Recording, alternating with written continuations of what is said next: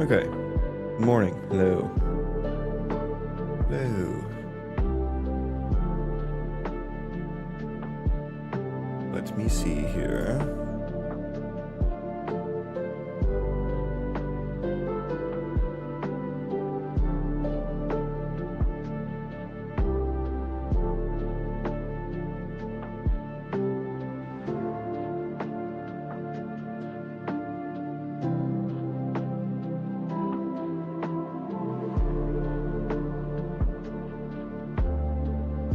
Okay.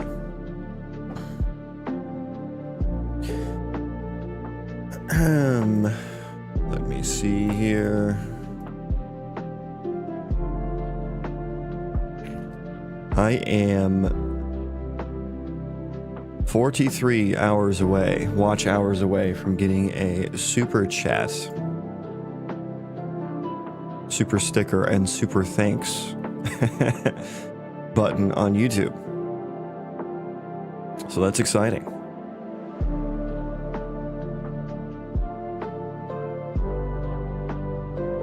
That's exciting. Let's get started. So I think probably it delays a little bit. So I think probably like today or tomorrow, or probably by the end of the weekend, I will have that. I'm pretty sure I already have over the 3,000 hours that I need, or whatever it is. Let's do inventory stuff. Yeah, so I need a way to now view the colonists' inventory, see what they have on them, and I need to be able to set what is allowed and not allowed in their inventory. And I guess allowed maybe is a weird way to frame that, because they can put it in their inventory, they should just haul it. It's like desired, I think is the better term. What they desire what they desire to be in their inventory.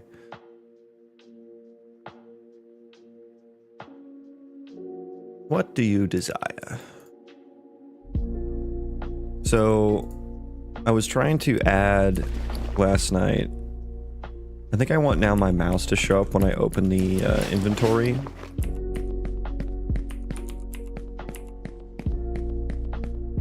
Although it is really nice to be able to look around it without losing control of the camera. But yesterday I kind of completed the item hierarchy vibes here.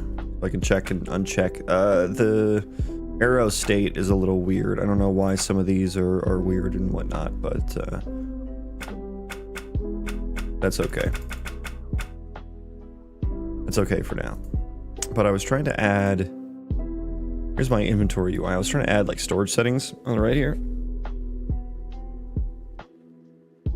And it's being weird. It's being weird. Let me look at, I guess maybe the HUD. BP my HUD. Is that, do I actually use that? I don't know if I actually use that. Hang on. It's UI my HUD that I use. Okay. So where is inventory? Okay. Inventory. Size X and Y. So I'm manually specifying the size here.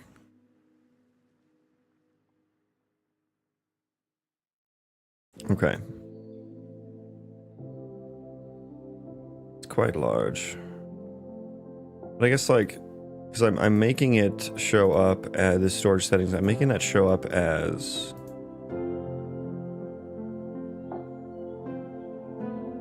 its visibility. I thought I was showing, wait, hang on, are you collapsed or what? What's your visibility? Let's just start you as collapsed. Okay, so why doesn't that show up? Or why does that show up, rather? Why doth that show? Why doth that show? I thought init inventory would handle it properly with this. What is refresh? I think that's when items change inside of the inventory. I haven't looked at this code in a long time, and you can see my noodles. My noodle game was on point back in the day. I probably wrote this, probably cooked these noodles well over a year ago. Probably more like 2 years ago, actually. I think inventory and equipment were one of the first things I did after my first pass at procedural generation. Whoops.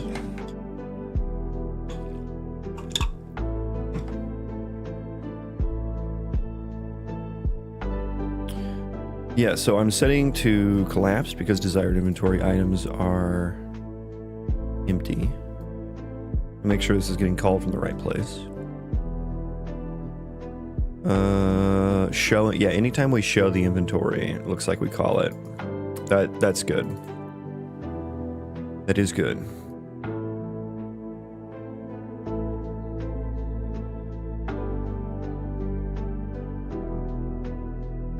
That is good. Okay, so yeah, why are you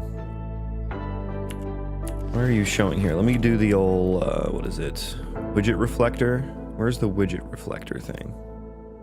There it is.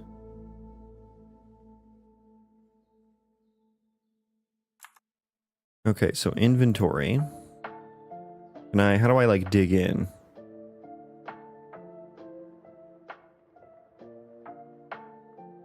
Horizontal box.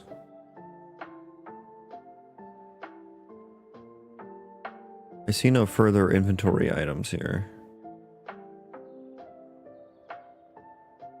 Oh, I can expand. Nice. Okay. Storage settings. Collapsed. It is collapsed, but why is it taking up space? That's the question.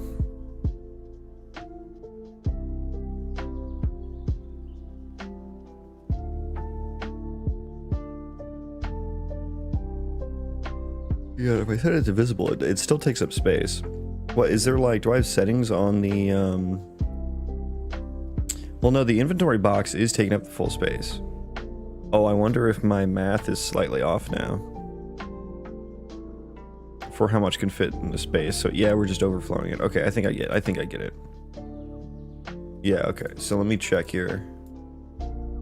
What did I do to mess up the inventory? What? Seriously? I can't just stop the game. God forbid. God forbid. Okay. So, is there, what did I change here? The horizontal box has 5 padding. I think that might have been it. I think that 5 padding might have messed it up there. It did. Wonderful. Well, now it's kind of weird though, actually. now the inventory has, bro, why can't I, what? I need to check that next time. The inventory is not inventorying very well. Okay, so the inventory box, inner slot padding, that makes sense. And so adding 5 padding on here was bad? I don't want that padding though. Okay, what was this thing? What is not getting cleaned up here? My game instance. There's a widget tree.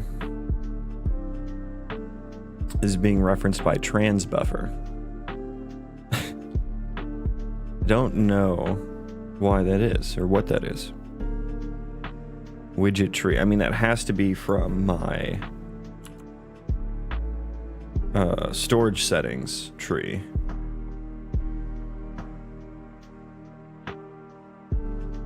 Why is that? I have no idea why that can't be garbage collected in this context. What's your deal? What is your deal?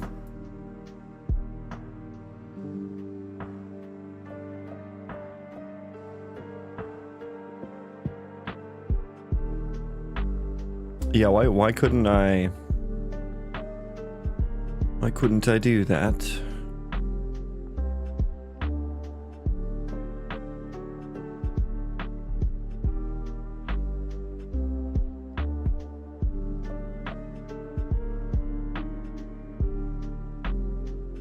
Okay, we might have to ignore that for a second. We might have to ignore that for, well, let me just, I'm gonna delete this maybe. I can delete this maybe. Use incrementer.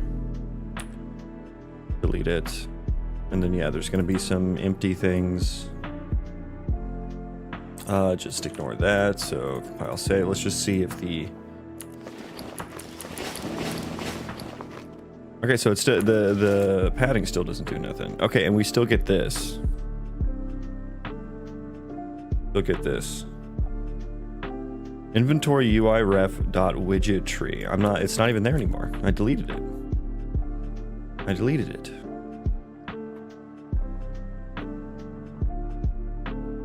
What on earth?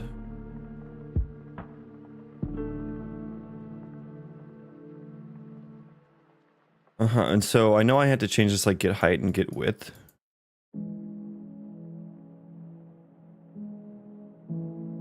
Inner slot padding. God, I was doing so much math to like fit all the boxes in the inventory. I am accounting for the padding here, it seems. Slot as horizontal box slot. Inner slot padding as horizontal box slot.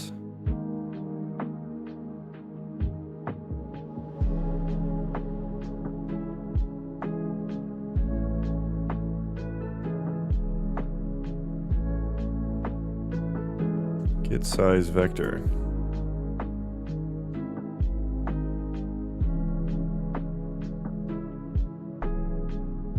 Okay. Let me sidestep from there. Let's go look at the game.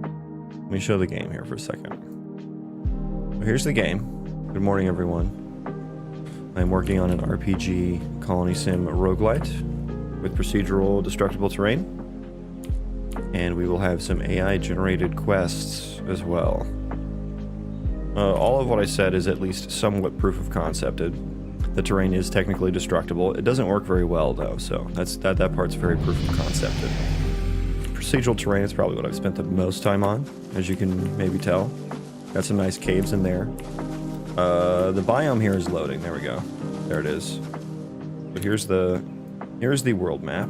Burn pineapples, welcome in. Good morning. Welcome back. Shadewatch Basin, where we at? Amberwood Forest, Windscarred Cliffs. Yeah, these are all Amberwood Forest. Oh, that's the same zone. Big zone. So these are all my like zones or biomes here. And right now, each color represents a different biome, but I only really have 2 different biomes at the moment. The other one is this foresty biome. The other one is not technically, it's not showing. We also have like 3D terrain, some underground caves to explore. Very, very all of Minecraft. I will have some ore spawn down here eventually for you to go collect and stuff like that. I have to go to a roller coaster park. Oh no, I'm so sorry. Good luck. Thank you. Have fun at your roller coaster park. Sounds like a fun day. So yeah, this is just one such seed of many. Even though it's 8:30 a.m. Hey, you'll get there before all the lines. It'll be good. Check out a different seed. Okay, this is a bad seed. So it's all flat because we're in the middle of the ocean right now. And I don't have oceans yet, really. So here's the map for that. The black is the ocean area. Arkinth, welcome in. Yo, your game looks very cool. Thank you. Good morning to you. I'm trying to find some good seeds to show off here. This one's kind of boring, kind of flat. It's afternoon here. Well, good morning to you anyway. Yeah, how about that? Even though it's afternoon, I hope you have a good morning. So we do have a different texture here. I still need to blend the textures together. You can see they just go straight from one to the other. I need to blend those, but the terrain is blended.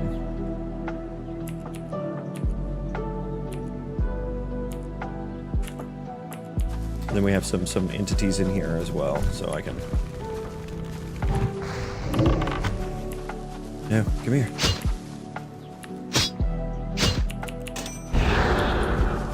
Yeah, so a little bit of combat there. A little bit of combat. We have dynamic tree chopping. So wherever my axe connects with the tree is where it gets deformed, where it gets chopped from. I got, my inventory's a little messed up, but I got some wood from that. I got 7 wood from that. Is an amount commensurate to the volume of the chopped trunk. And then I guess I got 4 more from that little stubby guy. Little stubster. But yeah, this is just like my meadowsy, plainsy terrain noise. The kind of smooth hills here in this area. Let's try a different seed. 465, 466. It'll be our next one. There's some nice big caves here. That's interesting. I think I need to generate more caves in a larger underground radius, because I only do like, if I zoom out here, I only do like kind of like the middle 2 for where you're at. I was like, oh, you won't be able to see very far when you're underground. But then all the time there are caves that are like kind of off in the distance that you can still see through, so... Here's a good zone with like a nice big mountain here. Oh god, I just spawned inside of a tree, basically.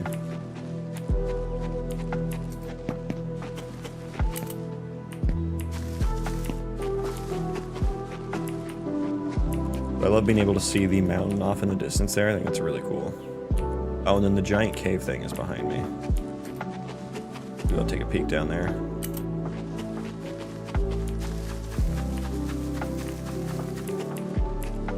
Yeah, that is a massive cave. Good lord. Good lord.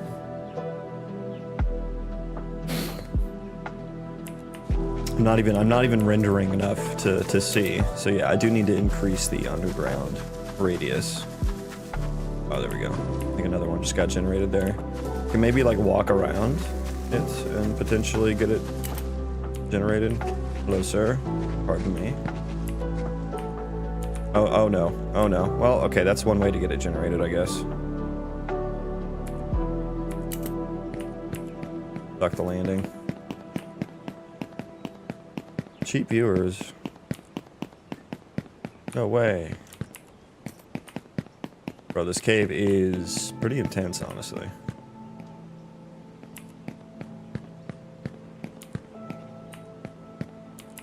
I'm kind of jealous of Minecraft's like terrain system in that you know, they just use an entire voxel for like, you know, that's like a half height of a player, and then you can jump up 1 voxel, and like, so it doesn't matter really what like the slope is, because you can always jump up 1 block.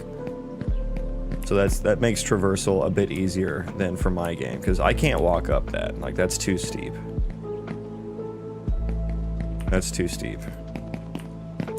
Now, I think what I'll end up doing is just stretching the noise a little bit more in the X and Y direction.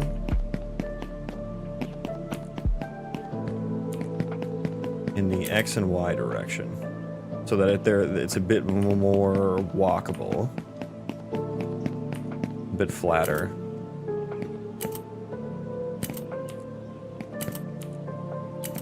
See, I can't even get up. Oh dear. Ah. Okay, let me just try and teleport. I think this is the big zone, so let me go over here. No, it was not. Okay.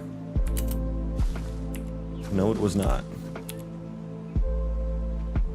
I am in the gladiator arena of carnage. Oh no.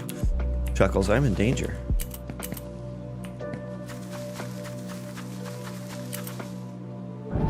Oh, thank you.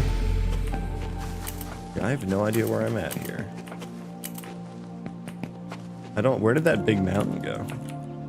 Did I miss it? I think I might have gone the opposite direction of where I needed to go.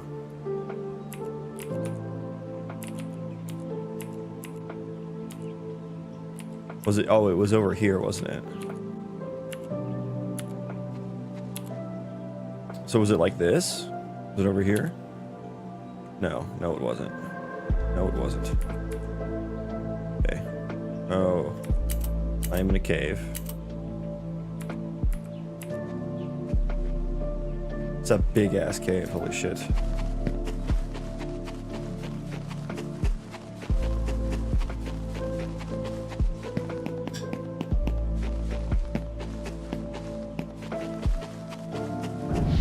Nope, okay. That happens when the terrain chunks are done generating after I teleport. Well, that was nice of it to spawn me in a cave that I can walk out of. That was very nice. Okay, I do like this. I do like this area. This is a nice, quaint little area here.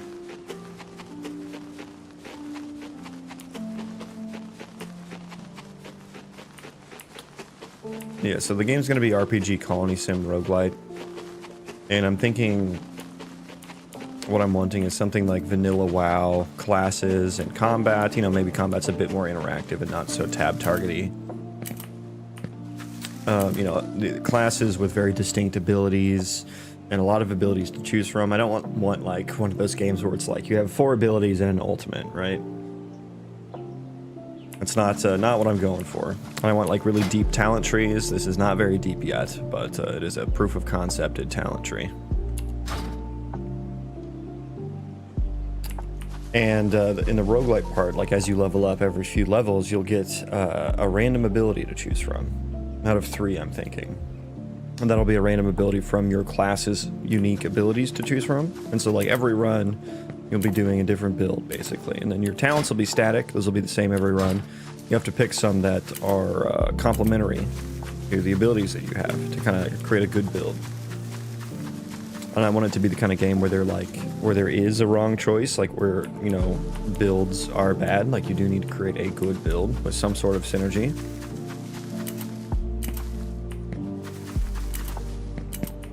Because I think that makes the choices more impactful.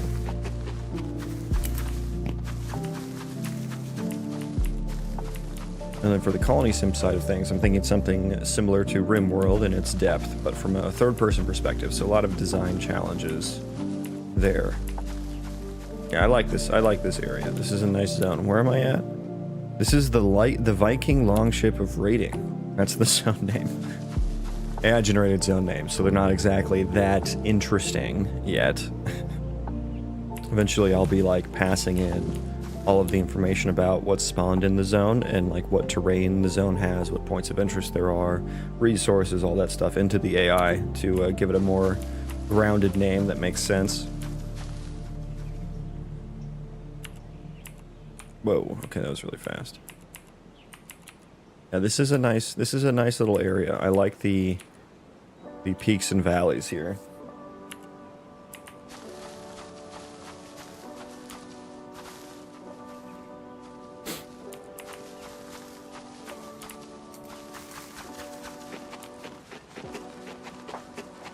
And so recently I've been working on colonist tasks.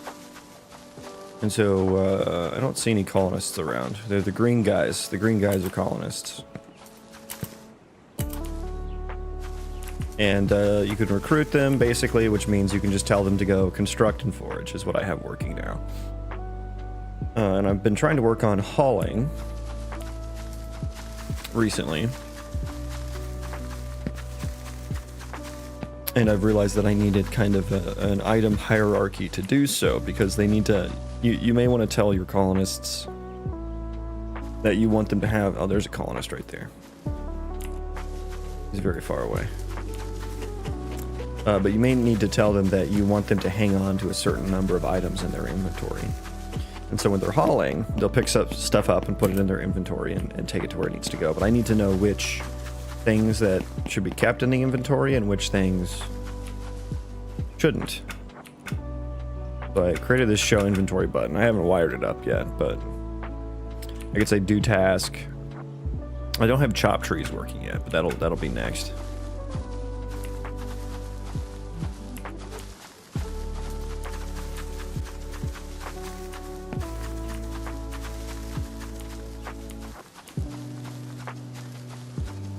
There's like little mushrooms in the world they can go collect and stuff. Illy, hello. I have some questions about PCG. Well, I might be able to help you. What are your questions? I fell in a hole. I don't know if I can get out.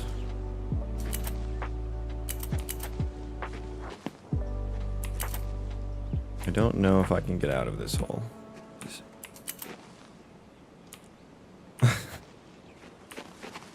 Oh, well, there's just an exit right here. Okay. That works too. That works too. Yeah. There's the world. Yeah, all procedural. I put these borders, these border mountains around each zone because I want them to be like nice little contained zones with names. So if you think about like a World of Warcraft zone, they're always contained and they have like entrances and exits, specific entrances and exits to them, as opposed to something like Minecraft or Valheim, where the biomes just kind of seamlessly blend from one to another. So you can see like where this border mountain is on the other side, it's a much flatter terrain. How does PCG work with runtime generation? Any limitations? I mean, I think the only thing you probably can't do at runtime is probably baking to, like, you can't bake the PCG output at runtime. You can do, I think, pretty much just everything else. It does take a lot of RAM to do so. So it's not the most performant of things. But yeah, you can just do, there's a couple generation options. You can do generate on demand, and then you can decide when to generate it, which includes at runtime. Or you could do generate at runtime, and it'll like do the scheduling and stuff for you. And there's also the runtime like hierarchical partitioned generation, which is very complicated, and is what I tried first. And so that'll handle like the grid of stuff for you. Like the grid of PCG components and stuff. Because I already have terrain chunks, I just put a PCG component on each terrain chunk. And I have it generate on demand because I don't want it to generate until the chunk is done loading. So I have a specific like life cycle for it basically. And then I clean it up myself as well. How's the game going? Game's going good. Welcome in. Here's Forever. Hello. Good morning. I just found a nice little seed here. What are the odds I can actually... Ooh, okay, I made it. Don't fall. Okay. Yeah, I'm just kind of exploring some seeds. Here's the world map. Look at this like nice square zone that happened here. super exciting zone.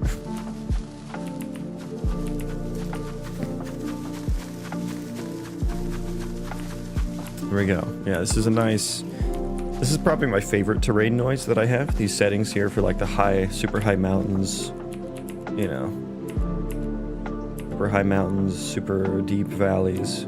Do you know Java? I have a question. Maybe.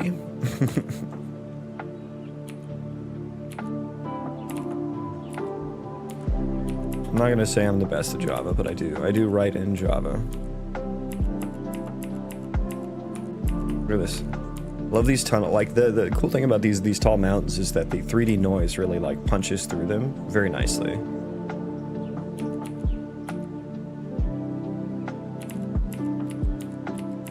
I think it makes really interesting things here. There's no blob noise going through the mountains though, which is kind of sad to see. I guess there's this. This is the only blob noise. Private account. Welcome back. Good evening. Good morning. Good morning to you. So yeah, I'm working on a video game, guys. It's going to be an RPG Colony Sim Roguelite with procedural terrain. Procedural destructible terrain, which is what we're looking at right now. So how do you optimize your game for weak devices?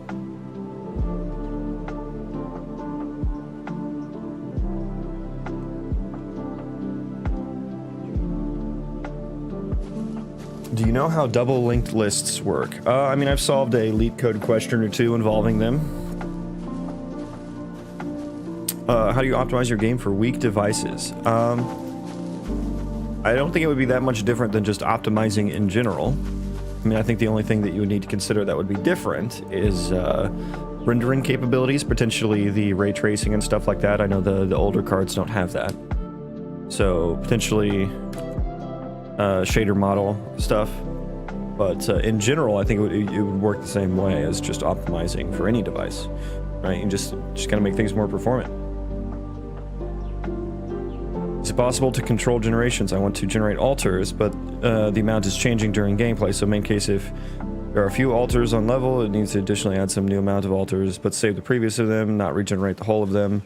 I thought about saving points somewhere in blueprints or PCG craft and then pass them again into. Yeah, I do something similar.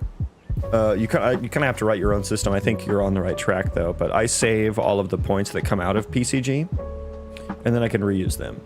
And so PCG actually generates, like for all these forests and stuff, for every point it generates a whole set of points.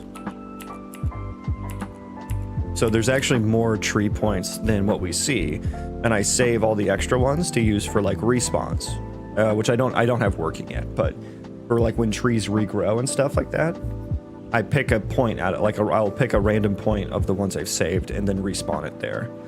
And so with that kind of a system, it's kind of out of the hands of PCG at that point. Like you could rerun PCG and have some thresholding logic in there for like, here's how many I want this time, you know. Multiple different ways to handle it. I'm handling mine outside of PCG so I don't have to rerun the graph again because my graphs are a bit more expensive. So I'll probably just pick ad hoc points and then spawn them myself. But that's the kind of thing that, yeah, you can do that and still use PCG. Or you can do that outside of PCG and still use PCG, right? Is it gonna be a stylized game? Yeah, in some regard, yeah. I don't really know what it'll look like yet. I don't really know what kind of vibe I'm going for, you know?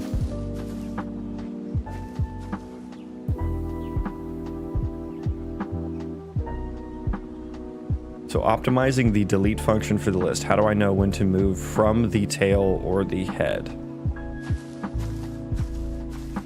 How do I know when to move from the tail or the head? I don't really have the full context of what you're working on. I know you said doubly linked list and delete function, but usually in a doubly linked list, if you're deleting a node, you just take the previous node and you take the previous's next node and you set it to the next node, and then you take the next node's previous node and set it to the previous node. So you're just stitching the list back together when you delete something out of it to get to the index.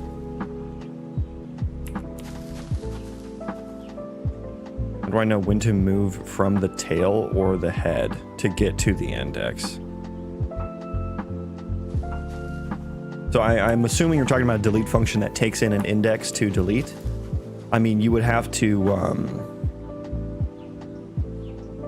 I mean, if you're saying you're trying to optimize it as in, like, I don't think you need to optimize it going from one direction or the other. It's not really gonna, like, your worst case scenario is not gonna be any better if you do that. It's a pretty minor optimization. Blueprint or C++? Both. Mostly Blueprint, though. Or, I'm sorry, not mostly Blueprint. Mostly C++.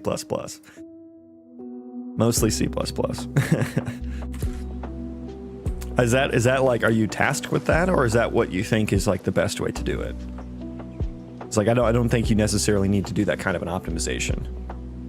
Like, I think you just start from the start and start counting with the index. I mean, unless you have the length of the entire list. But, you know, again, your worst case scenario is not any better, really, in terms of the order of magnitude of time complexity. If we're talking big O time complexity, it wouldn't be any better if you did that. So it's a pretty minor optimization to do that. Bird5, hello, welcome in. Yeah, just kind of checking out a seed right now. Just kind of walking around, yapping. Michelin Man Simulator, yeah, that's it. Yeah, so I'm working on an RPG Colony Sim Roguelite with procedural terrain. Here is one small section of the world for my procedural terrain so far. Here's the world map. Here's me. I got some different zones. Each of these colors that relate to like different zones and stuff like that, different biomes. I only have like 2 biomes right now, and maybe like 4 or 5 different sets of terrain generation. But eventually these will all be like different and stuff like that, and they all have like mountains around the borders, like so where different colors meet, there's a border of mountains, yeah. And so the white dots are breaks in those mountains, and so that's how you get from like zone to zone. So every zone has like specific entrances and exits. You can also deform the terrain. You could dig through a mountain if you wanted to get to the next zone. You could use the building system to build stairs up and then back down the other side of the mountain to get to the next zone. And then sometimes the underground caves can lead. Like there's a cave right here. It doesn't go the right direction, but sometimes you can find a cave that'll go straight through the mountains into the other zone. So here's one of those. You can kind of tell this mountain range right here is the edge of the zone here. This one might go through. No, not really. Not really. I'm taking data structures and algorithms. I need to get to the lowest time complexity for each function. Yeah, well, starting from the beginning of the end doesn't decrease the time complexity at all. Sure, that would be, the delete function would be O of n, you know, divided by 2. But, like, you drop the divided by 2 to, you know, you simplify it because it's not...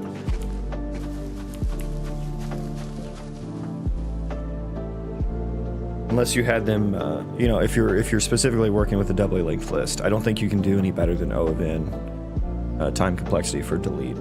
Unless you saved, unless you had a separate data structure to store them by index. At that point, though, it's not a doubly linked list, really. It's not a doubly linked list at that point. Also, awesome, thank you.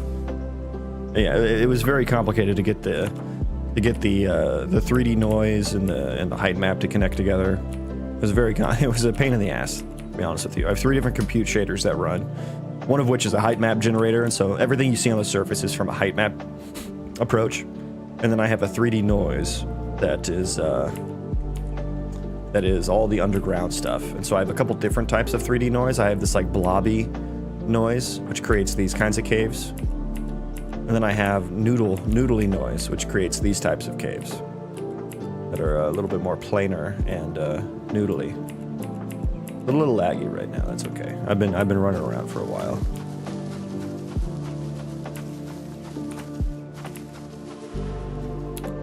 But eventually you'll be able to build like entire colonies and stuff like that. I've been working on colonist tasks recently. So I've got like construction and foraging working. Let's try a new seed, because this one's getting pretty laggy.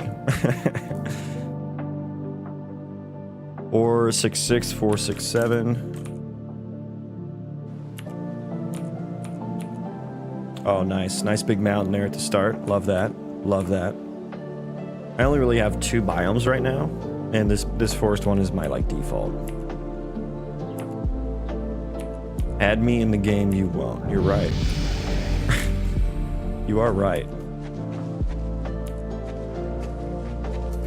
Very nice of it to spawn me directly in the cave. Whoa. Whoa.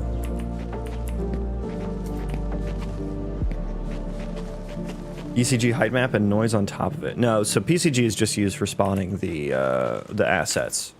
All of the terrain doesn't use PCG at all. So the height map is one compute shader that I run, and that's just the, you know, HLSL that I wrote. And then another one is the 3D noise compute shader against just more HLSL shader code. And then I have a custom Martian cubes compute shader, again, HLSL, that stitches them together in a kind of custom way. And that way the 3D noise kind of punches through the height map, you know, so it like takes a big chunk out. Prismatica, welcome in. John C.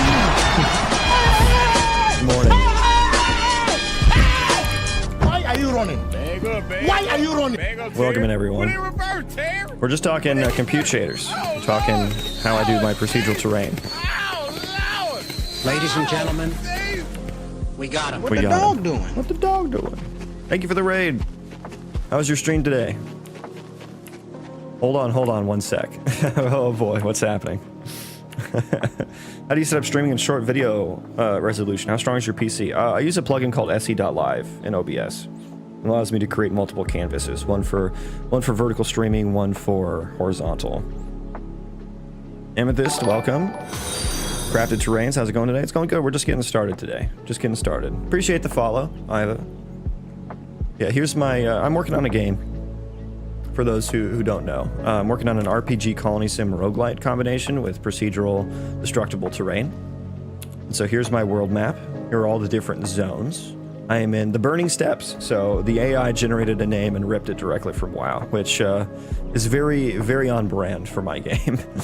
Jubilee Gardens is right next to us. Sandstorm Desert next to us as well.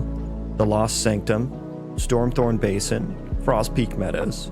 Eventually I'll have all these zones kind of filled out with some interesting biomes and terrain noise and stuff like that. Oh, he's trying to do the YouTube right. Oh god, okay, let's see.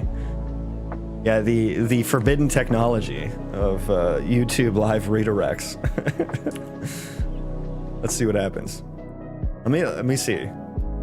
I haven't been on the receiving end of one of these yet.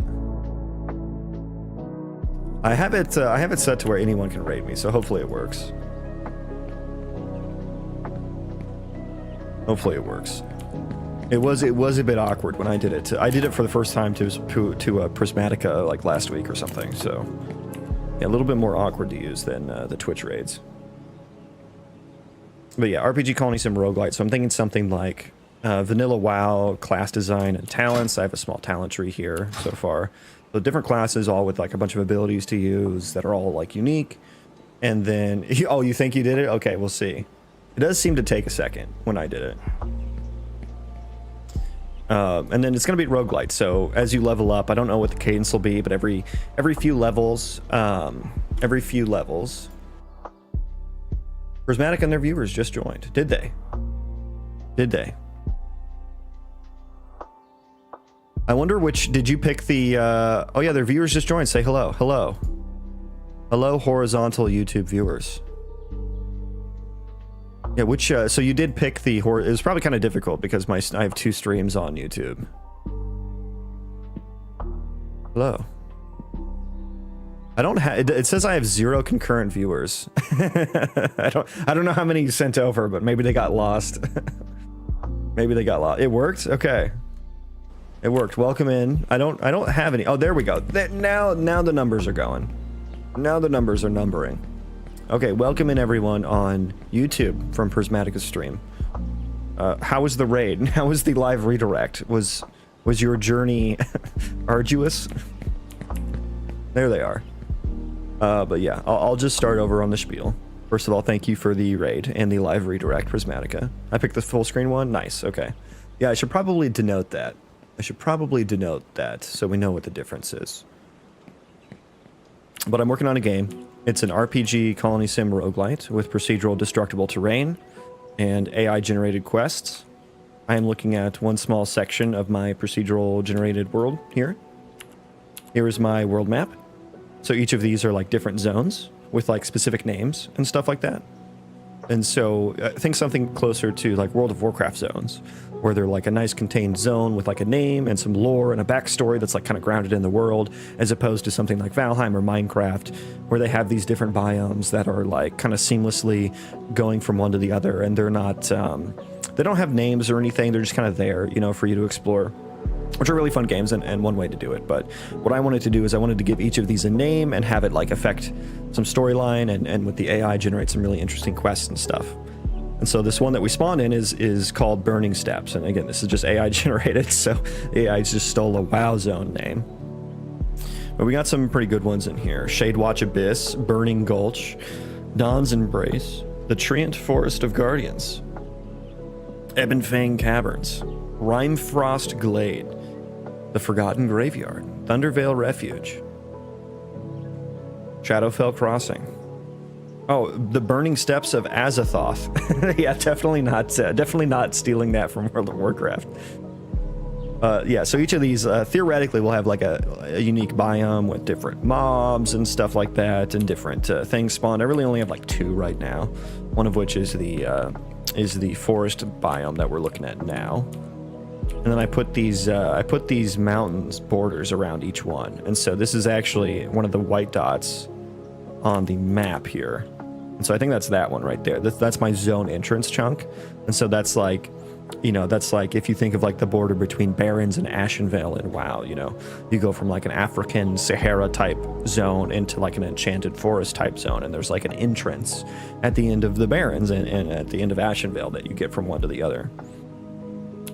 Will the lore of the different regions be generated by AI as well? Yeah, I hope so. I hope to get that all working. Some, you know, it won't be like, you know, the lore of the overall game will be set by me, of course, but then like, you know, there'll be like little subplots in each zone, I think. And then maybe the zones that are, I'm planning to pass in like all of the stuff that's spawned into the zone. And let me generate an AI quest for you guys here. Let me grab this colonist who, he's just running around collecting stuff right now. Hey you, come here. Come here. Hang on, what's your name? Okay, we have Ren Copper here. Let me generate a quest. Ren Copper is a 25-year-old male elf hunter who's deceitful and fragile. In Ren's childhood, Ren learned to use the cunning and charm to their advantage. They were a master manipulator, able to talk their way into and out of almost any situation, getting uncomfortably close to me. In his adulthood, Ren is an excellent hunter, but their deceitful nature and fragile constitution make them a liability. And so I was sending an API request to the Gemini API where I like dumped my entire item database and everything spawned into the world into a prompt. And I was just like, hey, basically just give me an RPG fantasy quest and put it into this JSON object. And so it gave me the JSON object. I parsed the JSON, I put it into C++ structs. And then I can actually, like, I have sections in there to like pull out the objectives and stuff like that. So we can see our objectives here. And then it gives me some dialogue that it fills out for me, as well as some like quest rewards. And then it can also spawn things in the world that I've gotten it to do successfully. So I have an array. You can just take classes from my database and say, hey, spawn this. It absolutely sucks at figuring out a place to spawn them. So need to work on that. I'll probably have to do the spawn points myself somehow. Why'd I pick Gemini out of all of them? Great question. 3 reasons. One is cost, one is latency, and another one is context window. So for all 3 of those things that are important for my game, Gemini is the best, right? And it's not like I don't need it to be right, you know, I don't need like a high fidelity model really. And I'm going to experiment with some locally running models as well for this. Potentially maybe just some AI banter and dialogue. But I don't like, I don't need it to be right about something, you know what I mean? So I don't really need like the most powerful model. I need fast, I need a big context window, you know, and I need price. And yeah, Gemini is kind of great at all of those. So yeah, let's read this quest. So my name is Starlight. I guess I'm a rogue. And he says, so Starlight, a rogue, eh? Perhaps you're seeking a bit of opportunity. I've been keeping an eye out for someone with your skill set. There's been something of a disagreement between myself and a certain merchant, Barnaby Grimsby. That's probably someone spawned in the world right now. That's probably someone whose background has some merchant thing in it. Because I passed all that information I read off into the prompt as well. Let's just say he feels I owe him a debt I'm not entirely inclined to pay. Grimsby has a shipment of valuable furs arriving in town tomorrow and has hired numerous thugs to protect it. I need someone to persuade them to find employment elsewhere. Discreetly, of course. No unnecessary bloodshed, understand? Just a bit of confusion, a few misplaced valuables, perhaps. Make them reconsider their dedication to Grimsby. This is just a taste, a promise of more to come if you prove yourself capable. Meet me tomorrow evening by the old mill outside town. Tell me you saw the flicker of stars at noon, and we can discuss phase 2. And so I also give it the ability to generate, because it says part 1 up here. And so I tell it can give me an array of JSON objects if it wants a chain quest. So I think it gave me a chain quest. I'd have to look at the logs to tell for sure, though. I think it sounds so cool. I believe that getting a good level of depth may be challenging as most GPTs are tuned to reduce tokens to save on performance. What's your experience? I mean, I've only really just tinkered with this, but I do intend to kind of hold its hand quite a bit.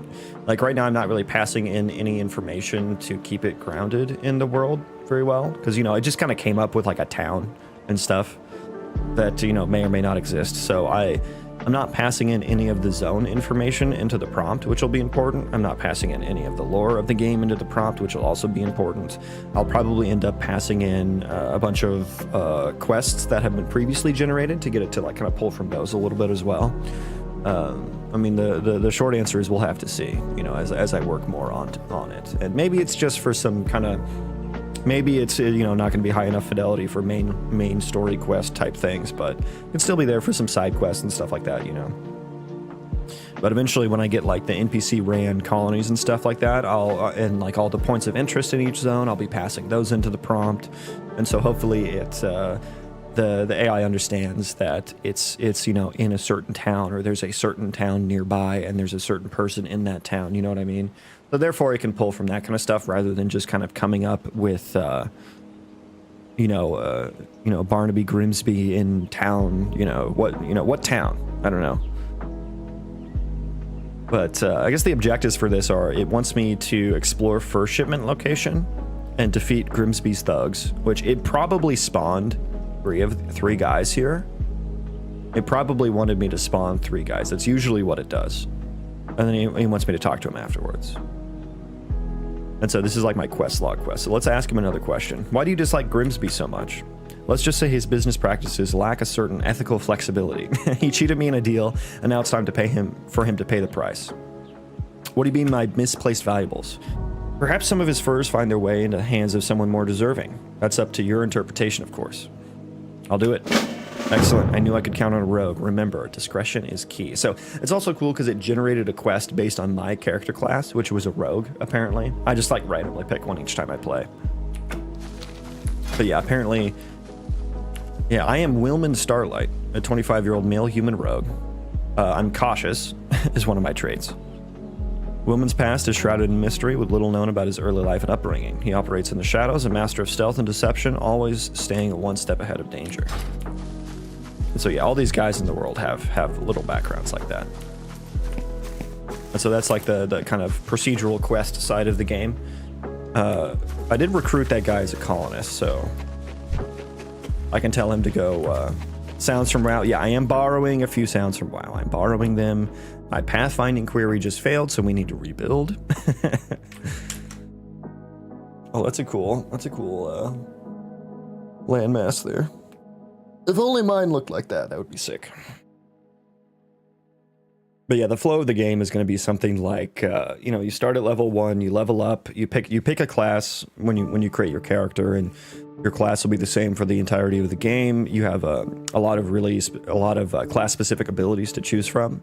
You have a talent tree as well. The talent tree will be static, but every few levels, I don't know what the cadence will be yet, but every few levels you'll get maybe like 3 abilities to choose from to like start building out your build, start creating your build.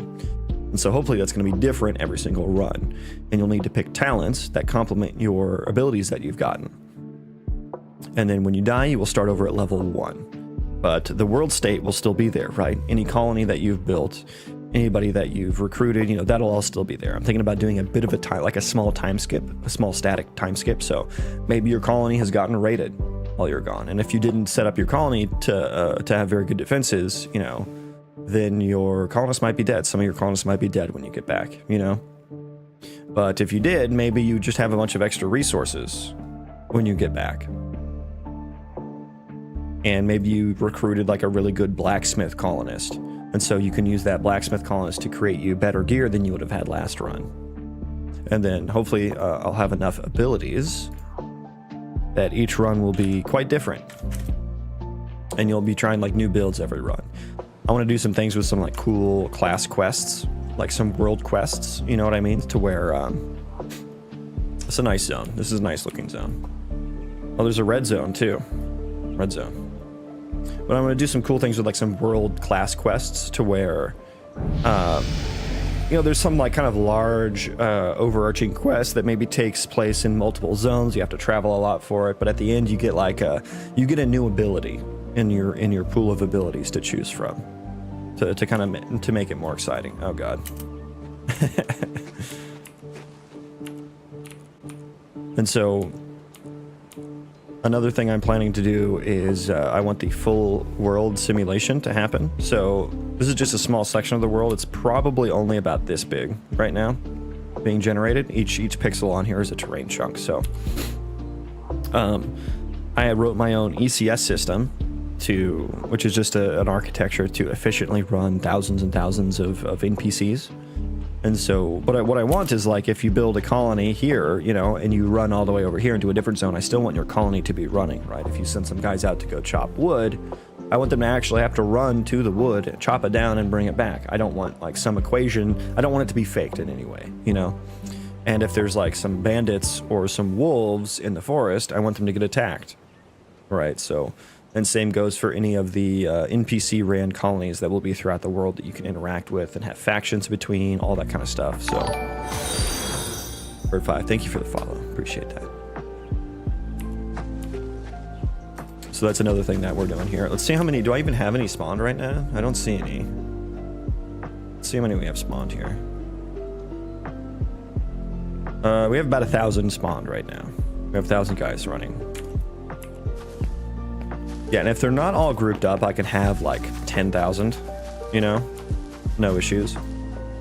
And my biggest bottleneck right now is combat because I'm using gas, which a lot of gameplay ability system needs to happen on the game thread. But don't you worry, I will be overriding that to work on the background threads, which is the rest of my how my ECS system works. So I can get about 200 entities in combat at 30 FPS, you know, so it's kind of shitty. Kind of shitty in that regard, but more to do there. I've gotten some golden AI tips from TikToker YouTuber Nate B. Jones. Can recommend occasionally checking his content to get new ideas on how to maximize your prompts. Nice.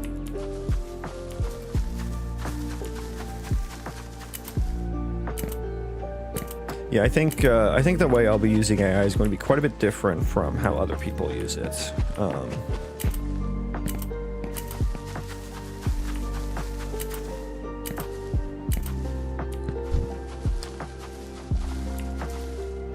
And so one of the things I've been working on recently are like colonist tasks. So I can take this guy, say, hey, join my colony, welcome aboard. Let's do task, come here. I want you to go, I can hit it, there we go. Go get that mushroom. So you can forage for mushrooms and stuff. Boop, grab the mushroom, good job. I also have this like little area, voxel algorithm I wrote. So you can like create little areas like this, right? And they follow the terrain. And so the reason I can't just do a box and have to do a voxel algorithm is because if I just did a box, I would be also, whoops, where am I? I would also be selecting underneath the terrain here. And because I have underground caves, you might be selecting a cave that you don't know exists if you're on like a high enough slope, right? And so I had to write this, like, I call it like a walking voxel algorithm. The world is not inherently voxelized, but I spin these voxels up on the fly to define an area. And you can like change the color, you can change what tasks are doable in there, you can store stuff in there. This is what I was working on yesterday, this little item hierarchy here, which matches all the items in my database at the moment. So you can say like store, maybe I only want wood here, right? Just this is my wood stockpile, right? That's how you would specify that. Doesn't work yet. We don't have hauling working yet, but that's the idea. Now where did that guy go? I can also go up to him, I can say, hey, do task. I want you to forage within the area that I created. The blue one. And I should have unselected forage there. But yeah, so now all those mushrooms in the area, he now got all the mushrooms there, right?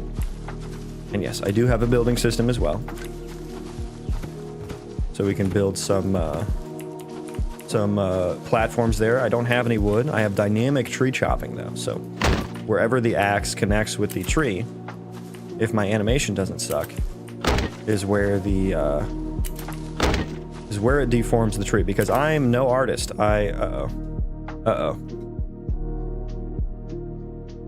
What happened here? This has never happened.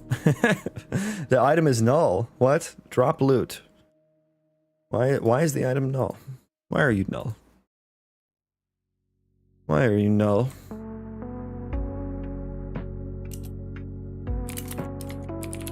If item, return false, I guess. I was supposed to get wood from that, and I have. I don't know why this, yeah, why did you not, Oh, the data table was bad on that guy. Interesting.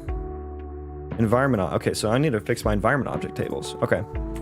But yeah, I'm not an artist, I can't model things. So rather than coming up with the unchopped tree model, the halfway chopped tree model, and then the chopped trunk and stump models, I was like, you know what, I'll just use dynamic mesh components and edit them at runtime. How long you been working on this? Over 2.5 years now. Looks like you got a massive world there. Yeah, it is pretty big. It is. I'll probably need to cut it down. I would probably need to shrink it down a bit. But I wanted to like, I was thinking about like, you know, expansions or DLC or something like that, you know, like down the road if I want to add like new biomes or zones or something like that, I want to give people's worlds room to spawn those new zones, you know. So you know, maybe start at like some smaller map and then, you know, if I get some new zones, increase the size so that the new stuff can spawn. That's kind of what I was going for there. Yeah, I don't know why. Oh, I said I was gonna, okay. I said I was gonna fix my data tables and I didn't do that.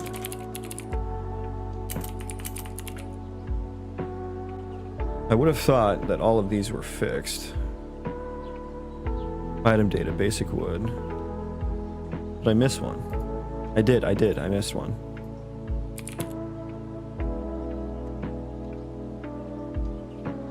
Wow, I just happened to hit the tree. Oh, I missed several actually.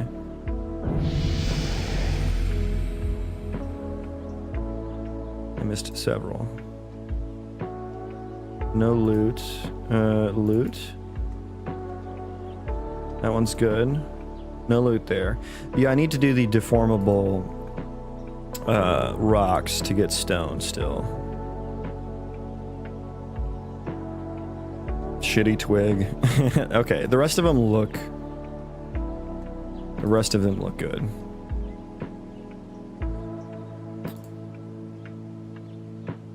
Here we go. Here's another one. Can you stop that? Thank you. Thank you. Okay, everything else looks good, so save that. Okay, where am I at? Oh god, I'm just in a crumpled hump. Okay, so here's the tree chopping. Let's try it again.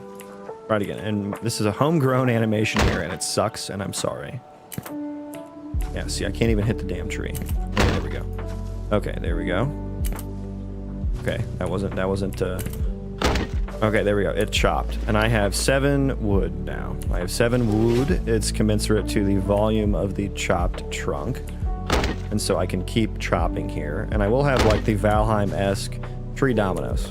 Now I have 10 wood, right? So you can just keep chopping if you should so choose.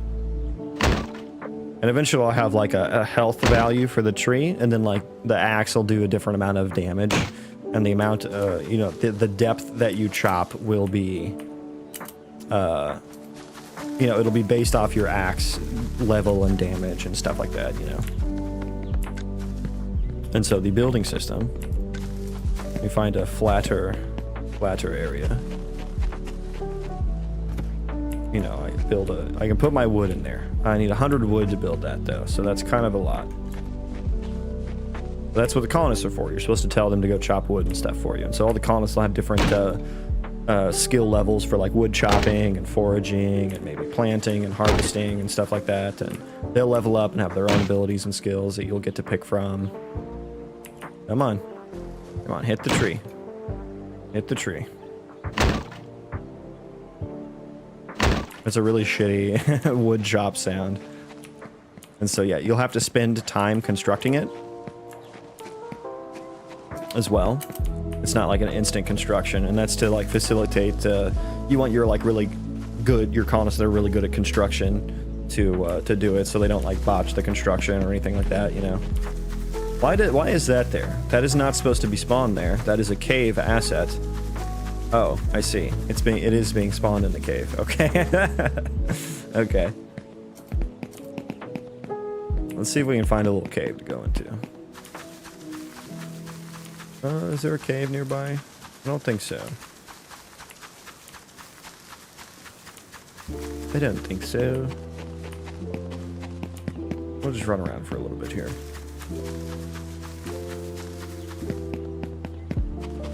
Yeah, right now I'm going to be working on the inventory settings for your colonists. You'll be able to say, hey, I want you to keep a couple health potions in your inventory or something. I want you to keep some tools in your inventory. And that'll be a similar UI to my storage settings on, let's try that again.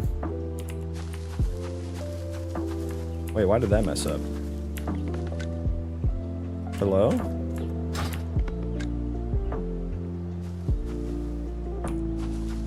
Why is the collision so weird?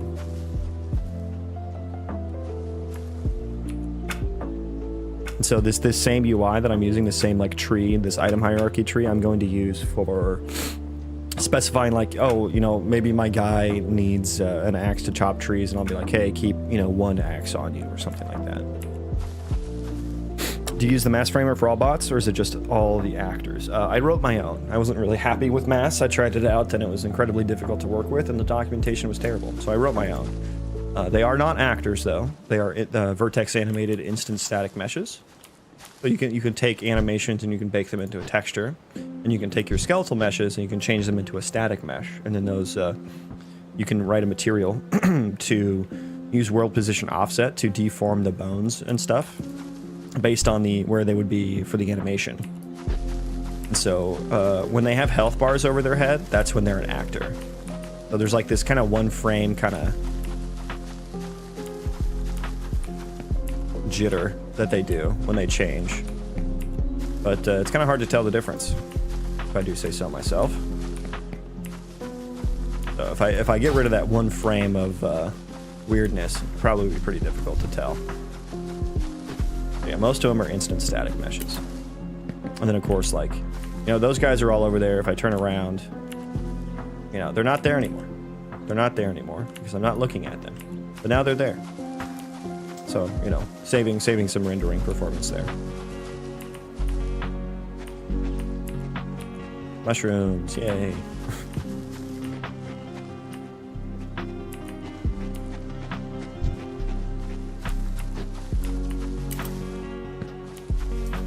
But yeah, most of the ECS system I wrote runs, I made it specifically to run on the background threads, because like I need to do some pretty like arbitrary logic, right? It's not all kind of simple, you know, just store the data in a physically close location to each other like you would for a normal ECS system. It's more so like I just need to do like a bunch of stuff. Like I had to write my own velocity and gravity processor to keep them on the ground, right? Because none of them have collision on them.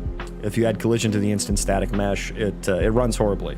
It runs horribly. Like I couldn't get any of them to actually, you know, I couldn't get very many of them to run at a time. And with my terrain, because I'm planning on simulating the whole world, my terrain I can't have loaded at all times. But I still need some information from it. So what I do, like the output from my Marching Cubes compute shader is like an array of triangles, an array of vertices. And it turns out what we're looking at, the shaded part is the nav mesh, right? So you can actually export those buffers to the nav mesh. And the nav mesh knows how to render that. It knows like, you know, here's where the terrain will be. So this is how my nav mesh will be there at all times. And that's how they'll be able to move around in the world when I'm not there, when the terrain's not actually there. And the terrain chunks are just invisible. They're like literally deleted. Like the mesh isn't there. There's no mesh here. And for PCG, I use that same data, the triangles and the indices, and I store them in a spatial data structure, a bounded volume hierarchy, which is kind of how collision works under the hood anyway. But what that does, it allows you to very efficiently iterate through the triangles. Because like normally you just have to iterate through all the triangles and check for like a line segment intersection if you wanted to do like a collision trace. But with the bounding volume hierarchy, you only need to iterate through a small subset. So it's way more efficient. And so that being said, that's what I use for PCG. I wrote some of my own PCG nodes that do line traces against my own terrain chunk collision system. And so usually PCG runs off collision. I don't need collision at all anymore. And my entities do the same thing for their velocity, like their movement and settling them on the terrain. Like that guy just ran down a slope right there. Like I'm doing these line traces on the background, completely on the background thread every frame to determine where he should be and make sure he doesn't fall through the ground and stuff like that.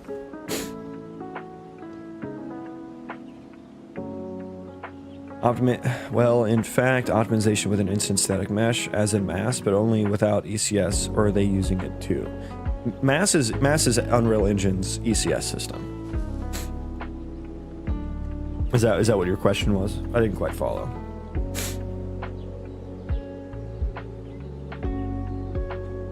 But yeah, I can still do combat with them.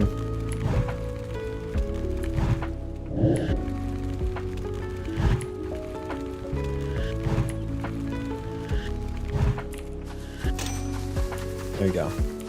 And he dead. Let's eat a pickle. Cover some health here.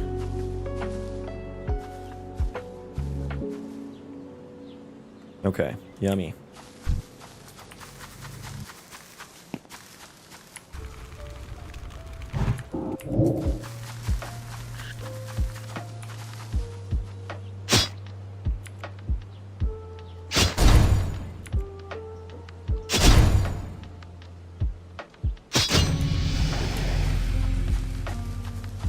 Are your bots also? Yeah, I wrote my own ECS system, is what I was trying to say.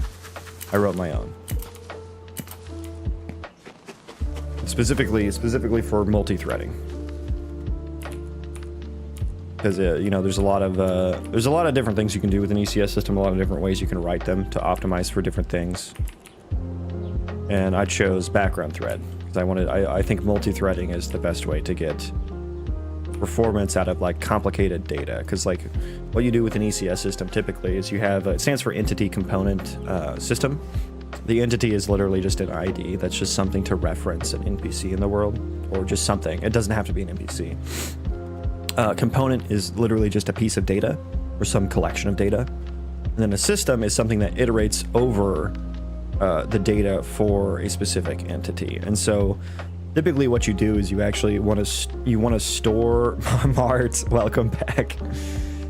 Oh, Mart. I'm happy to see you again. I hope you're well. But typically with an ECS system, you want to make certain optimizations to store the data very close to other data, like physically close, and that's to take advantage of some CPU optimizations, because it turns out reading from memory is actually the most one of the more expensive parts of yes, hello Mart, hello. Reading from memory is one of the more expensive parts of the CPU process. Like arithmetic and all that stuff is very fast, and so what the CPU does is it actually, whenever you're reading from memory, it tries to take that memory and it tries to put it in its like L1 cache or its own registers, which are like a physically closer spot, and it can access that memory a lot faster than it can memory on your RAM and stuff like that. Line traces don't seem optimal for tick performance for every bot, so that's why I do it on the background thread, and that's why I do it with my own data structures that make it performant. Maybe there's a way to store the normals at each point on the nav mesh instead. That's too much memory. That's too much memory. I can't, if I want the whole world to be online, I can't store all of that information, because the world is very big, right?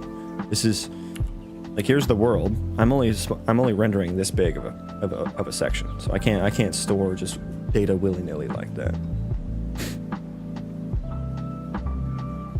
And in any case, you would need to interpolate between whatever resolution you store that at to get the proper normal at that location. So yeah, because it's all happening on the background thread, it's pretty performant, right? Parallel 4 on the background thread, you know, takes like, I can do thousands of entities in, you know, like 10 milliseconds or something like that. So it's not too bad. It's not too bad. And it's not on the game thread, so I don't have to worry about it too much. Yeah, typically for ECS systems, you want to store the data very close to each other, but because when a processor is doing a for loop, it understands that like you're going to be working on data in the same way, and so what it'll try to do when going to fetch data is expensive, so it grabs more than you need, and so if your data is close to each other that you know you'll need to be working on in the next iteration of the for loop, you can take advantage of that, and it'll already be loaded into the CPU's like register basically, and it'll be really, really quick. And so you need to kind of change the way you program to doing things in batch all at once. But the thing about that is, like, it becomes really complicated to take advantage of that CPU architecture because, like, the more complicated your data is, right? Like, you have to store your data very intentionally. You have to create the component part of the ECS acronym. You have to be very intentional about how you store that data and in what structs or whatever that you store them in. Mine are all U objects, so it's all pointers. So I'm like not really taking advantage of that performance at all, very much.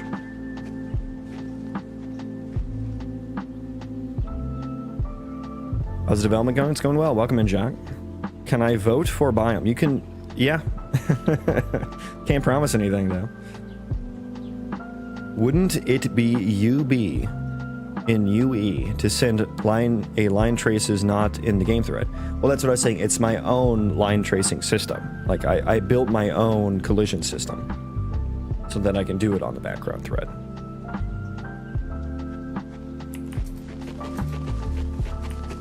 And that's to store I'm storing the vertex. That's how all this stuff is here. Like, there's no mesh here. There's no mesh here for the stuff to spawn on. So it's using my own collision system. I'm storing the output from my procedural generation in the vertex and index buffers and storing them in a spatial data structure. It's called a bounding volume hierarchy, and that allows me to very efficiently run line traces on it. I wrote my own line trace function, basically.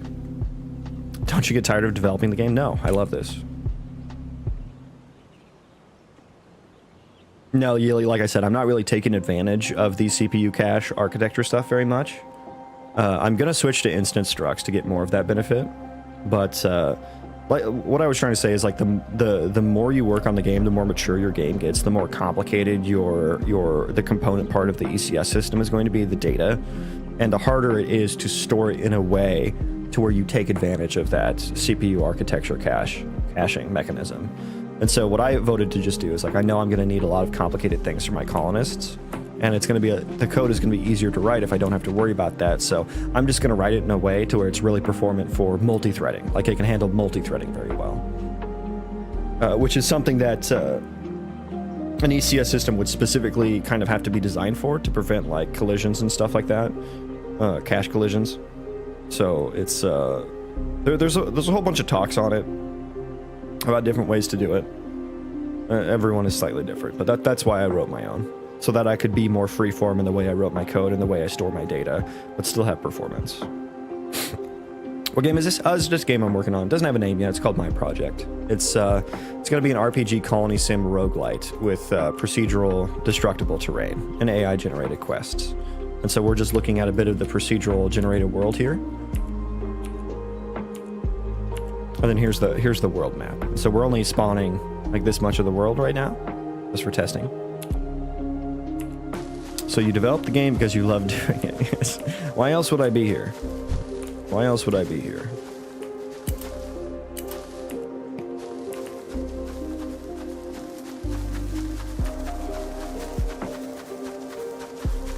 So yeah, how many entities do we have right now? Let me see here.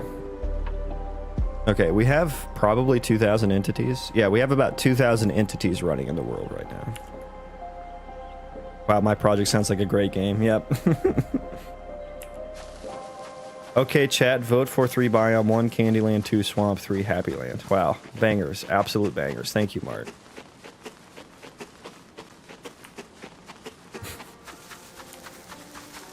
Looks great so far. Keep up the awesome work. Thank you, man. I appreciate that. And I intend to do so. I intend to do so. So all the colonists are hungry, and so they go into this state where they just like run around and search for food. And there's no food here.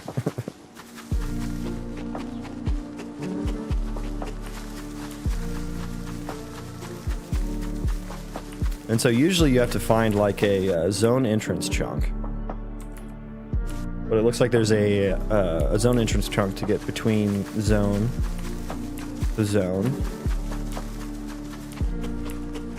But it looks like there is a bit of a cave that cut through this mountain here.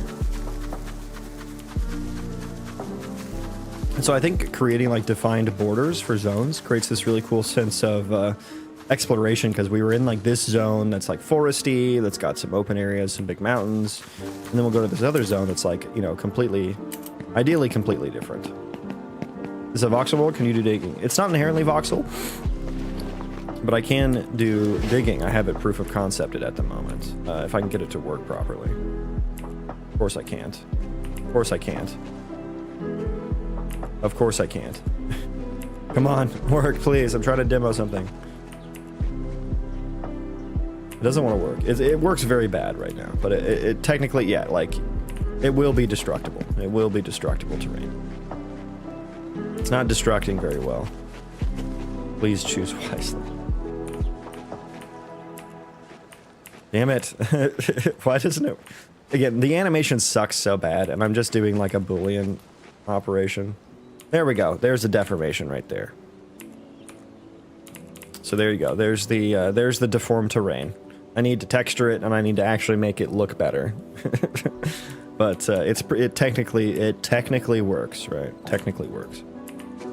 But anyways, yeah, I think it creates this really cool sense of exploration when you go from zone to zone, and it's completely different. So we're just in that zone, and then, you know, we get to this zone, and it's like completely different, you know. Oh, there's a messed up chunk over there. Damn it. And I'll need to spawn like different points of interest and stuff like that, you know. This is my meadows biome with my red texture. So the red, I would like to make everything kind of reddish in this zone, you know. I know I asked this, but is it like Minecraft an infinity world? Not infinite, no. Not for what I want to do. I wouldn't be able to do that. But it is large enough that might as well be infinite. Yeah, we have a bit of an issue here. Bit of an issue.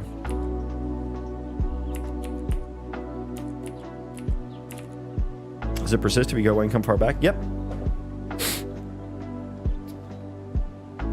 Yeah, it gets serialized on disk, but the generation is deterministic, so either one would work.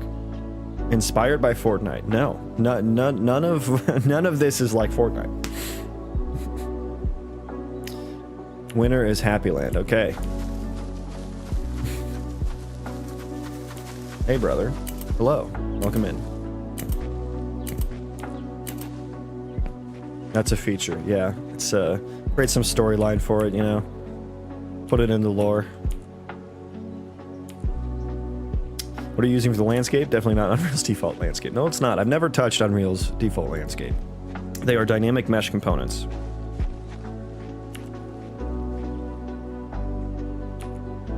Yeah, I think people see Unreal Engine and stylized, and they're just like, yep, it's Fortnite. RPG Colony Sim Roguelite? Fortnite.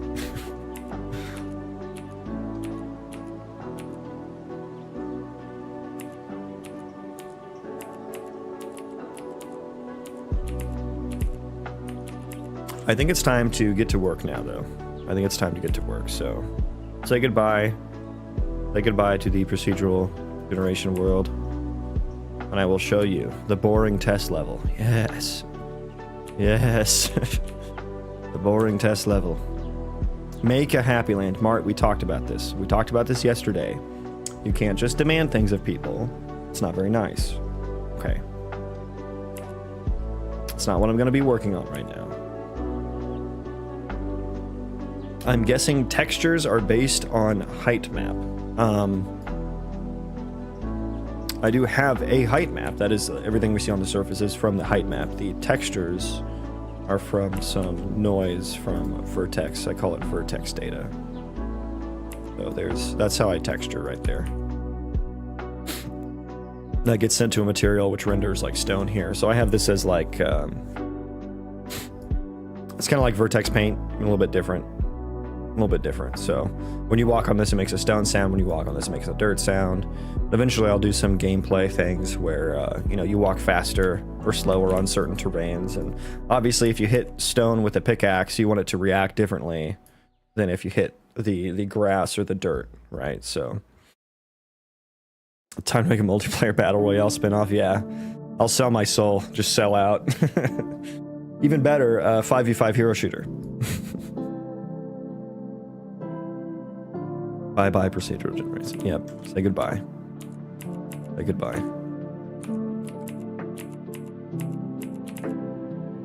But yeah, so when I deformed the terrain, I need to rerun this. Basically, that's why the texture was weird when I deformed it. I need to like rerun this and grab the new vertices data. So it's not like voxelized, because the deformations don't need to happen clamped to any voxel resolution. It's just a point in 3D space, and I run the generation as I need to, rather than storing the values of voxels at runtime, you know.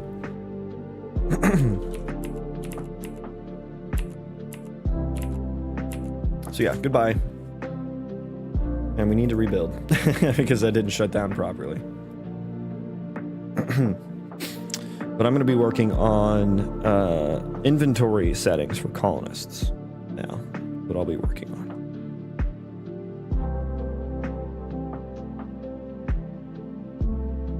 on. Okay, so are we good? Yeah, we're running. Did you add a boss fight?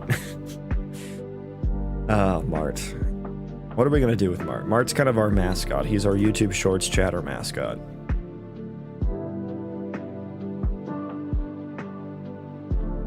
He doesn't understand game development very well, but that's okay. It's okay. I do not have boss fights in the game at the moment. I am going to be working on inventory settings. Yay, super exciting. I know. And so let me go over to the test level.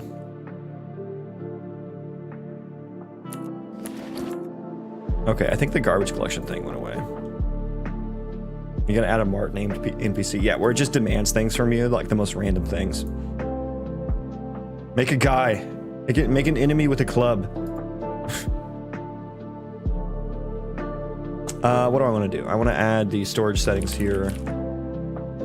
And honestly, I need to figure out the fix here. As size box slots.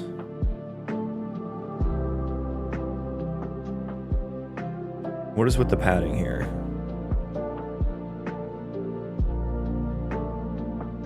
Horizontal box padding. Yeah, I feel like that should work. The padding. But I'm just gonna go 0 padding just to make it look good for now. We'll figure that out later. Let's grab the storage settings. We'll throw that in there. There we go. Okay, so that should probably get set properly because on my inventory, nope, that should be hidden. Should be hidden on my inventory. I guess I didn't wire it back up. Yeah. Okay. So storage settings. There we go. There we go. Okay.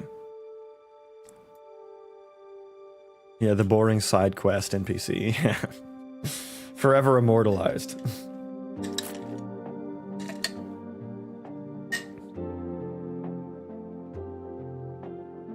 So I want to change how this is represented in the HUD because it's got these size box like on it.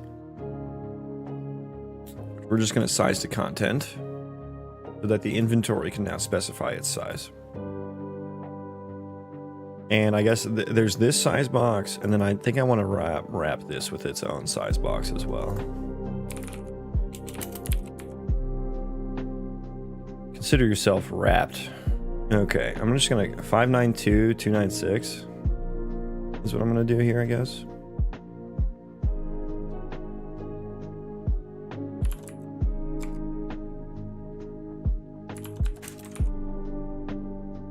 Mart will be the tutorial NPC that keeps asking for simple things, but the twist is that he continues to follow you around the whole game asking. No, he doesn't ask. That's where you're wrong. He does not ask. You see, look how he just said that. He demands. He does not ask. He makes really like just sweeping demands about what you should do. And you're just like, Mart, it's not polite to ask someone like that. You know, you need to ask it as a question. You know, not everything is about you, Mart, you know, and then Mart is just going to keep demanding things and not understand what you're saying at all. That's how it works. And we had this conversation with Mart yesterday, and he came back in and continued to demand things today. So it's just kind of how it goes. Oh boy. Yep. Okay, why did the inventory change here?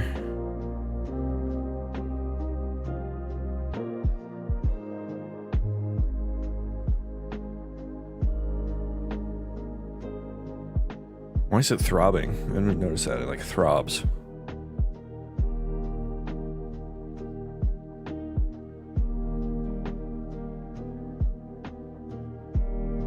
So I think I need to make it collapse by default here. Let's collapse it by default.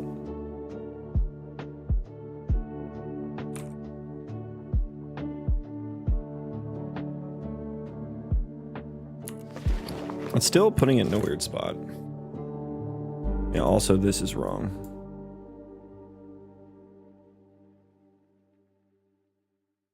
Oh yeah, it's not a horizontal box slot anymore. It is a as size box slot.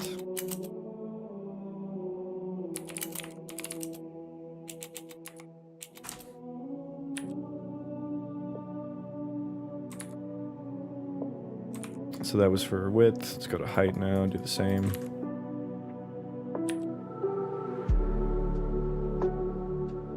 Okay. Okay, that worked. Now let's get it to actually show up properly on the HUD here. I don't know why. Why is the content?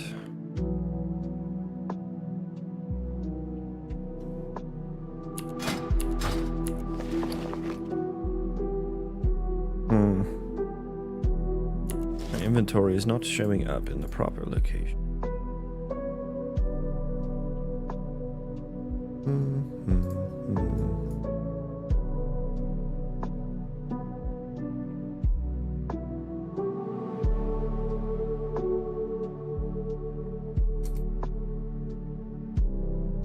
Whoop. Okay, can I please just move the I would very much like to just move this thing.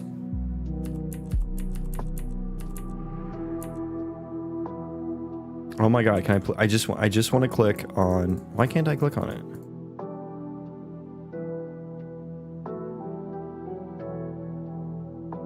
Hidden.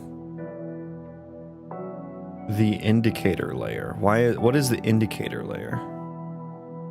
It's like over the top of everything. What is that? Did I put that there on purpose?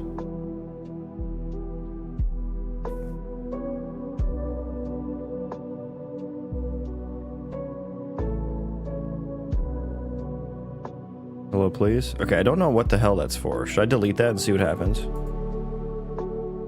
Delete. Dare I see what happens now?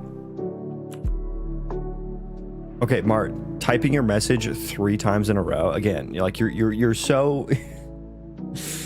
Please notice me. Yeah. God damn it, Mart. That is not. I am not here for you, right? Like this. I'm doing my own thing here. I'm happy to have you. The world. I don't know if anyone's ever told you this, but the world does not revolve around you. So coming in and making demands of someone and saying things repeatedly until I acknowledge them and saying, please notice me is not the way to do that. Okay, welcome everyone. We're doing some game dev this morning. I'm working on an RPG Colony Sim Roguelite with procedural destructible terrain. AI generated quests. I'm working on inventory things right now, so nothing super exciting. But welcome in nonetheless. Welcome in nonetheless. You want to see the procedural world? Okay, I'll show it to you. Here is the procedural world. This is my baby, the algorithm I wrote. This is just one small section of the world here. And so every world's different, you know, it's kind of like Minecraft, you know. It's not endless, it could be, but I want the whole world to be running at a time, which is not like Minecraft, and for that I can't have it be endless, right? I would need it to be a certain size. So here's the world map, right? All these are like kind of different zones that you can go and explore. They have different names. That'll eventually be quite grounded in the world. This is Firestorm Ridge. Firestorm Ridge. And we got Moonshadow Ridge right next to it. Bloodthorn Marsh, that's a good name. Dragon's Maw. The Maze of Despair. Frostbane Crag. The Outer Plains. Redstone Quarry. Stormwreck Coast. Spirestone Crags. Redwood Forest. You know, so each of these will have different, you know, quests and points of interest in there. Add a boss fight about me. God damn it, Mart. I don't know what to do with you, because I can't just do that. You understand? Like, you understand, like, doing something like that, that takes a lot. That's a long time. I need assets. I need the model for the boss. I need animations for the boss. I need sound effects. I need to code the behaviors. I need abilities, visual effects. There's so much that goes into that you don't understand. And I get that, and it's okay. But you have to form that as a question if you don't want to come off as very rude. That's what I've been trying to teach you. So stop saying, do this, add a boss fight about me. You gotta say, hey, can you add a boss fight about me? Would you be able to add a boss fight about me? That's the more polite way to do that. What's the max depth height you were planning? I don't know that I have one. I guess there theoretically would be one, but I just kind of let the noise generation figure that out, right? I probably won't be able to do very deep in the world, although I would like to. But with having to run the entire world at a time, it's kind of hard to do a lot of terrain chunks, especially underground. It's kind of hard because it's a lot of data to save, right? It's a lot of data to save. So memory is my kind of biggest constraint. So we'll see, basically. I don't have any plans for it. What is this? This is a video game I'm working on. It's an RPG Colony Sim Roguelite with procedural terrain. Here is just one small section of the procedural world. Procedural terrain. Here's me.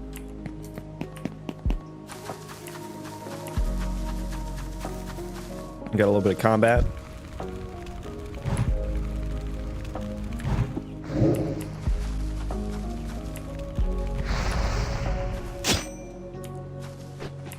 Nice. Yeah. Borrowing some WoW sounds. Borrowing a few WoW sounds. I'll give them back after I'm done with them. So yeah, there's a little bit of the world. Oh, there's some more terrain getting generated over there. Probably pop into view here shortly. I fell. Yeah, there's the terrain popping in. Oh, there's a nice big mountain over there too.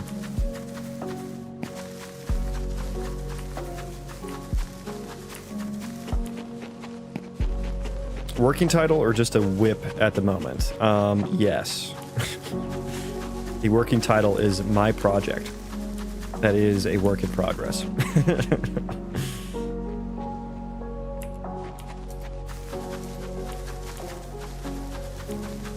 So yeah, it's a small demonstration of the world for you all. Welcome in. I'm trying to work on inventory settings for the colonists. And my inventory is not showing up correctly. If I just put that like up there, does that like fix it? Sort of. Why is it so bad? Why is it so bad? Why is the content? What is this? Oh, the world map. Yeah, that's fine. Get rid of that. I know that wouldn't there. So I think I need to change this to... Yeah, maybe this size box. Let's replace this with child. Replace with child. There we go. Does that look better? Mart, god damn it, Mart. Add a fish enemy. Mart, I can't just do that. It takes a lot to add things to the game. I've told you this. We've been over this, Mart. Add a fish enemy that looks like a normal fish, but if you touch the fish, it will explode. About 10 radius and 80 damage. Dude, you have no context for what those numbers mean. You're just coming up with numbers. That means nothing. 10, you have no idea what 10 damage and 10 radius is. What is 10 radius? 10 what? 10 what? There's no unit on that radius. You didn't even spell it right either. Mart, god damn it. Okay, my inventory is still not showing up correctly. Oh boy. Okay, how do I fucking size this to content or whatever?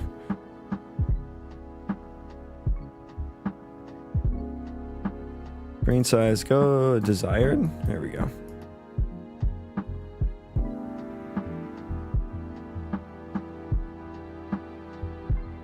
I want the border to encapsulate this horizontal box.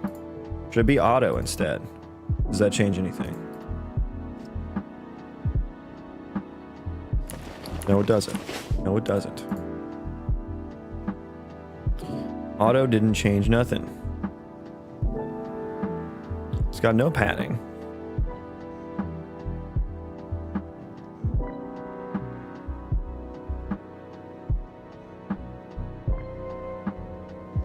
Let me see here.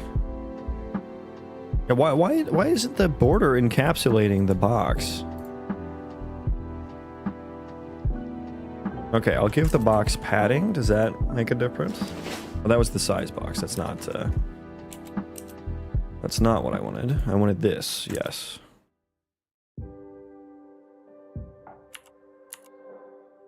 Okay, that crashed? Question mark? No? Okay, we need to restart. Dude, I just want my inventory to inventory. Why can you not do that? Can you please do that for me?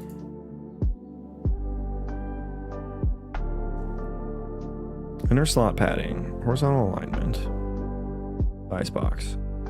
Fill? I had it on fill. What are you making now? I am working on inventory things at the moment. As I have said repeatedly since you've been here. I'm not sure what goes on in your brain. Why does this have padding? I don't know that I need that to have. Oh, that's the inner padding. I see. Yeah, no, that does need padding. That does need padding.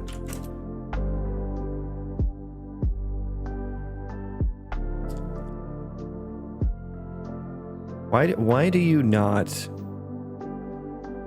I wrap you in a size box that is marked to fill. Why don't you actually, like, expand the border? I'm not being mean to my chatters. My chatters are being mean to me.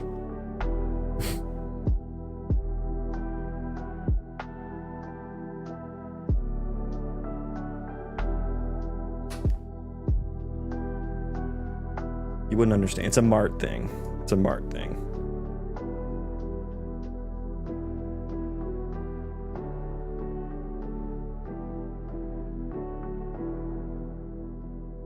Okay, so for some reason, the width and height override of the size box. Mart said hi. Yes, hi Mart. Yes.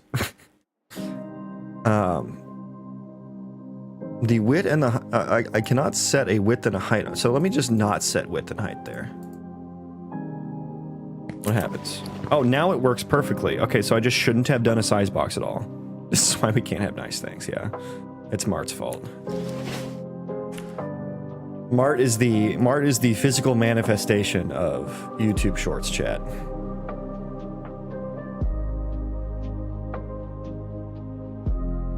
Just no retrospection capabilities, you know, no critical thinking skills, just demands, just entitlement. Mart, we're trying to teach you, right? It takes a village, and we're trying to teach you.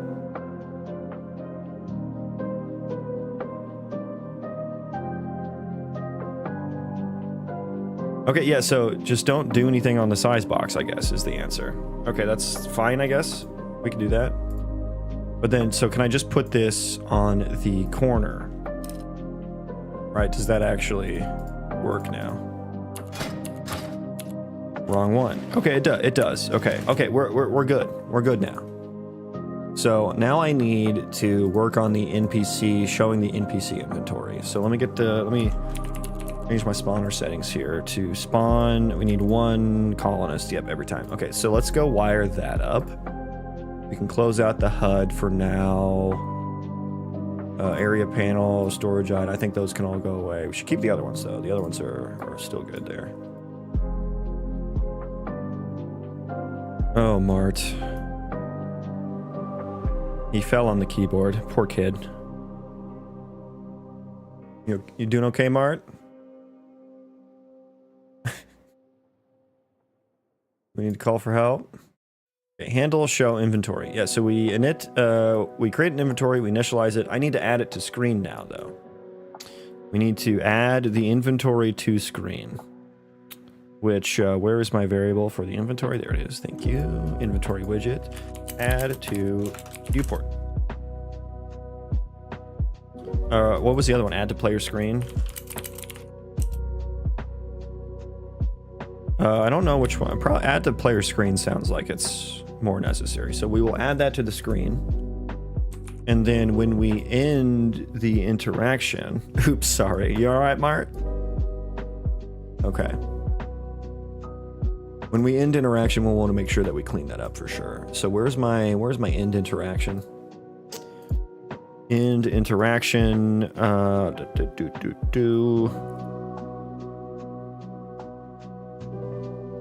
Handle end interaction.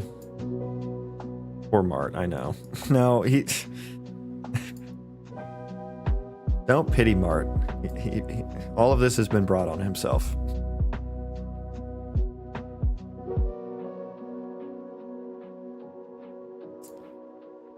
Inventory widgets. We'll set it to null. I guess I should like destroy it or something, like remove from screen. Remove.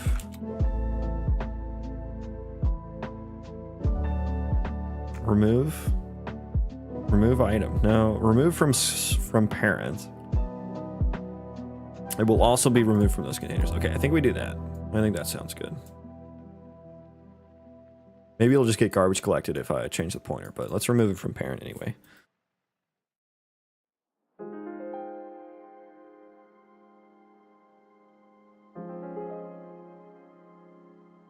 Okay. Let's see, does that actually get added to my screen? Who do we have here? We have Cassia Silverwood. Show me your inventory, Cassie. Oh, stop. Oh, my bad, shit. Oh, okay, we just, it's the entire screen. Okay, not quite what I want. Not quite what I want. What are this little guy doing here? What little guy? Wait, how is this one a certain size, but the other one isn't? I guess because I added it to the HUD. UI my HUD.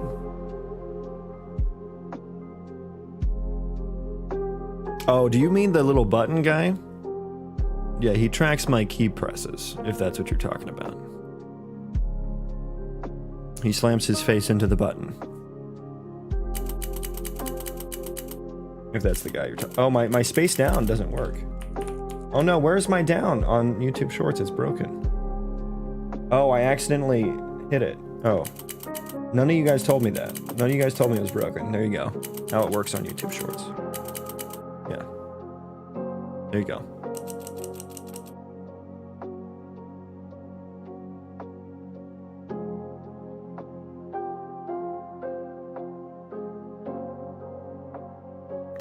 Yeah, what did I do? I did size to content, so maybe I need to set that specifically. Is there a way I can set that from within the inventory? Let's see here. Where is event graph? Construct. Can I set size to content? I can set desired size. Okay, maybe not. Let me see in the NPC here.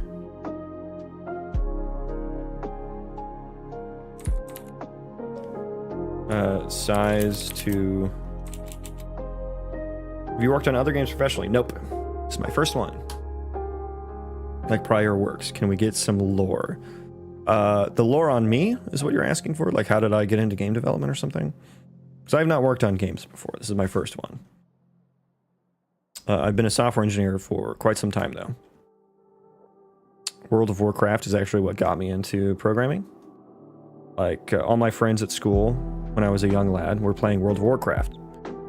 And I felt really left out. And if you ever heard someone talk about World of Warcraft, make a happy land. Mart, you have to stop demanding things. It comes off as rude and entitled. You have to ask. And I'm not just going to do what you say, right? That's not what I'm here for. I'm not here. I've said it so many times. If you ever heard someone talk about WoW and you don't know, and you haven't played, it sounds like a foreign language. So I always felt really left out. My parents wouldn't pay for a WoW sub for me.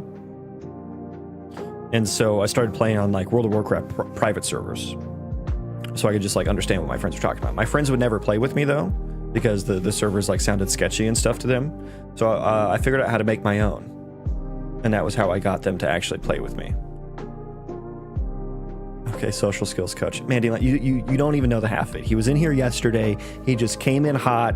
Do this, give me this, do this. And I'm like, buddy, it's not nice to do that. It sounds very entitled. And so he became the YouTube Shorts mascot, is what he now is. And he came back today, and he continues to demand things, not understanding what he's doing. He doesn't seem to have very strong social awareness, so we're trying to teach him. He does not seem to be learning very well, though. Hello, Mart. Yeah, everyone say hi to Mart. He very dearly needs attention.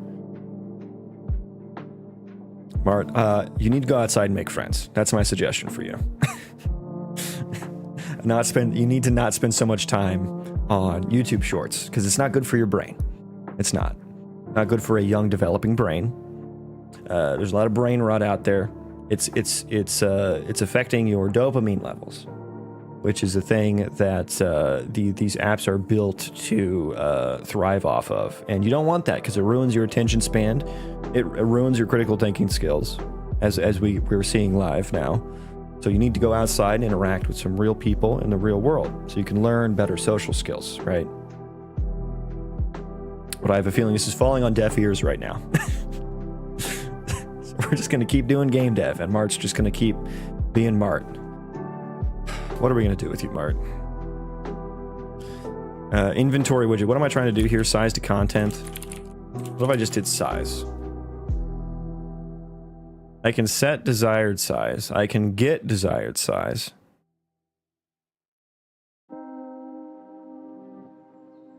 Let me try to find out how to size something to content.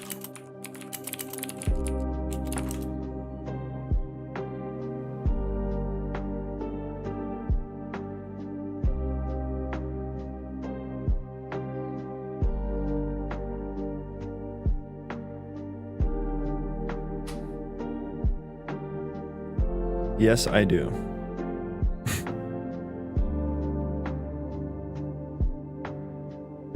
Don't you have to do like a...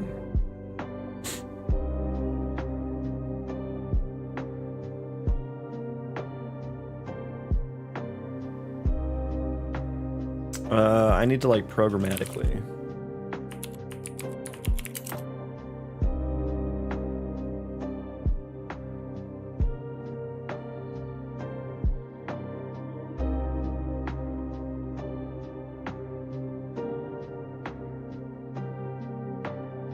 Force layout pre-pass. Oh, interesting. Maybe I should check that on my things that are flickering.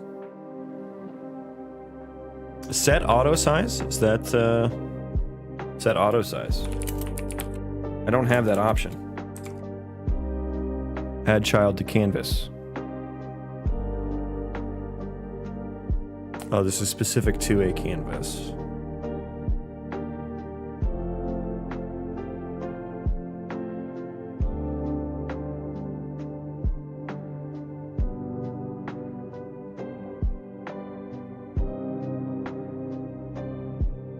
I do as canvas slot and then set auto size. In B auto size. Wonderful name there. We'll see if that works.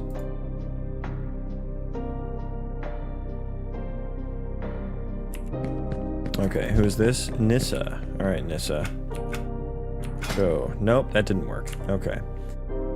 I may need to, I think probably the easiest way to do this then is to not generate it on the fly, but then just to add another inventory UI ref here, duplicate it, and just be like target inventory UI ref. And now that I have that here, let me think here. I may want to move my inventory UI ref to the other side. Make a weapon about a gun. Mart, I'm never gonna do what you say. I'm saying it now. It's never gonna happen. Save your breath. I think having your inventory on the left side, it won't have storage settings.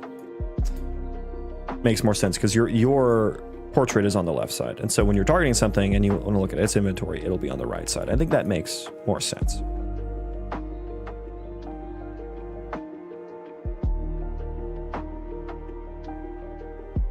I think that makes more sense.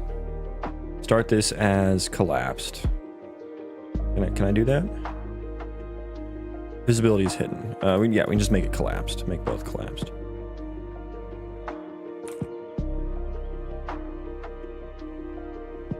Okay, I will watch. Yes, you're getting it. Yes, you just watch and hang out. That's it, yeah.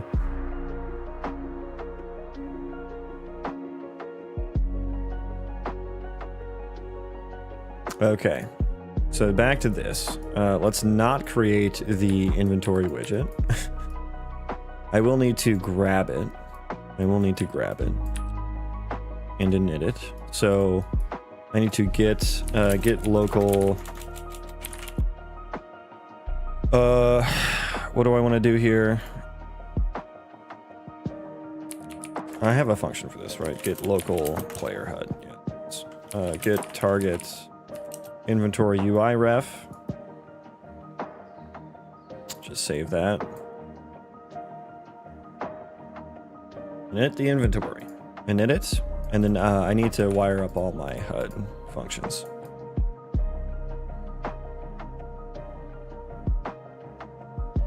Oh, JP. I appreciate what you're doing. Fighting the good fight there, JP. Mart, everything needs to be defined / coded. I'm not well educated on terms. It takes a lot of time to get it to work. He's correct, Mart. JP is correct. I can't just add things very easily. I need artists. I need sound. I need assets. I need animations. I need VFX. It takes a lot. It's a lot of time. I've been working on this for 2.5 years now, which is a long time.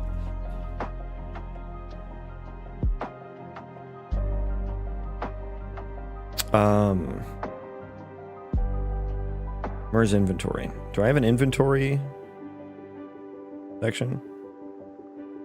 I am a subscriber. Thank you, Mart.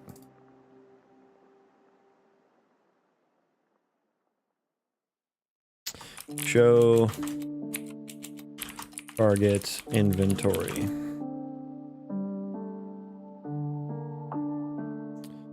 Probably need hide target inventory.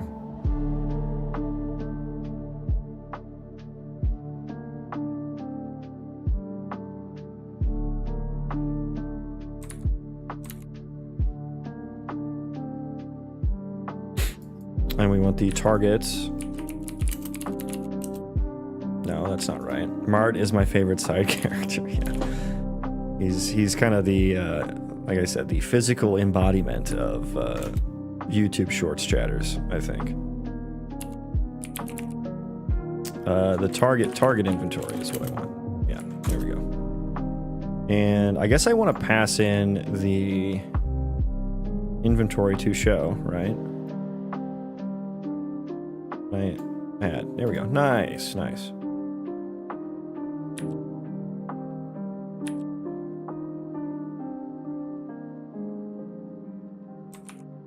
I found you when you were still using PCG for the landscape, if I remember correctly. I was never using PCG for the landscape.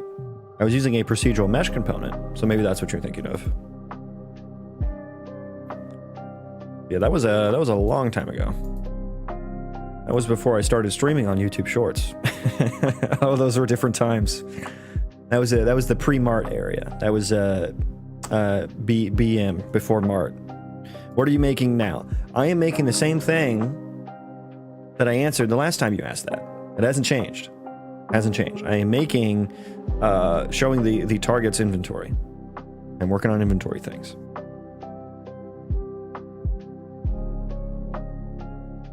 Trying to show the target's inventory, so I got to create some functions for that. Show target inventory. Probably need to hide target inventory as well.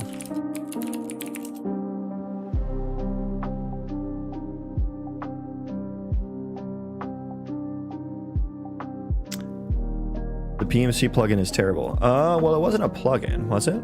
I didn't think it was a plugin. Are you thinking of the runtime plugin? The runtime mesh component plugin?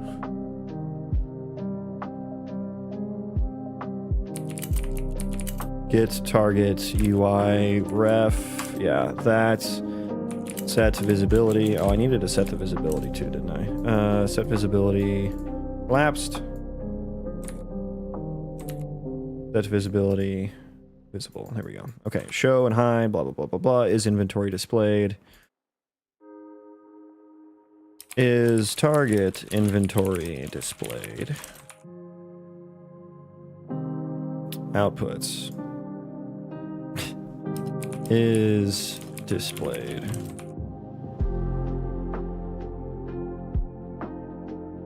Target inventory UI ref. Get visibility. Is visible. Yeah, that's right.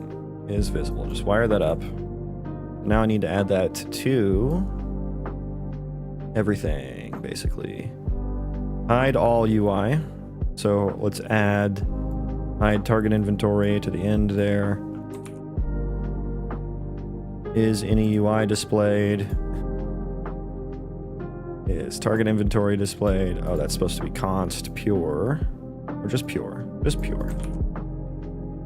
What is a target inventory? The thing that you are targeting, the colonist's inventory.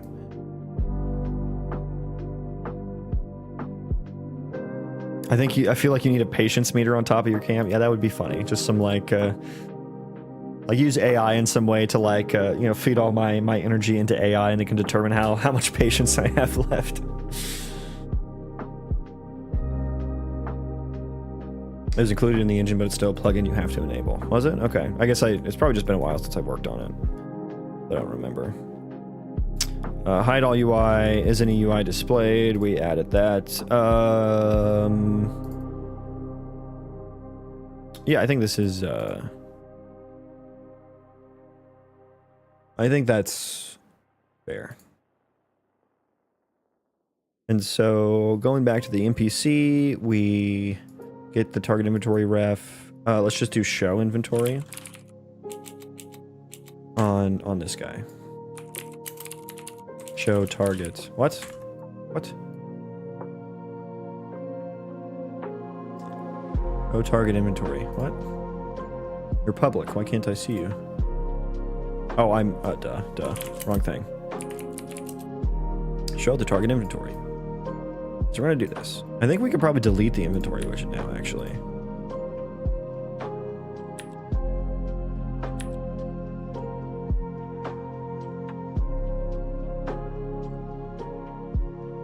Okay. That's good. Yeah, that's... we want to hide now. Get local player HUD. Hide inventory. Yes, hide target inventory. Good. Good.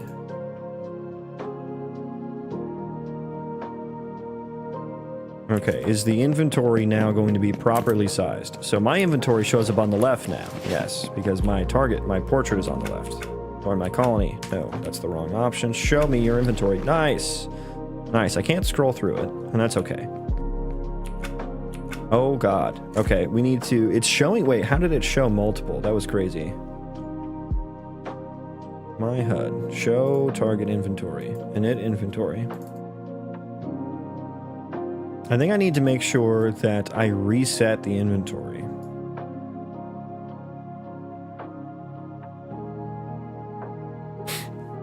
I'm going to try and use the real-time mesh component to make plans for my game, but I might need to learn compute shaders if I go the voxel route like you did. Yeah, I might actually switch away from compute shaders. I'm going to try out the fast noise plugin, the GitHub repo one. We're going to see, because like you only have one thread in Unreal Engine to run compute shaders on, right? You only have the one render thread. Even though GPUs are very fast, like you still only have like copying the data to and from. The render thread is like the biggest bottleneck, which you only have one thread for. And yeah, you might just try the... I'm using dynamic mesh components, so you might just try that. Although your planets might be kind of big.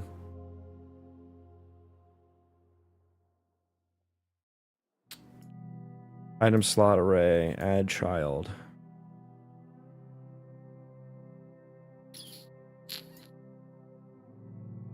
Where am I? What am I storing the... Calculate number rows, get inventory size. What am I storing? The item slot array. We need to clear that when we do this. Do I? Item slot array, init item slots. What do I add these to? God. Oh, my noodles. Jesus. Oh, Jesus. The item. Yeah, those are some noodles, all right.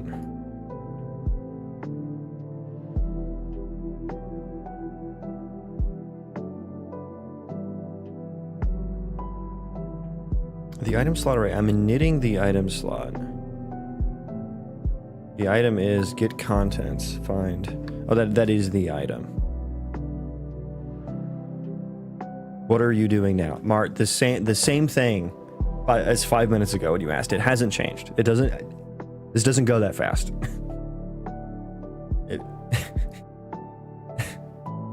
What has happened in your brain in between the 2 times that you've asked what I'm doing? Do you remember the answer from last time? What did I tell you last time? I'm curious.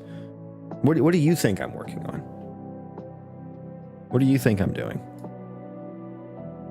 Dare I delve into the mind of a Mart? I've forgotten how I add these like slots to the frickin' thing here. The inventory box.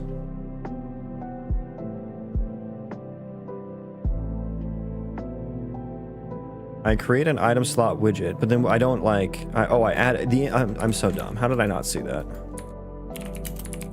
Clear children. Okay, we gotta stop adding so many of those.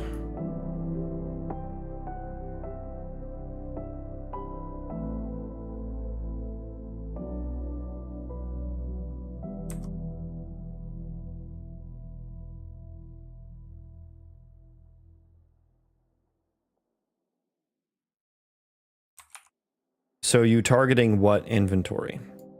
A colonist's inventory. Okay, so now we shouldn't show multiple inventories if I keep clicking it. And I should wire up, I should make it toggle, right? So if you hit it again and it's shown, toggle it. Okay, so join my colony. Joe. Okay, so that works. But let's toggle it now. Get local player HUD. Is target inventory displayed? Branch. If it's displayed. If it's not displayed, we'll show it. Oh gosh.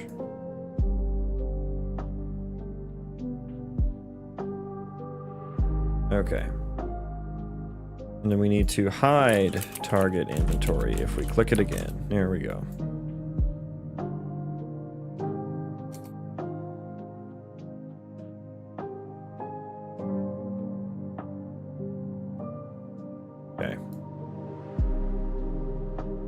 Sure, that looks just swell, doesn't it? That looks swell. I guess I don't need the inventory data, so hang on. Let me rewrite that a little bit. Let's put this. We're gonna do this here.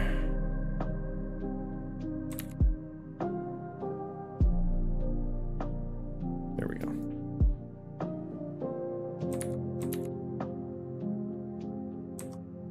Okay, give me one moment. Here be.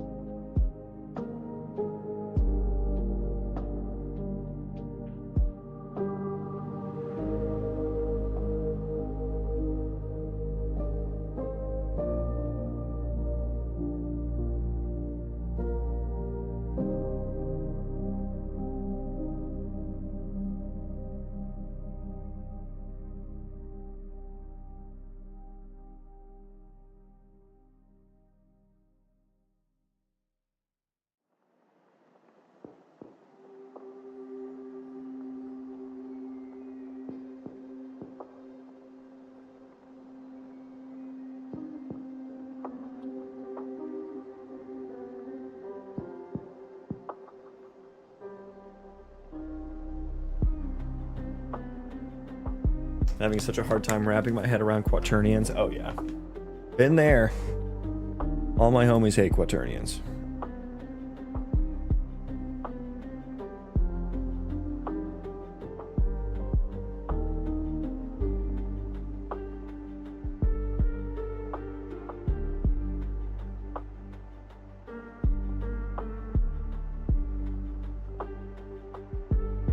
Okay.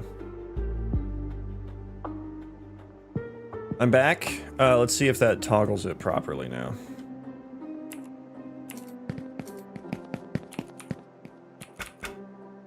Oh, inventory.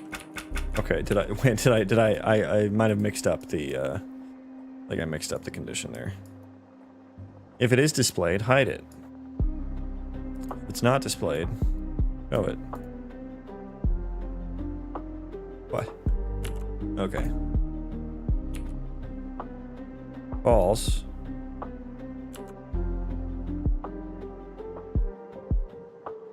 Oh, I broke the... Well, that broke. I don't know when that happened. Okay.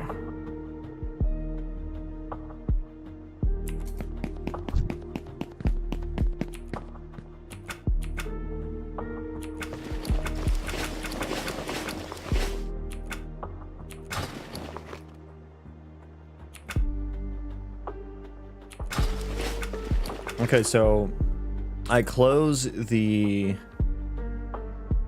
inspect panel when I open something else. Suddenly on interacting player select, hide inspect panel. Yeah. Okay. Maybe I don't want to do that every time now.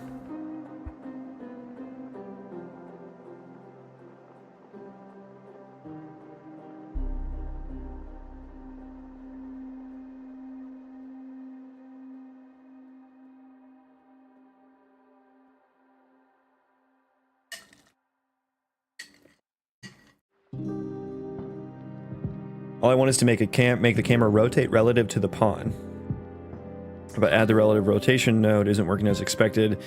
I think I'll have to use a delta rotator or something. Rotators are so much easier to work with. But yeah, I am frequently crippled by rotational math myself, so I'm probably not going to be much help there.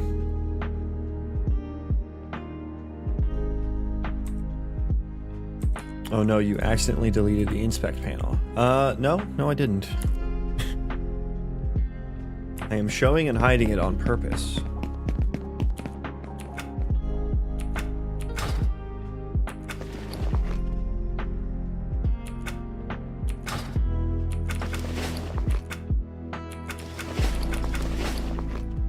Now, the inspect panel is quite large. It's quite large. Let's go full screen. Yeah, I mean, it's pretty big. So is the inventory. The inventory is massive, actually.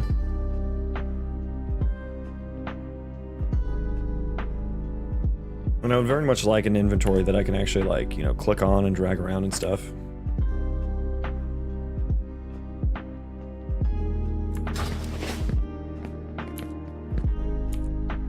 Oh, thank you. What are you thanking me for? What are you... Oh, Mart.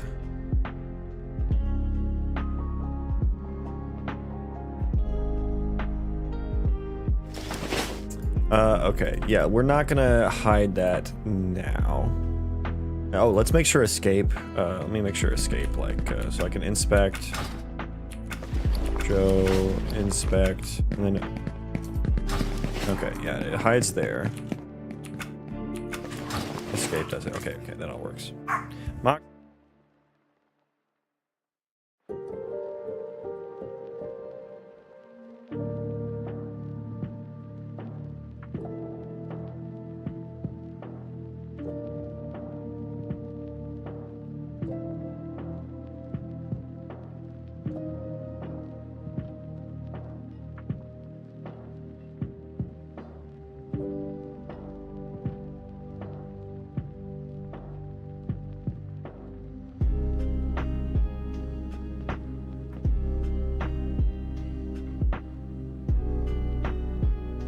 Okay.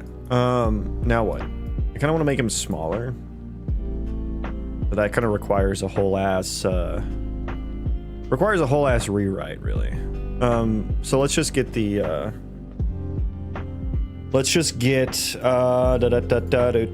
we need to add the storage settings option on here. So I need to check, I think. Do I not get the settings on? Let me check. Inventory. Designer? No. Inventory. No. Yeah, no. Is empty. So I should desired inventory item. I guess that is empty. Got my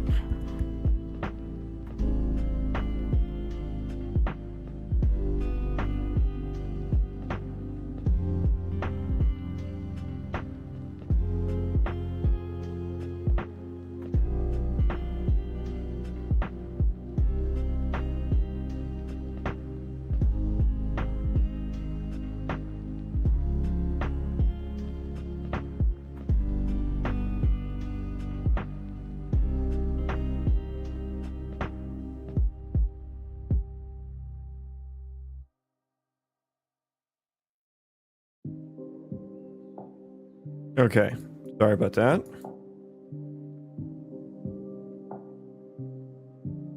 I need to make the I need to make the desired inventory items like show and stuff here. So I guess I need to set that to like a default inventory entity data. Yeah, I need like a default here, I suppose. Call it Mart. Call what Mart? I don't know what you're talking about, Mart.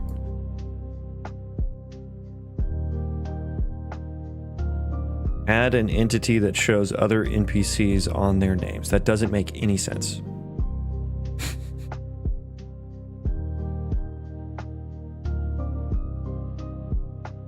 Okay. Desired inventory items.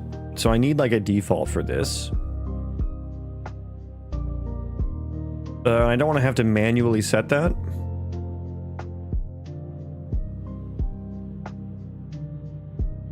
So let's create a constructor here that says if desired inventory items is empty, then we're going to set the default.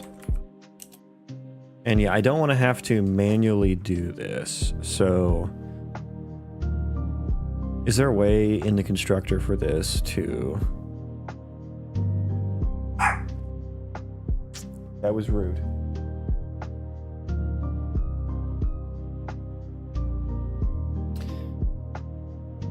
I may need, I forgot, did I write that init function?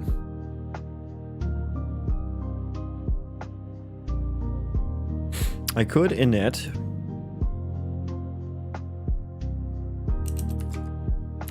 void init entity data. I could do something like this. I could do something like that. Make it virtual void.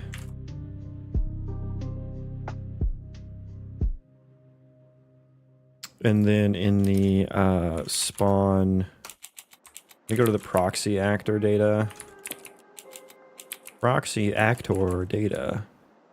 Proxy actor works fine. Init proxy actor, yeah. So where's this called from? That's what I actually want. Okay, yeah, the entity spawner.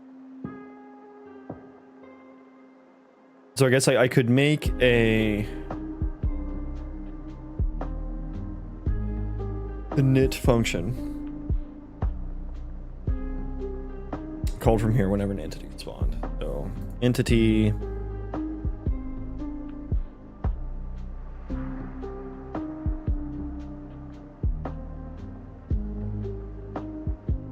where do I actually add the entity to? Entity subsystem, my entity subsystem. Add entity data. Where do you go from? So add entity. There it is. Oh, okay. It's the same row there. Okay. Had the wrong node. Happens to the best of us. Been there. Glad you figured it out, though. Add entities. So we passed the entity data types. So I guess maybe in here is where I would want to call the entity data, new entity data.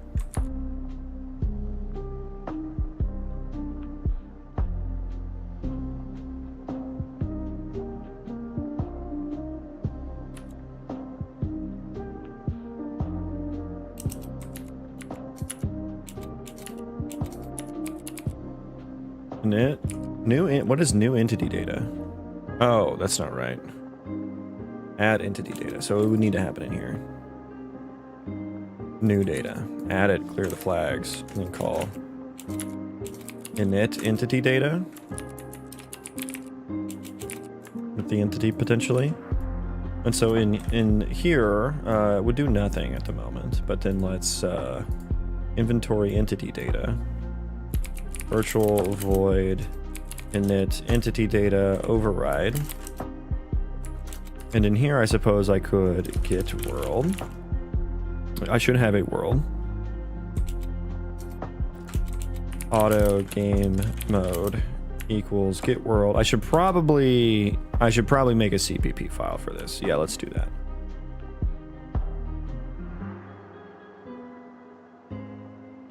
Okay, inventory entity data. Let's go to the private folder. What is it? My entity system. I don't have any. Oh yeah, I do. Entity data types. Here we go. A new inventory entity data.cpp.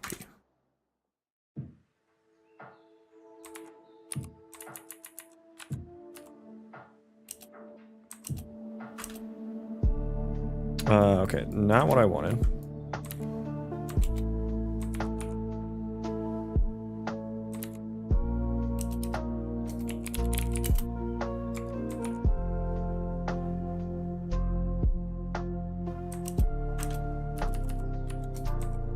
Oh, I did import instead of include. I'm dumb. Too used to other languages.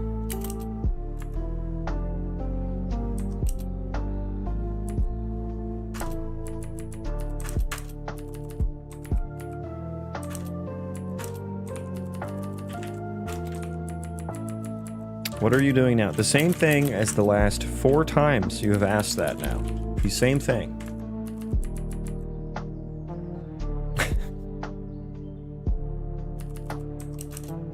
Okay, so if we have the game mode, now I need to set the defaults here. So desired inventory. Well, undo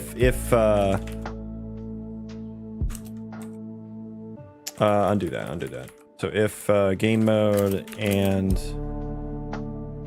desired inventory items dot is empty, then I'll set all the defaults. So the defaults for the desired inventory items. So now I need to like game mode.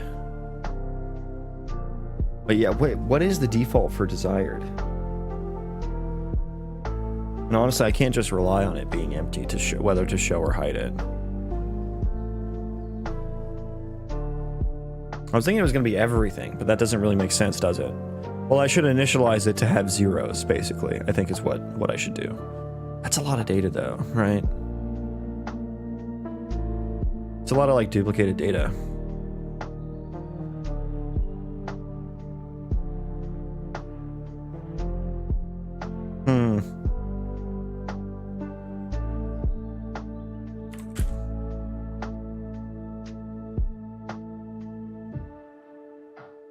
I wonder if I should just have a Boolean here. Yeah, I think I should just change that to a Boolean. I'll say show desired inventory items.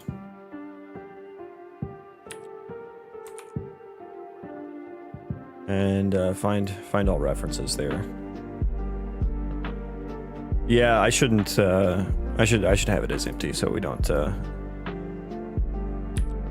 duplicate things. That would be a lot of data.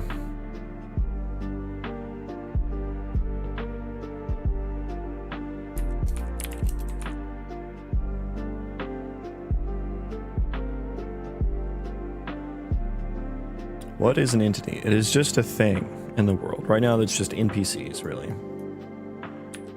Whoops. There we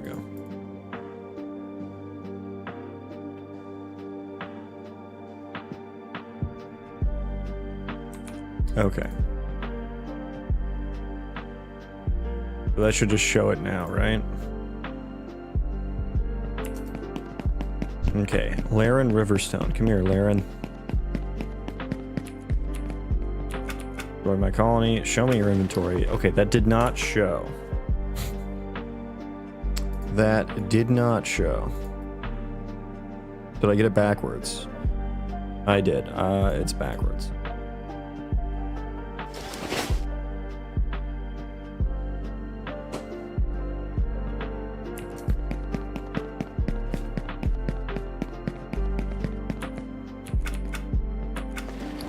Okay, yeah, storage settings are there.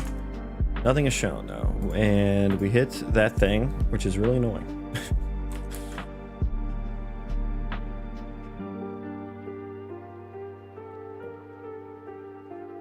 Okay, gotta rebuild. Gotta rebuild, which I guess I needed to do anyway. Do I actually need to do this?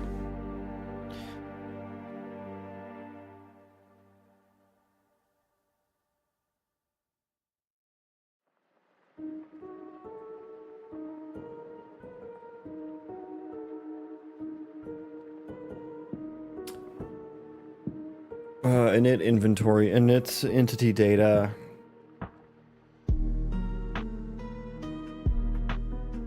I guess I need to get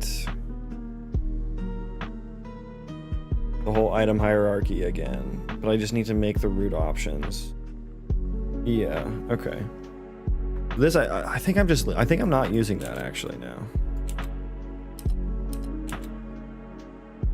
Okay, we're just gonna rip that out. My entity data.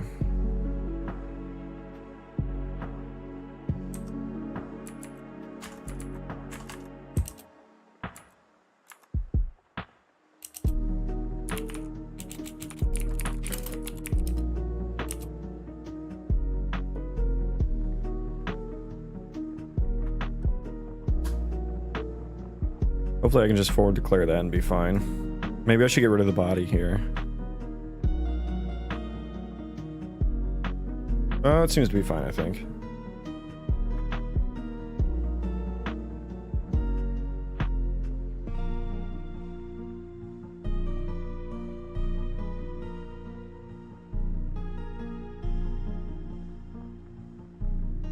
Okay, I might go run and grab another coffee. Should I grab another? Yeah, I want another coffee. So I'm gonna be right back. Take a quick break. I'm gonna take a quick break while that builds. Probably take my dogs out and grab a new coffee. So BRB.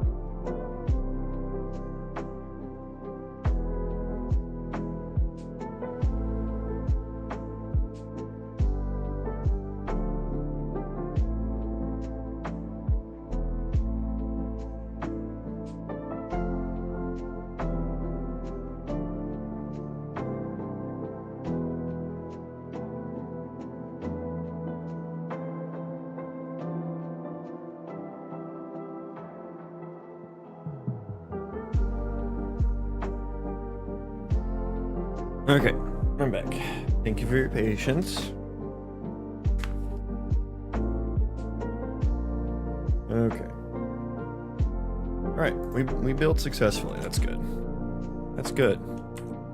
Okay, so let's figure out what we're gonna do with this little hierarchy here. Did you flush and wash your hands for at least 60 seconds? Yes, I flushed for 60 seconds. Yes. And I have coffee.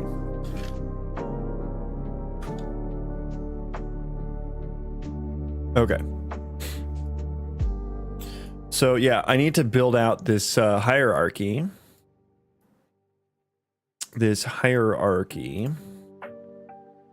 Let me dig into the storage settings, which I worked on yesterday. Where is... Wait, how does this get started? Oh no, do I initialize it in the area panel?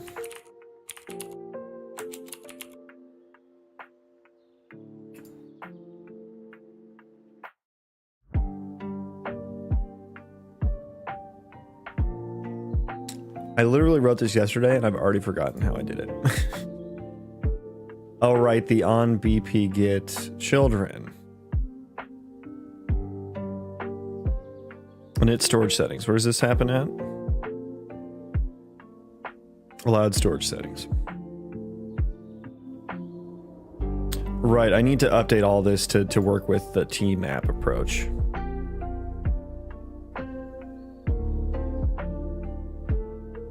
Which is called from the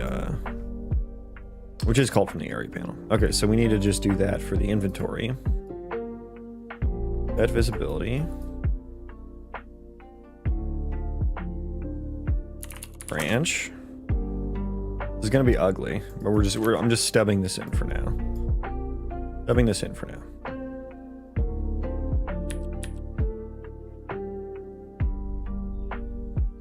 For the record, you ignited my curiosity for C++. I have been studying nonstop for the last week. Right now I'm learning about memory allocation, alignments, offsets, pointers. Love it. Well, nice. Good for you. Yeah, Unreal Engine is quite a bit different with C++. Because they have their own like reflection system with garbage collection and stuff like that. So you don't necessarily have to worry about memory allocation all too much. What OS do you use? Just Windows.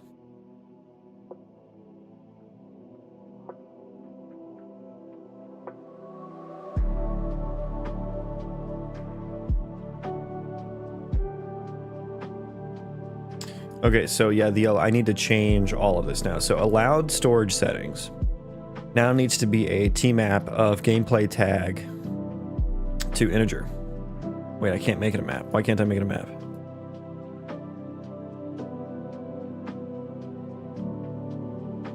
Why can't I make it a map?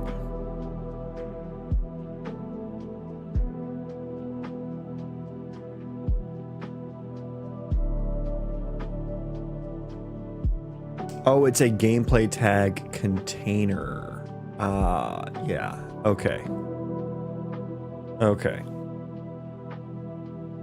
What? Oh, I already answered that, Mark. Windows.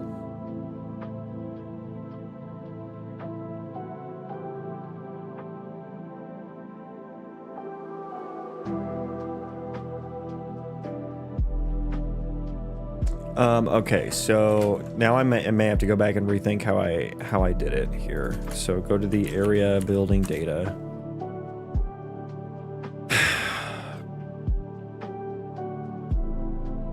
So either I take this and translate it to a T-map.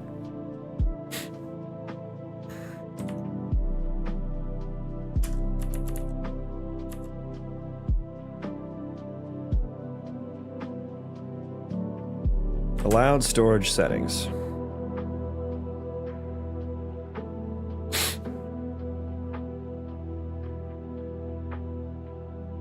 Ideas Ghost, welcome in, my dude. How goes it?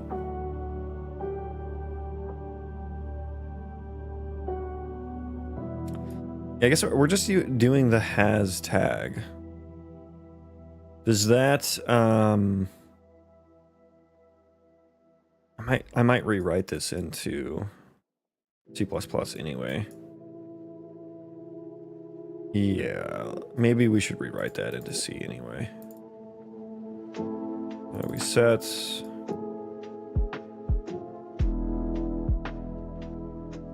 for area panel, and then I just write it back out. Yeah.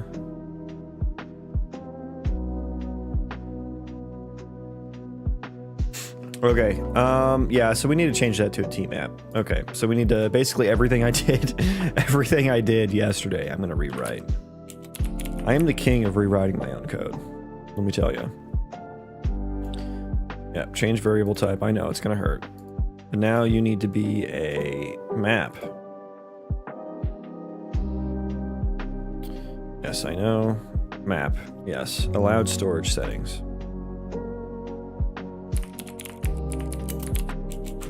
Gameplay tag. Map to integer. Okay, so yeah, basically yesterday I handled the allowed storage settings, which is going to be like the desired inventory items, except allowed storage settings is just like check or unchecked state. How dare I change a variable? I know. I know. But allowed storage settings are just like, is this type of object allowed or is it not allowed? So it's just a check state, is or is not, right? But with desired inventory items, I need like an integer for how many are desired. So I got to rewrite this all to handle that. And I guess what I need to do here for this, I need to write a function here to get the state here, the checkbox state.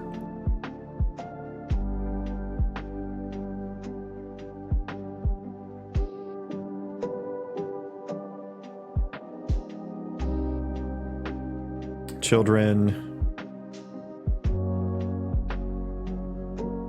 This is gonna be kind of rough. I might need to make this class in C as well.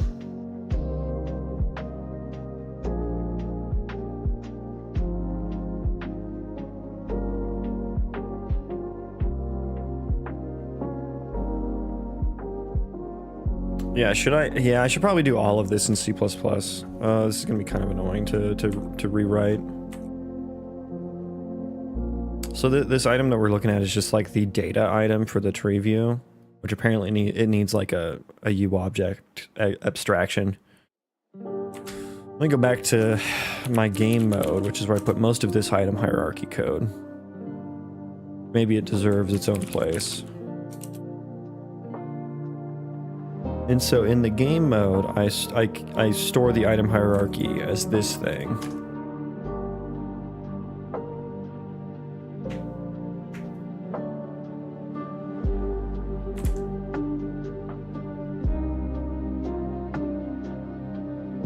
Do I use that? What do I use this for?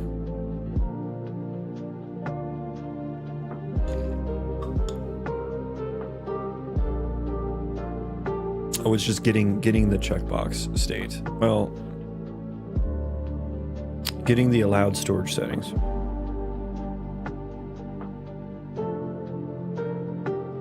That's just the parent. That's just the parent. Okay.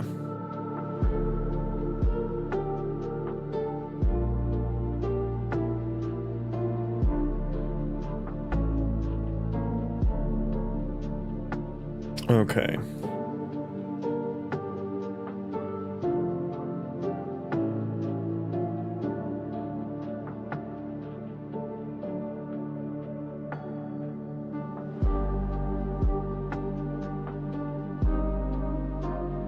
Yeah, I guess if I have the tag, I can go through.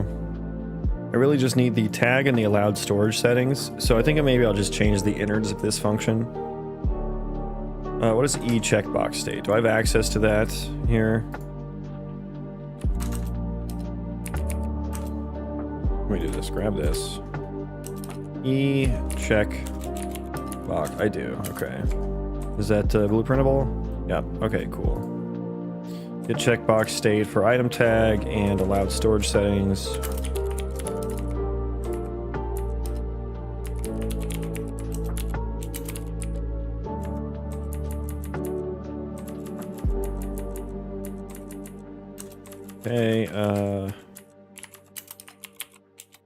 Allowed storage settings. Just call it storage set. I mean, I think I should change this name to item settings. Okay. So if item settings, the first easiest one is item settings contains item tag, return checked. Oh, if it contains, ooh, and I need to check the number too. I need to check how many are in here. Yeah, I forget. Yeah, so this is going to be multi-purpose. So get checkbox. Well, this is specific to get checkbox state.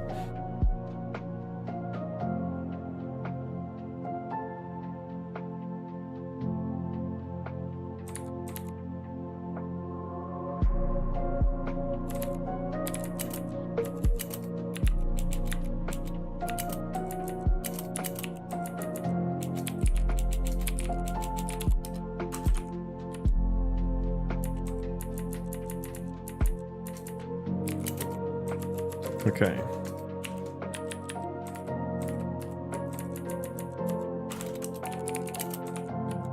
Okay.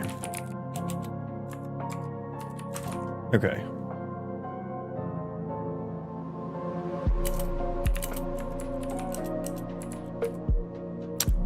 How did my stream start? Well. Started well.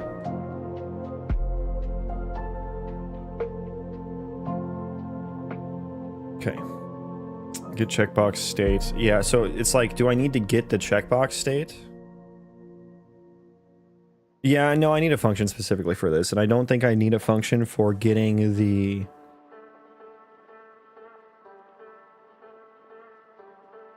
storage, the item settings like number, because then that's just going to be in there.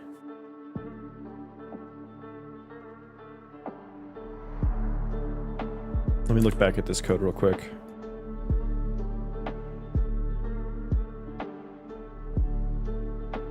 And I need to check all the children.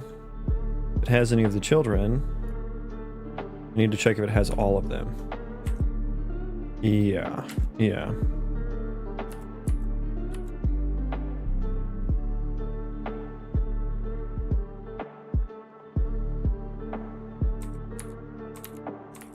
So then I think I can gameplay tag, child tags, get item, hierarchy tag children. Yeah, I guess I need a world context object just to be able to pass through. So that should be static. No const now, of course. World context object, item tag, child tags. Is that what I need? Yeah. And so bool b has any, false bool b has all. Initialize that to true. Say if b has all. This is C++.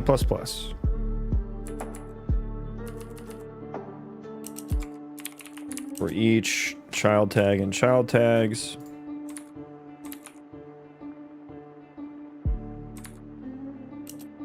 B has any pipe equals that. We'll do this. If item settings contains this child tag,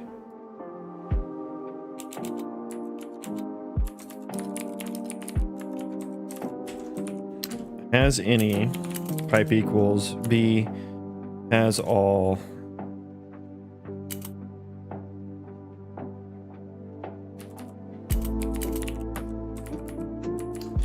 else if B has all I don't know what the opposite of pipe equals is, so we'll just do B has all, else if that's set to true, set it to false because it doesn't contain all of them. Okay, so B has all, return checked.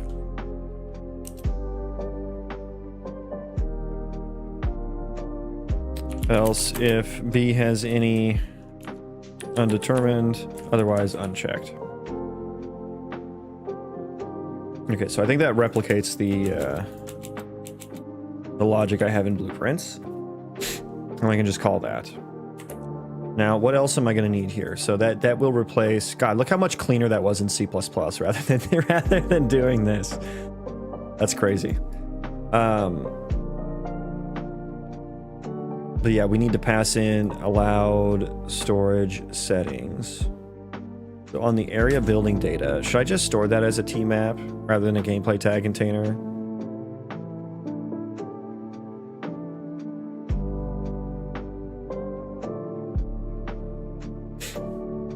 Because it's just stored as a gameplay tag container right now. The tmap is just not necessary, but it just matches up with my other functionality. So I can just treat 1 and 0 as my Boolean things, right? But I would really just, it's just like the existence or non-existence, right?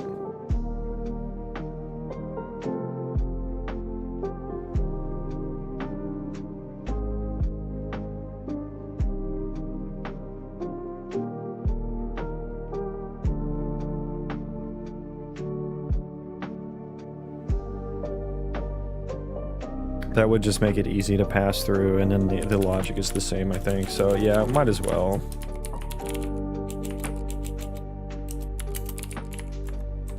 So we'll update that. Allowed storage settings. Item settings. Get checkbox state. So I guess this is like a storage settings.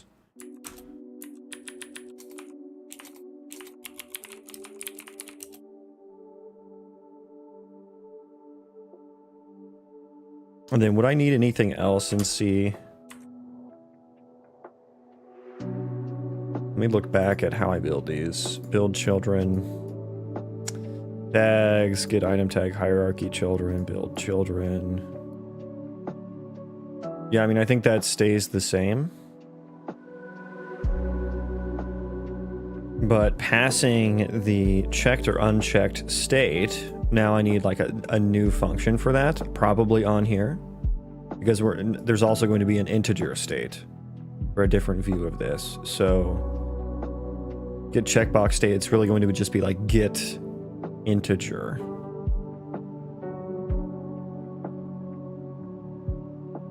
Let me just kind of like stub that out here. Like get tag count, get item, get desired item count.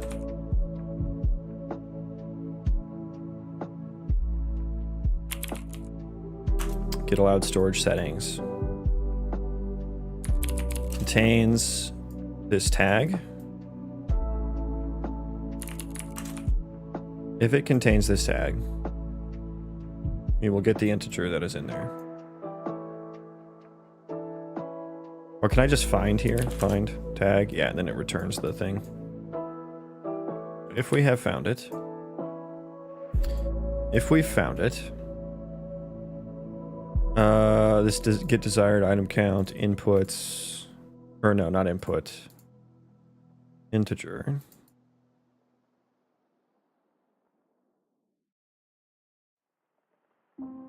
We'll just say count.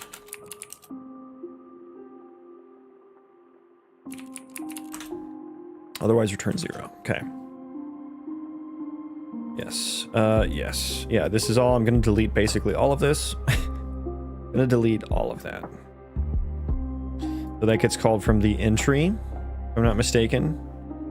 Yeah, get checkbox state gets called there.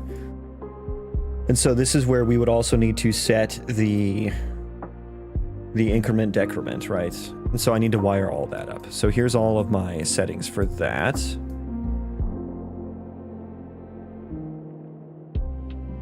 And so I do have that wired up, right? And so let me think here. Use item incrementer. Where is my storage settings entry? Checkbox changed. New values. It's either 1 or 0, so that's already fine. So that gets wired up to storage settings, I think. Yes, here. All on settings changed, so that gets called from either area panel, right? So find references. I can't find all references. Well, fine. Have it your way then. On storage settings changed. Right, which is where I was just at. Okay. Which this is going to change, and then I'll just be able to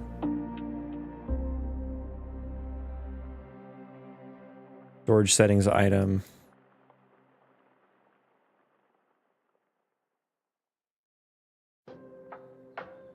Storage settings, which is just tags. Okay, so this is going to need to change.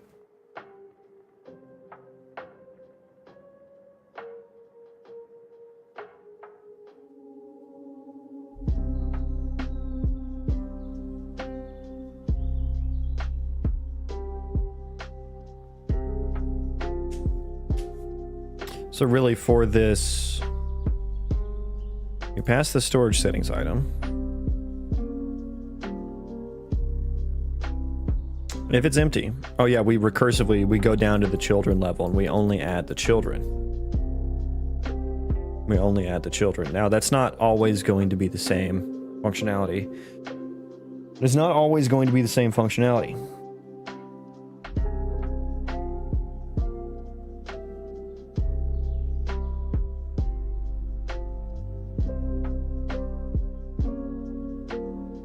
But for the area panel, I suppose it is, right? Because the area panel handles this. I'll need to write something similar in the inventory, which is the container for the item settings. But yeah, that'll need to change. Okay, let's go ahead and rebuild. I think this is what I need for right now. I could do the recursion. But I can't pass in the storage settings item thing because that's only in blueprints. Again, I could put that into C++, but it kind of feels annoying. If I'm gonna put that into C++, I may as well just build out the hierarchy with that, right? Which I do not wanna rewrite. Get item hierarchy tag children, which is just a set of gameplay tags. But I guess I use that, yeah. And then I get from the map that I'm passing in. Okay, yeah, let's go ahead and rebuild then. Go ahead and rebuild. And then start fixing everything. Okay.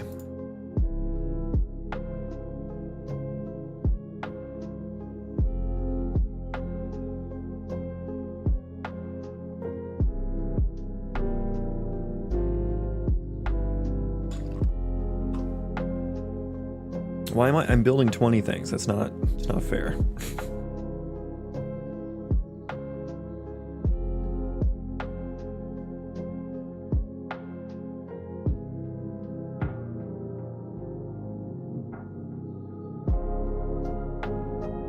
Those of you with like super quick build times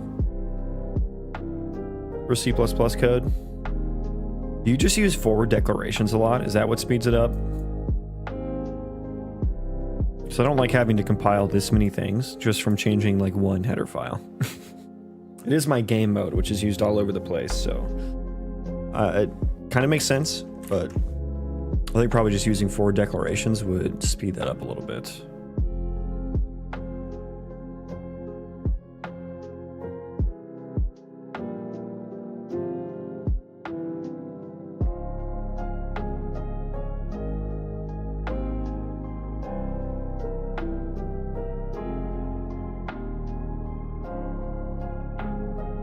Okay. So this becomes get checkbox state is now just get checkbox state. So I can probably entirely delete this. George, oh, did I make it blueprint pure? I did. Okay, sweet. Sweet.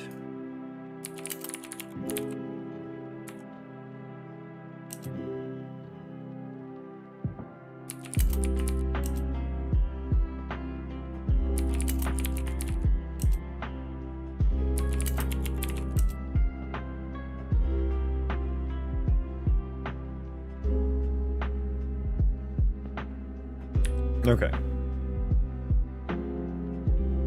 A little bit uglier there, but now I can delete that entire function here. And I hope that still works. So that is the checkbox state. And I guess I need to set the set use incrementer.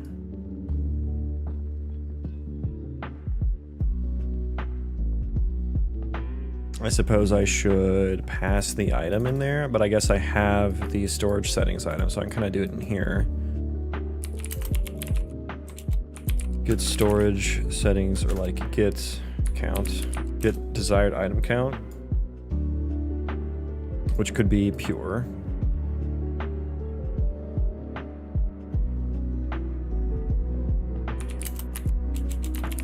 That value here. Although, oh, shit, I should change it. I should change it to floats.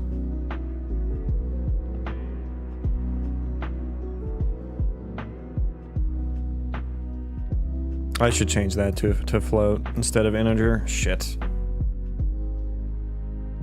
We don't have code in my projects. Helps the build time so much. Yeah, that would help, wouldn't it? Yeah, maybe I should just delete the code. You know, code causes so many bugs too, so I think you're onto something there.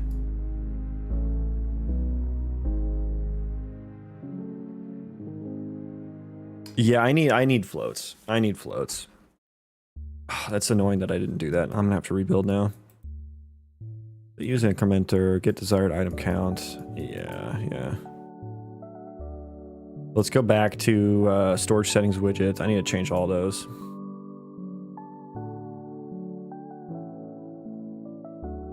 Float, yes. Change type, yes.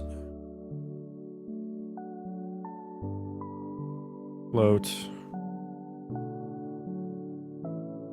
And then, yeah, these are all gonna like be broken basically. Init storage settings. I guess I still need to pass in the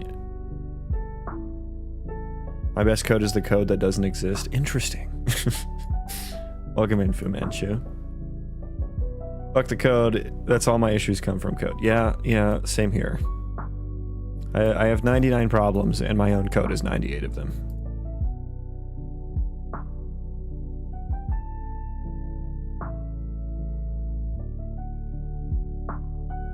But if I pass that in, how am I going to get it to be updated? It does feel weird for the inventory to manage that. I could just call the storage settings from outside of the inventory.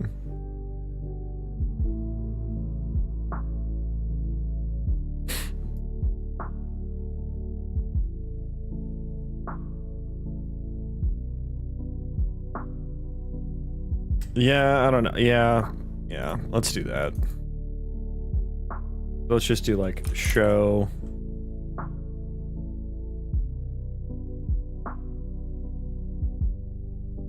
storage settings.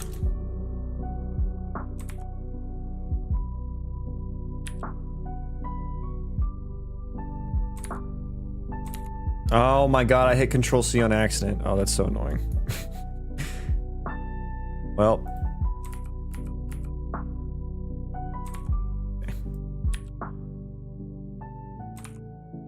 it Control C'd nothing. I feel like you probably shouldn't override the copy if you're copying nothing.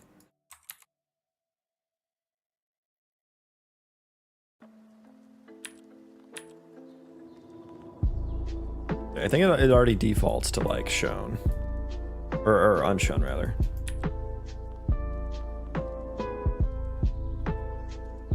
Storage settings, and it allowed storage settings. So I guess we still need to pass that in. We just do that. Nice. Nice.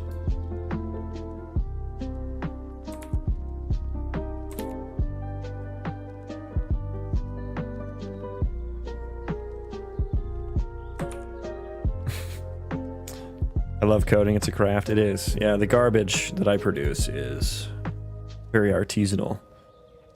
Man, I need to get to work. Yeah, I feel that. I gotta get to work here soon too.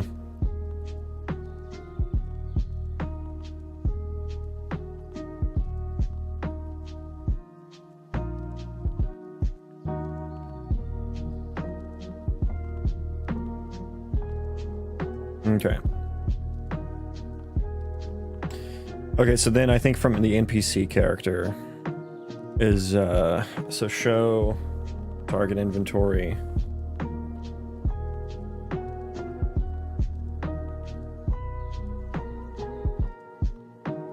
We're gonna get rid of that.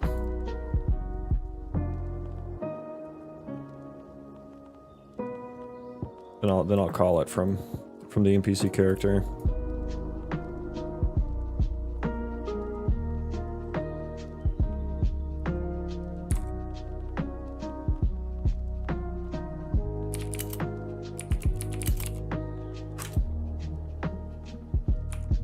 Show storage settings, allowed settings, which will be here.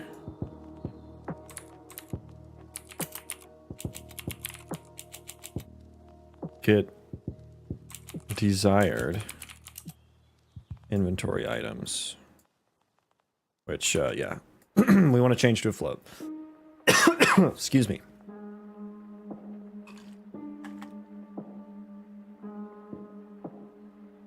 Fix the Steam page. Is it up yet?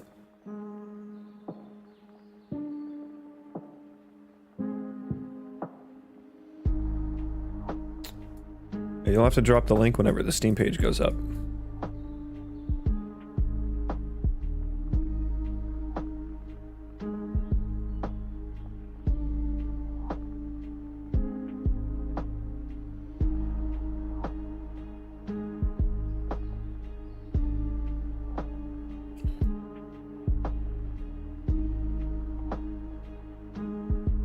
They failed you. Yeah, I've heard it's a pain.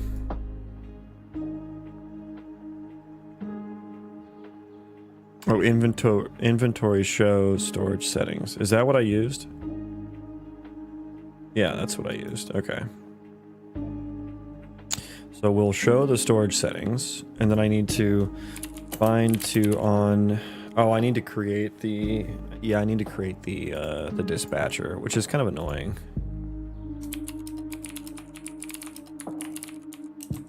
On item settings changed, so we will need to bind to that. But I guess I can just bind once.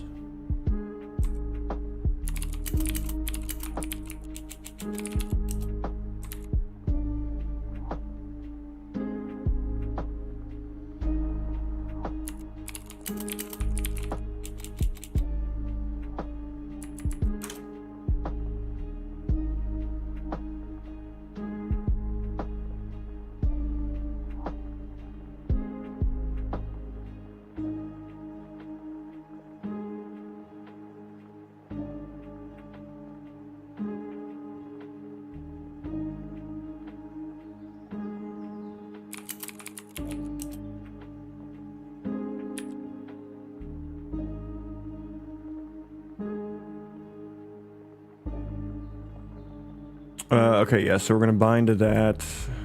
Put you over here.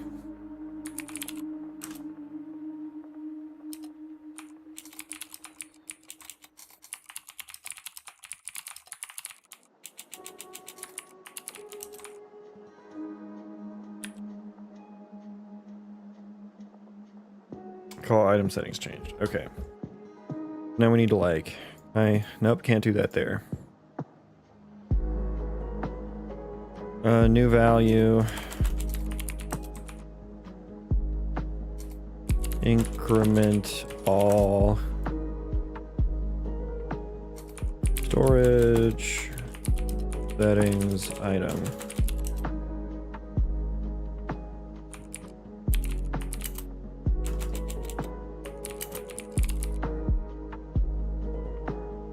Okay. Wire it up. Wire it up. Okay, so that should be fine. Now I need to... I'm passing so many delegates through. Bind to on item settings changed. Yes. So let's create a function, create event function, create matching function. Sure. Let's call this handle item settings changed. Okay, that's where I'll do the logic there.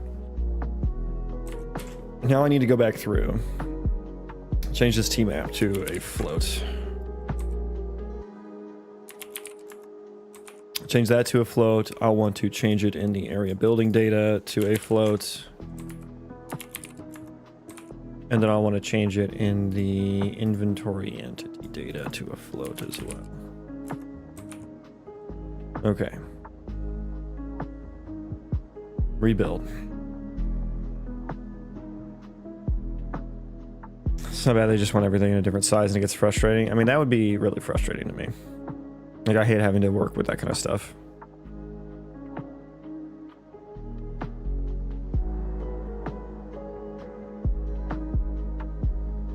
I'm giving to you. Put them in chat and had them give them to you in really high res. Yes, the that's funny. You can just use chat to do your dirty work for you. That stuff's also tedious, though. You know, like having to resize images and stuff and like get the right res.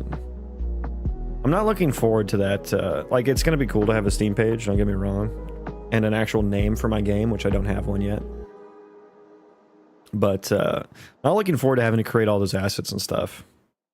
Did you create them yourself, or did you have someone make them for you?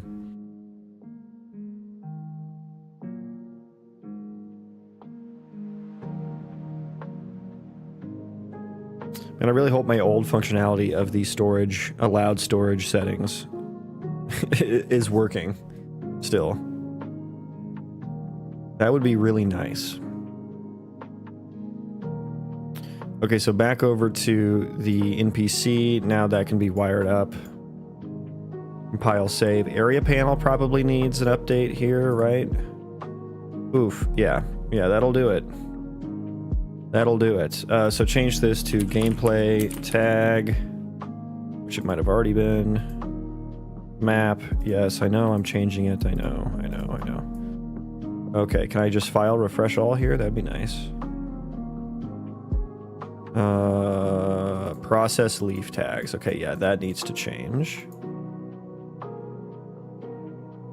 Yeah, that's a gameplay tag container now.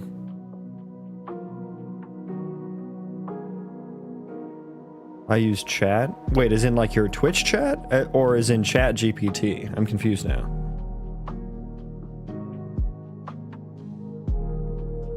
Made the image in Canva, but it looked mess, so I fed it. So I feed it to chat and had it. So you're talking about chat GPT, right? Chat GPT. You gotta be specific there. That could mean, because I know you stream. I thought you were saying you gave it to your Twitch chat and like they gave you higher res images. So you started with Canva, but then you had Chat GPT like make prettier ones for you.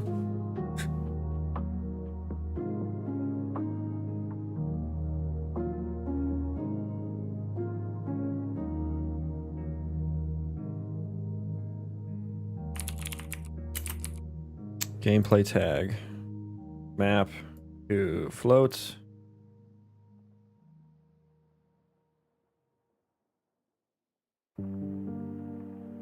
Out tags, which is now a different thing. Why haven't you updated though? Get out tags.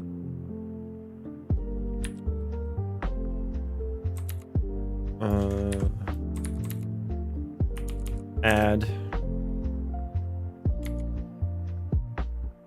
tag. I think this will just work. And then I'll just remove. Yeah, I think this still won't just work.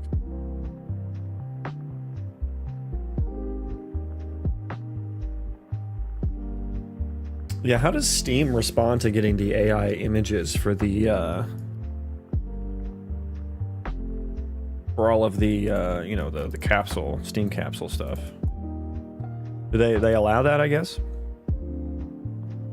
Use a few AI tools. My game is about AI, so having to look as oh, interesting. You're embracing it. Interested to hear how that goes. Does everything work now? Does everything work now?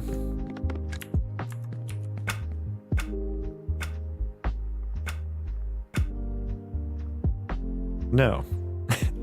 No, it doesn't.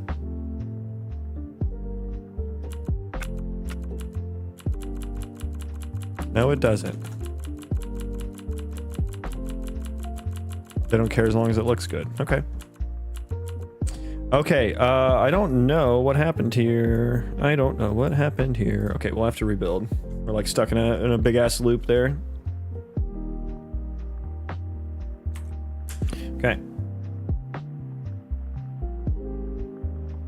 I forget, did I set the default settings for the storage or no?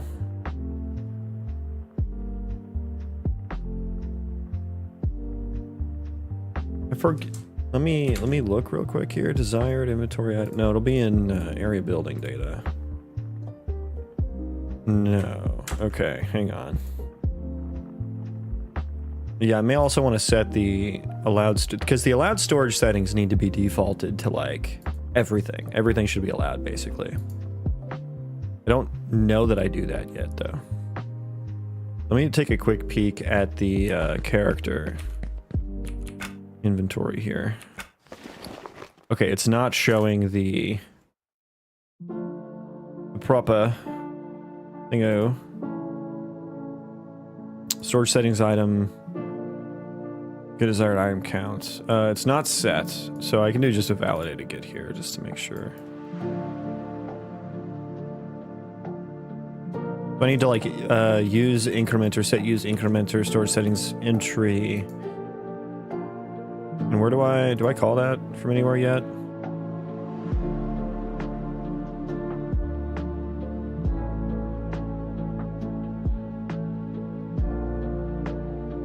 Event construct, so just the constructor for the storage settings entry. When I init the entry, I reset it. Okay, and then this init entry happens from the storage settings, which you should have the BU's incrementer on you. So hang on, I need to set that then. Where's my inventory? There it is. You need to use incrementer. Yes. Okay. So there's like two like one of these is going to be like a number incrementer and then one's a checkbox. So I have two different like forms of it that I'm trying to reconcile right now. I love your selection on interaction. Oh, like the sound? It's a wow sound.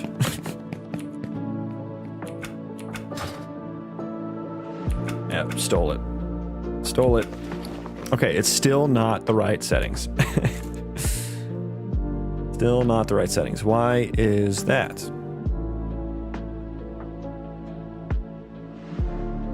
Why is that? Use incrementer is true. So when storage settings gets, let me fucking clean this up a little bit here.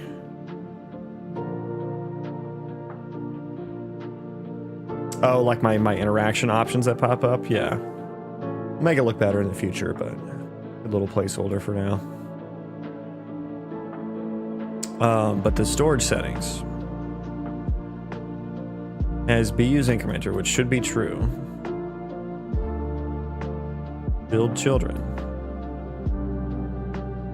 And it's storage settings. So yeah, and I guess like, wait, where am I using this at? BU's incrementer.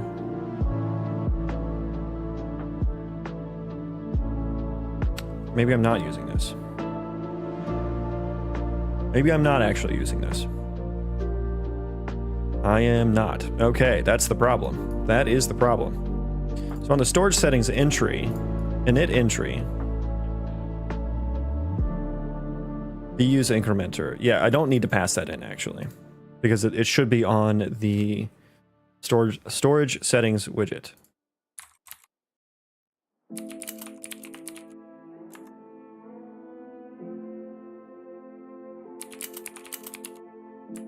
There we go.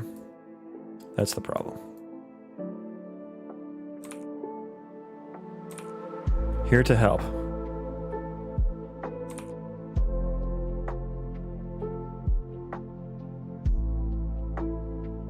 Okay, let's go. Okay. Show me. Okay, yay, now we have the incrementer. Cool.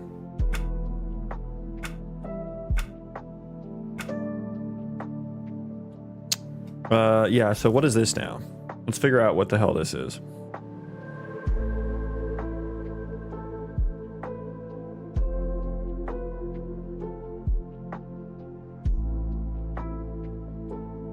Definitely has something to do with me passing in the allowed storage settings. I wish this gave me like an actual stack trace that was useful.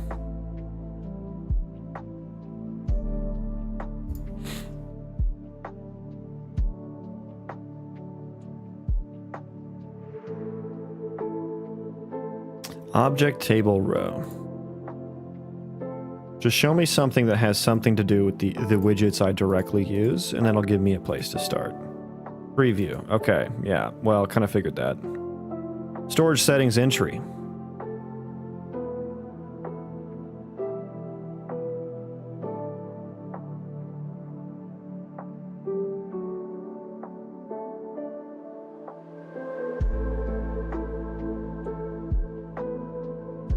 Storage settings entry.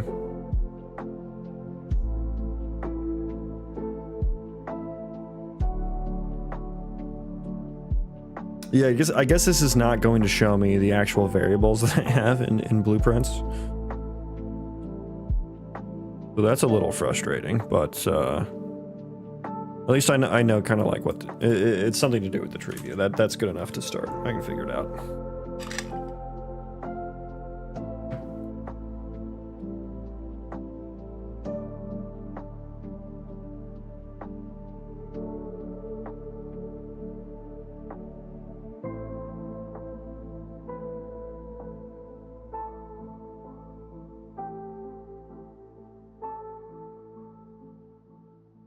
Okay, so yeah, the tree view, something's wrong. What is this? Oh, right.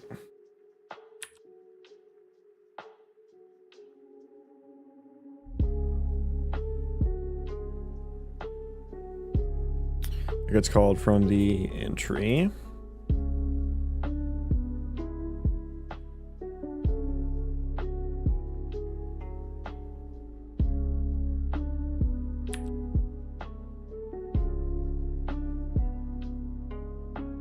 Which should be 0, so the delta should be fine there.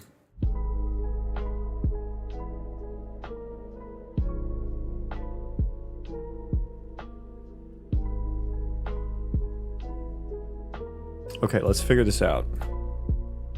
So it happened on the area panel 1 as well, I remember.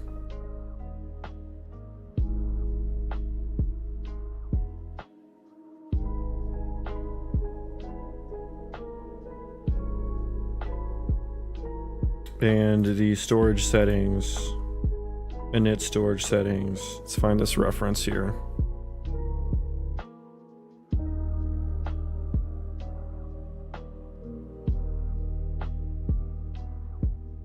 Should be one from the area panel and one from, I guess it'll be NPC character. Oh no, we do this. I pass it forward, yeah.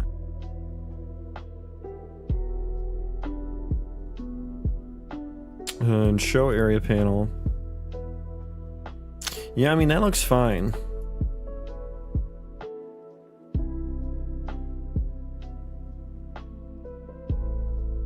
And that's what I changed that led to that issue. And it was some null pointer here or whatever. Object table row.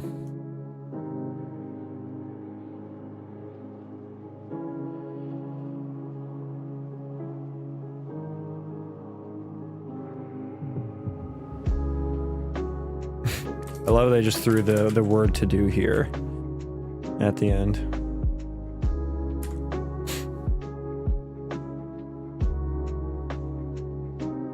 Yeah, I'm not sure what would be causing the issue. We have our tree view here. Building the tree view happens the same way.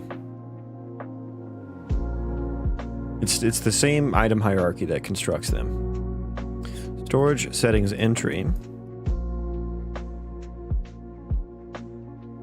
Bind to the set use item incrementer, bind to the item, I mean...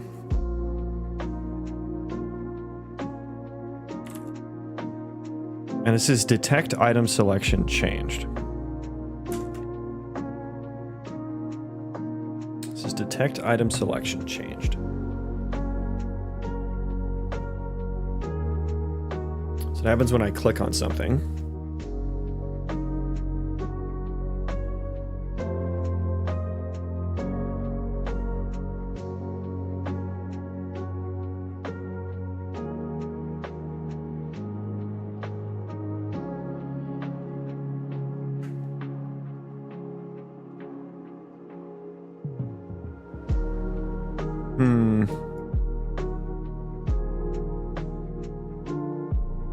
And that was returning null or something.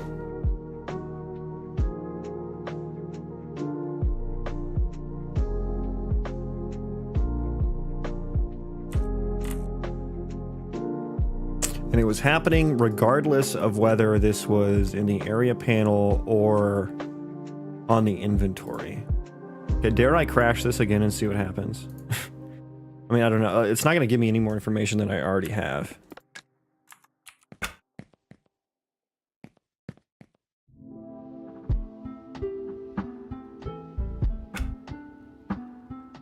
Oh, I wonder if it goes into when it goes into the scroll mode.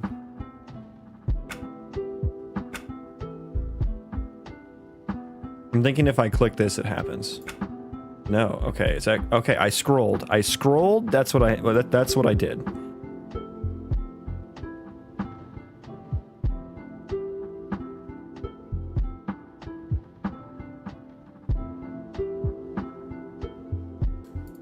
In the owner table, what is null here?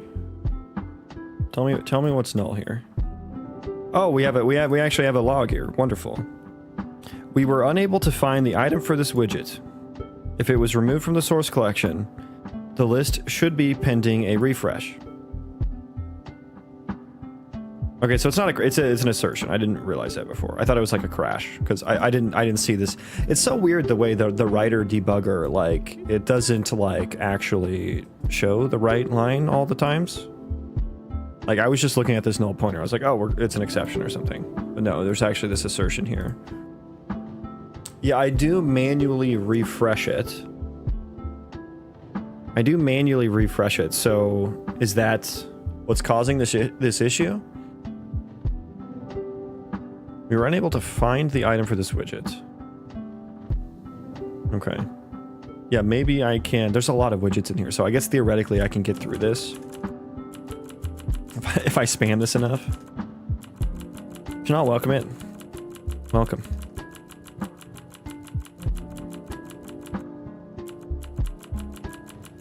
Okay, just spamming. Just gonna spam it.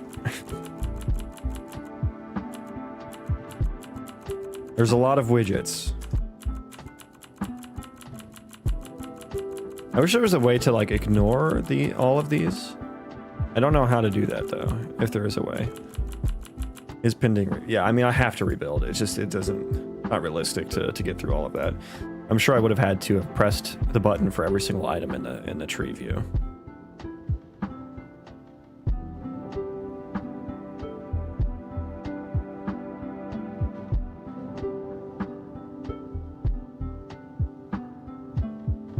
Are we going?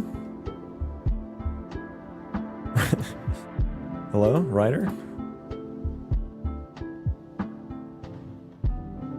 Ryder is in a really weird state right now, where we're apparently building. Okay, I canceled, but we're apparently still building right now.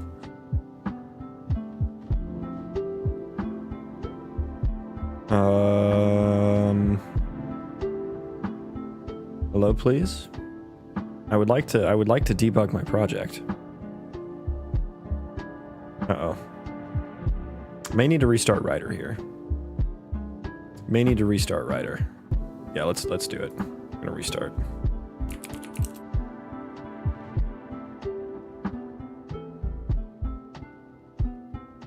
Hello? There we go.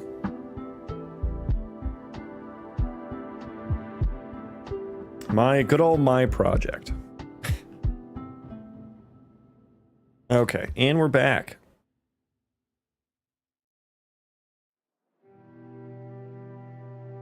Okay, so we gotta load that before we can build back. So the issue we're dealing with, let's recap. I changed the, I guess it's the data backing whether or not the tree view like checkbox and or incrementer widgets. And that caused this assertion to get a hit. We were unable to find the item for this widget, which happens on like a, I guess it's like a handle item selection. What was it? Deselect item or whatever. It happened when I scrolled.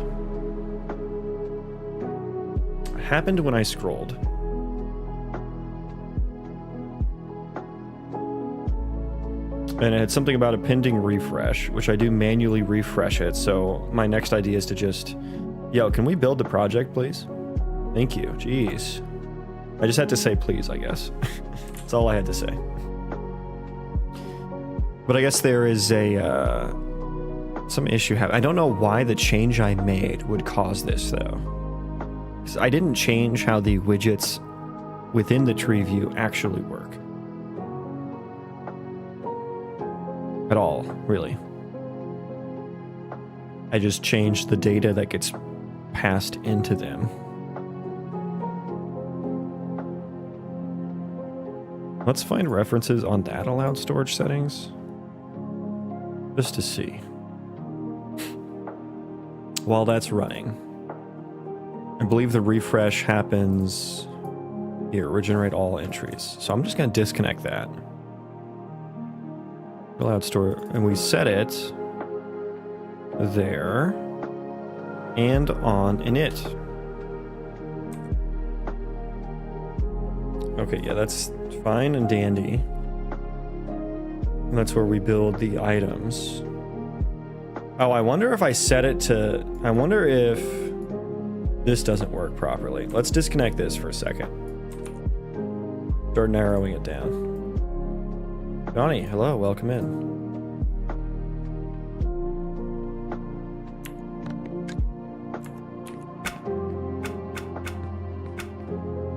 Okay, nothing yet. And also my code doesn't work. It doesn't work.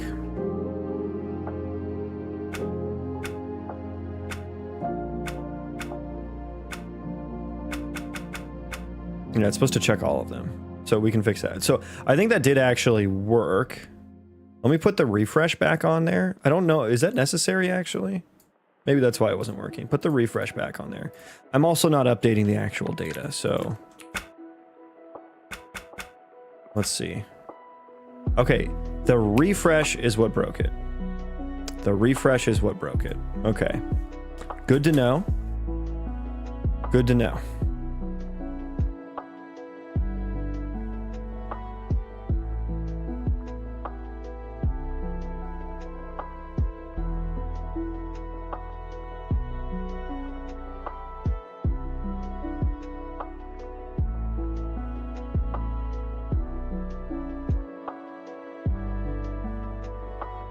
So I'm thinking that we need to fix this, some of this code here. So it'll be in here. Yeah, this. So I'm going to wire that back up. Take out the refresh. Let's see if that still is fine.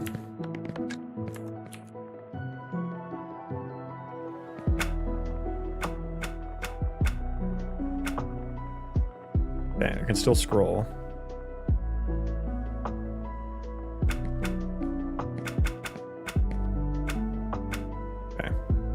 That still works. Okay. I don't know if I need that refresh or whatever there. If you ever feel like the engine isn't crashing enough, start using TLSS. I'll keep that in mind if I ever need more crashes. Process leaf tags.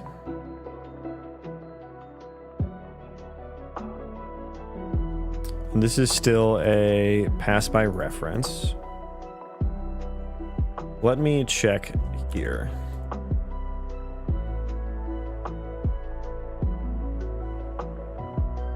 And also, I would like to check this as well.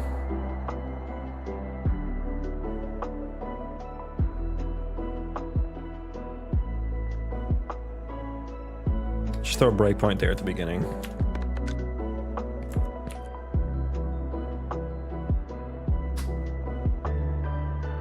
Cloud storage settings is empty. That makes sense. Oh, I have to do that for every checkbox. Okay.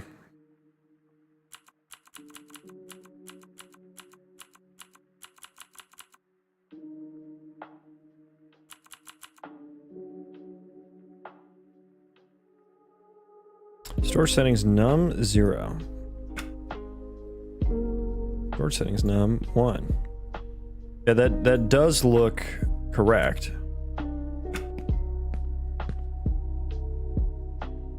Num storage settings 1. Okay, so it's not adding the parent in there. Now it does. Oh, because we're only adding the children. Okay, so if I uncheck that, that should get rid of all of it. Yeah. But we don't refresh. Okay, so that's kind of the issue there.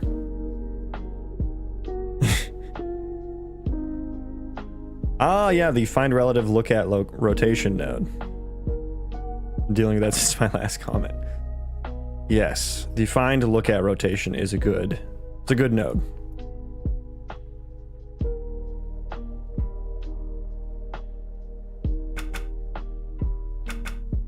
Okay, what's a better way to regenerate or refresh the entries or something? Because like request refresh. Is that better than regenerate all entries? Let's find out. Let's save all here.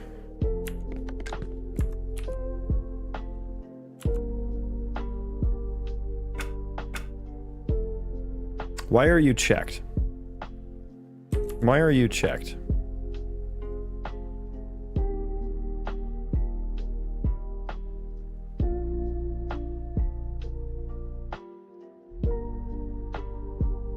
Well, because it has all...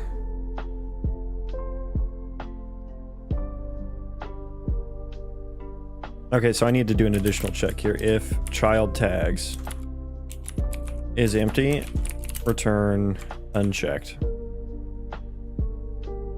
I think that was the issue with that, with the leaf most being checked.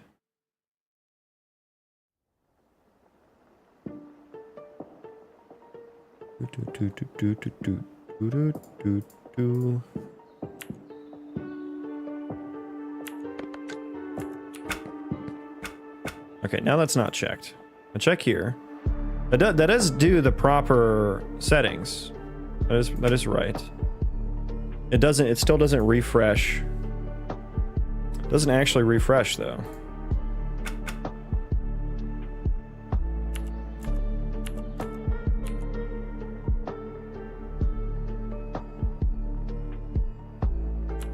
Where am I debugging at? It didn't like that debug? It's not even building properly.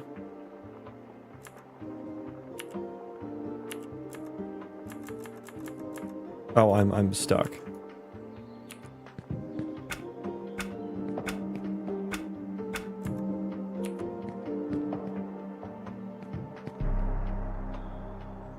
Okay, it's not even working properly.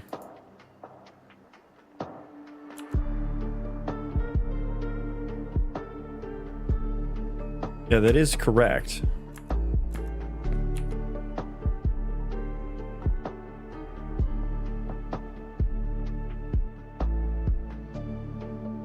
On storage settings changed. Why is that? Why is on storage settings changed happening at that point? Why is it happening when I create the list?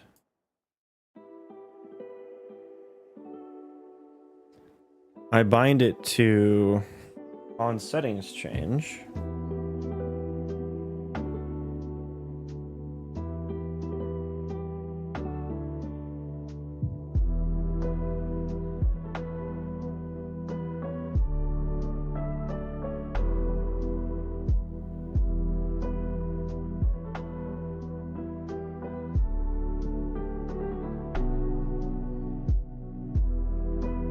On settings, why is this getting called when everything's like created though? Bind event to on settings changed on the entry.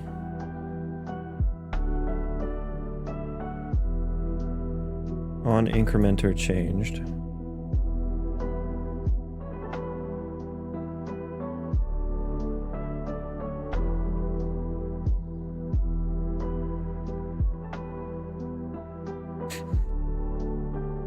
Yeah, I guess when it gets initialized, we set. Becomia, welcome in. I like the lo-fi playlist. Nice. Glad you like it. Yeah, it's a good one.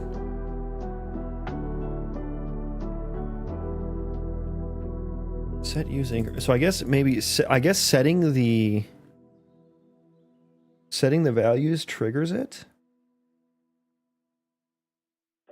when it gets created.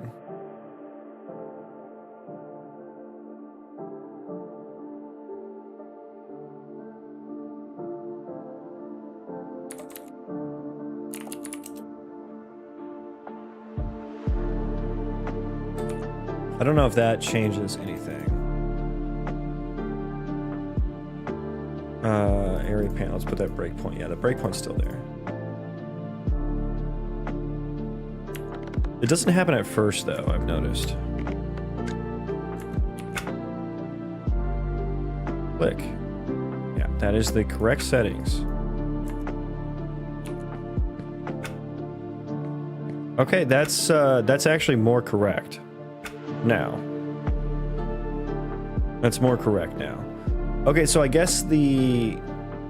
Let me think about that. Now what are the store settings? Yeah, that is correct. That is correct.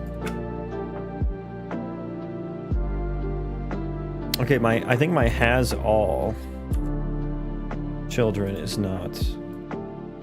Oh, right, because I need to keep getting the children. Yeah. Get the children. Winning question mark. Yeah, that's right. Winning? Yep, that's right. Okay, so I need to, yeah, right, I need to recursively check.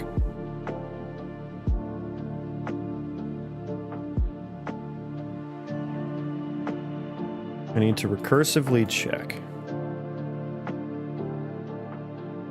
Which means I need to go through here for each child tag.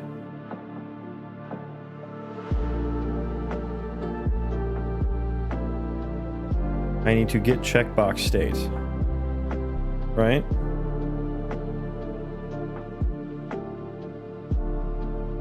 Because I guess only the rootmost ones are going to be stored. Or not the rootmost, the leafmost, sorry. The leafmost ones are going to be stored. So I guess for each one of these, I need to get the checkbox state of it.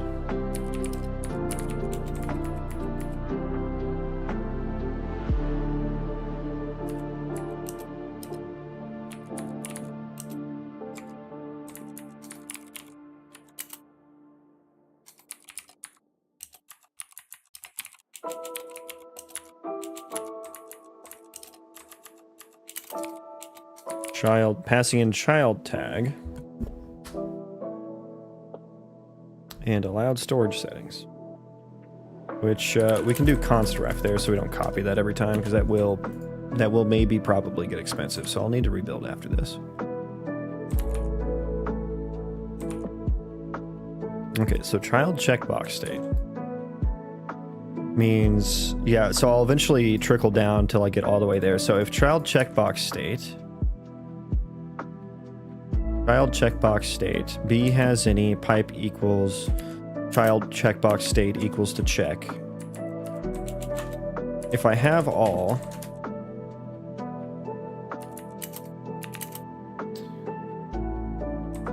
or rather if child checkbox state equals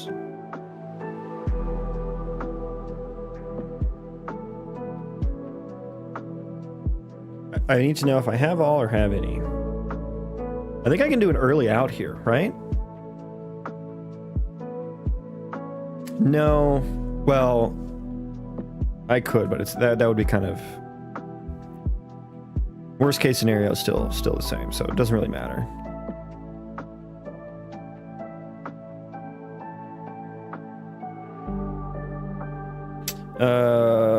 If the child checkbox state is undetermined,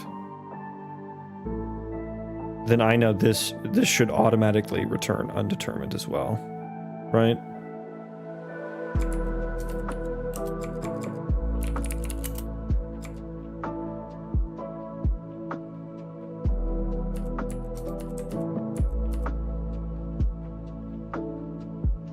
Yeah. Because it would never be, yeah. So that's the early out. Now B has any. If I B has all, if I B has all and child checkbox state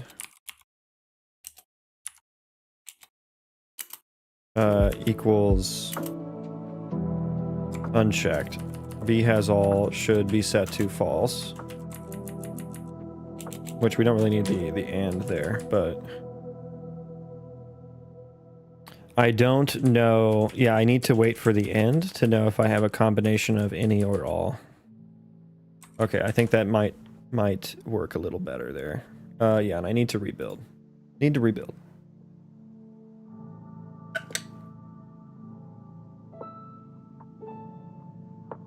Thanks for joining me today, everyone. Hope you're all having a wonderful day. Hope you're all being productive, and I hope you're not letting the Quaternions keep you down.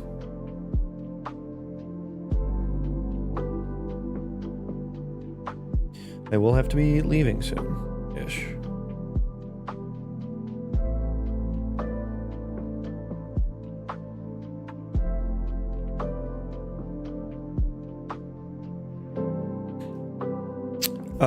Ryder, I would like you to build, please. That would be very nice of you. Can you please build?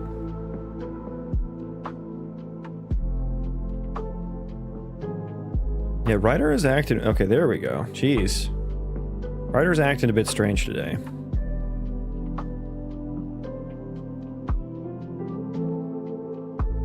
Yeah, Ryder, you're only using 10 gigs of memory. Are you feeling okay? Thanks, man. I should be in bed. I work night shift. Oof, yeah, man. You gotta get sleep. Sleep is one of the most important things. That sets the tone for your entire day. Sleep and diet.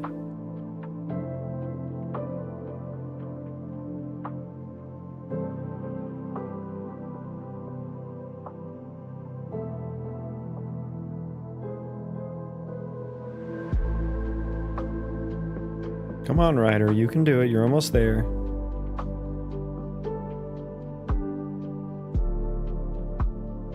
Okay.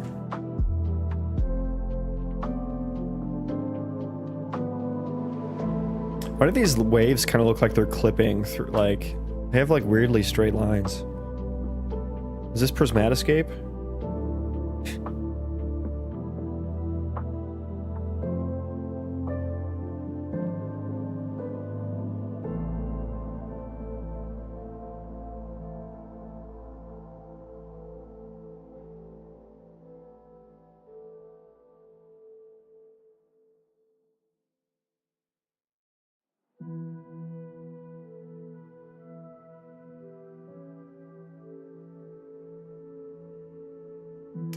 I really wish I understood what made it take so long to boot up better.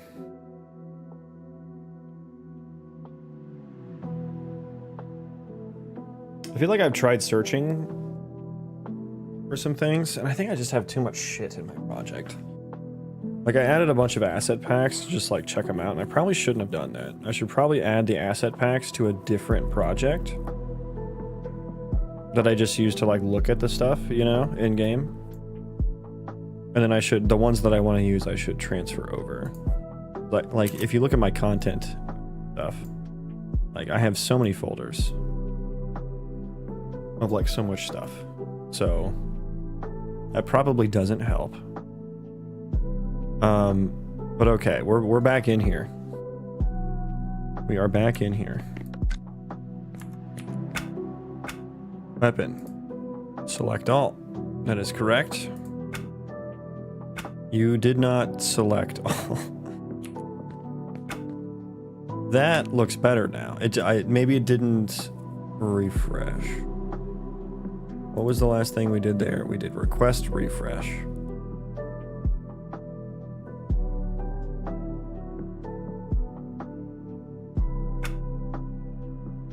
Okay. Yeah, the middle. No, that works fine. That works fine actually.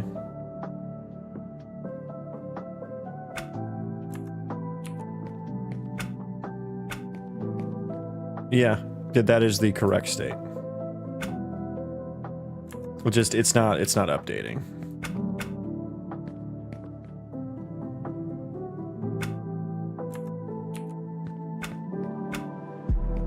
Okay. Okay, so dare I try to regenerate all entries?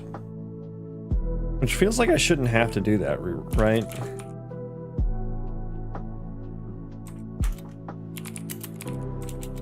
What other functions do I have here?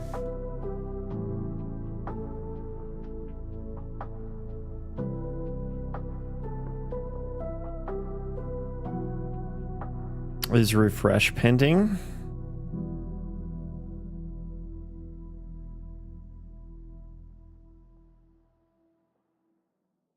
I mean, those are the only two functions I have for the list view. So it's either request refresh, which does not account for changes with existing items.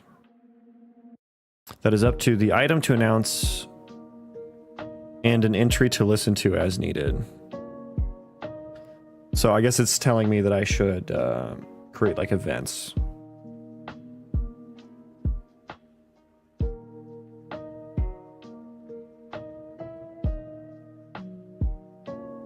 I guess that's what. Let me try to do this still. If this still crashes, then I'll change to doing that.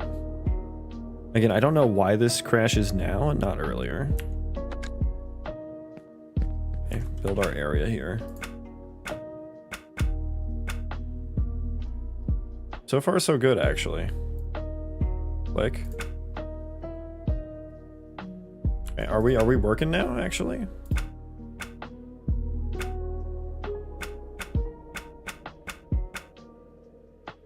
I think we're actually working now. Okay, sick.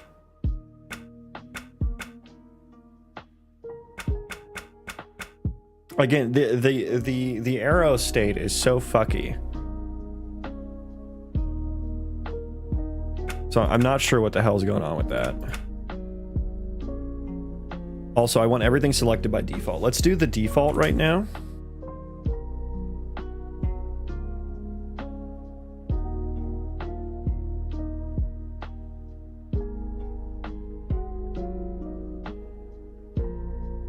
Let's do the default. Where should I put that at?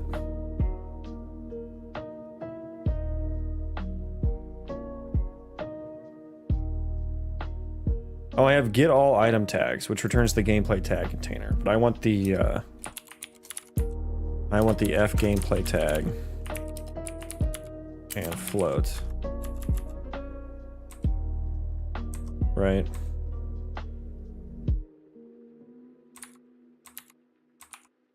This is more so has just turned into the get the default for allowed storage settings.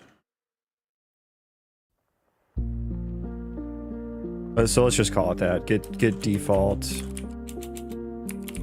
storage settings.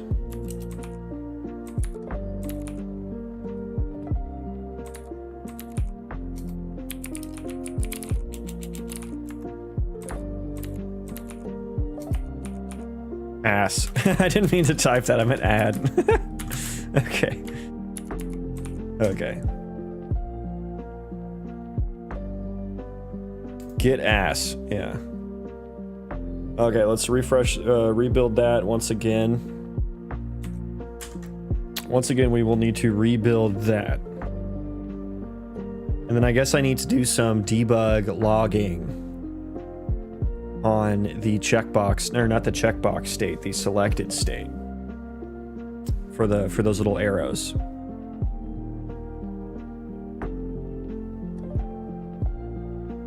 And I wonder if it's because I regenerate all entries, which like releases and rebuilds. Dude, again, 19 things. I changed one function, 19 rebuilds. Oh, yeah, these should not live directly on the. These should not live directly on the game mode.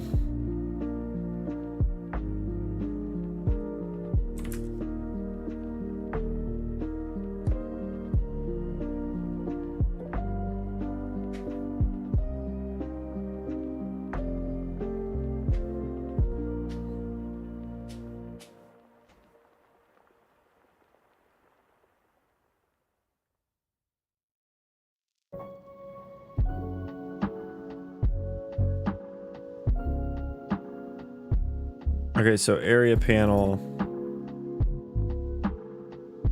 Whenever it's really on the area building object that I'll need to do the default. It's because it's like whenever it gets created, right? So the area building data, yeah. But really on begin play. Area building data.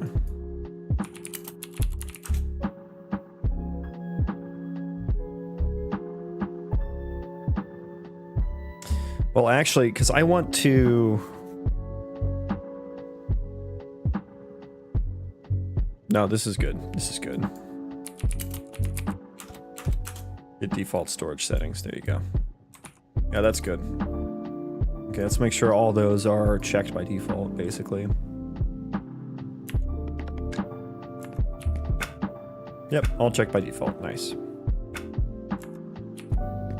Nice. Yep.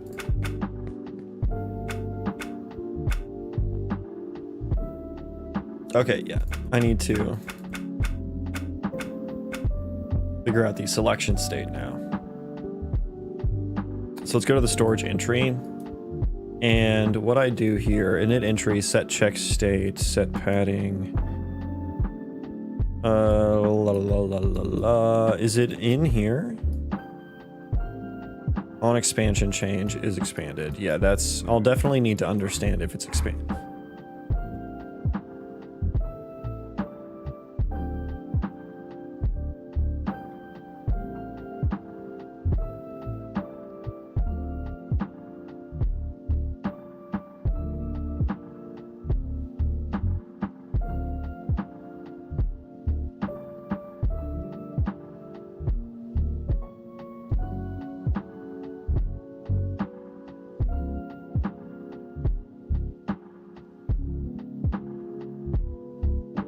Okay. Apologies. Yeah, I think maybe I need to do this part here. Let's make a quick set expanded icon.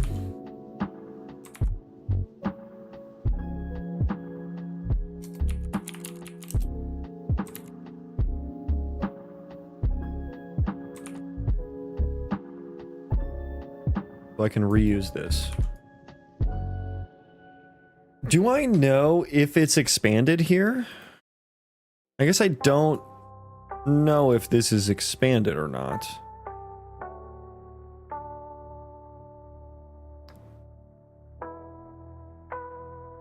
Kidivichnikov, hello, welcome in. Do I need to store the expanded state on the item? I might need to. Do I store the item itself? I do store the item itself. Yeah, I'm thinking maybe I should. Storage settings item. Let's just do expanded here. And then in where is it? Entry. That expanded icon. Set expanded.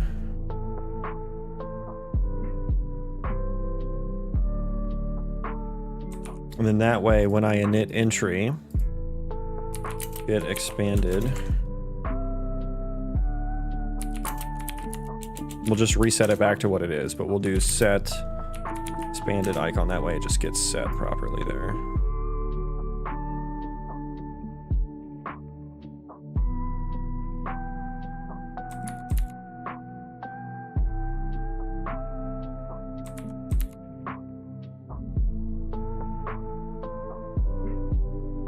This is getting a bit messy.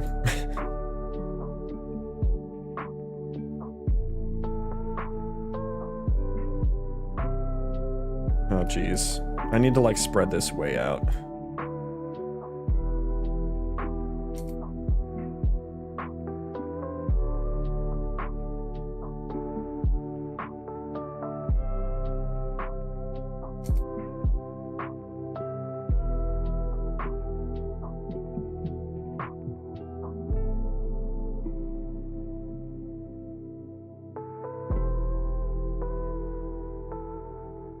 Okay.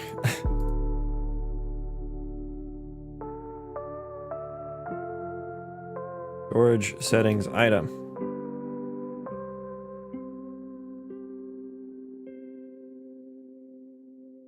Okay. Okay. That is spread so far out now.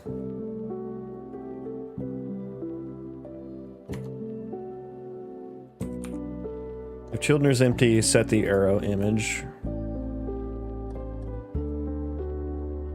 Maybe I should handle that in the set expanded icon.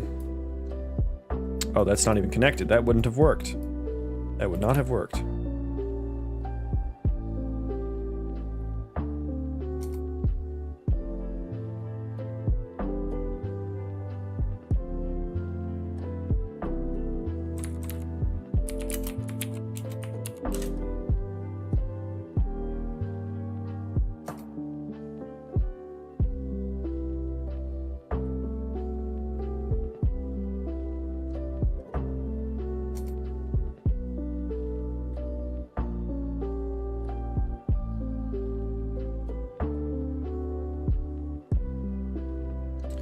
Oh, the noodles. Okay, the noodles have been tamed. The noodles have been tamed. Doth that work?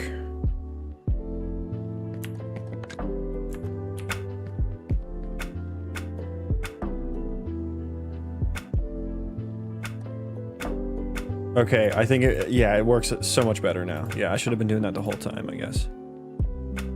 I should have been doing it the whole time. Okay, so we're back to making it work, guys. We're back to where we started. Winning. We are winning the game. So now I need to check the inventory. And I'm thinking now that this is the case, I need to set show mouse mode or whatever when I have the inventory open.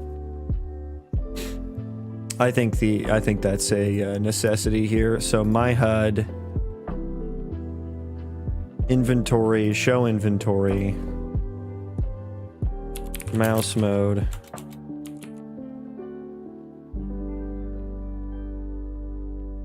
Switch to mouse mode. There and on target inventory. And then when we hide it, switch to no mouse mode. Should maybe be named cursor mode or something. That is on hide target inventory and I guess here too. Oh, set desired size in viewport. Hang on, do I still need that? That might be... I don't know that I need that anymore.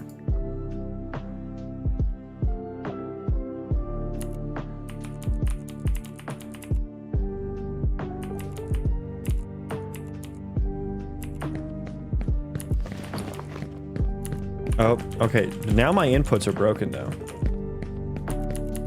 All my inputs are broken. Wait, what? Why? That shouldn't happen, right? Yeah, why is it breaking my inputs?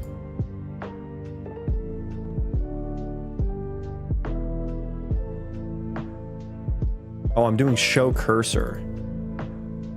Show cursor. Okay, so I was using the wrong one. Okay, that would make sense. Is there hide cursor? Yeah. Okay, so yeah, we don't need that. Confirmed. Show cursor. And that's for show inventory, show target inventory. Yeah. Do I shouldn't use this anymore. I should delete this so I stop using it.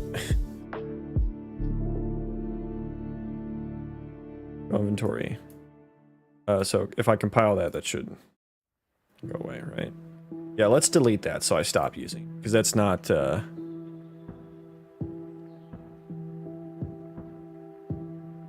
switch to mouse mode. Delete. Yes. Switch to no mouse mode. Do you have any usages that I need to replace? You do. I don't know. Switch to no mouse mode. Okay, maybe that one is needed. But only on start.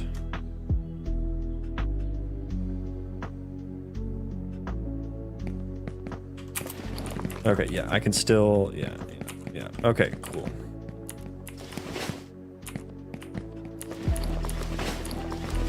Okay. Go my colony. Go inventory. Show my inventory. So now I can like transfer between inventories too, you know?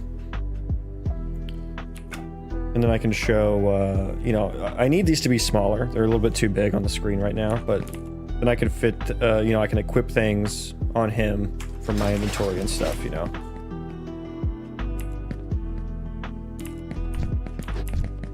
Okay, so let's see what happens when I click some of these now.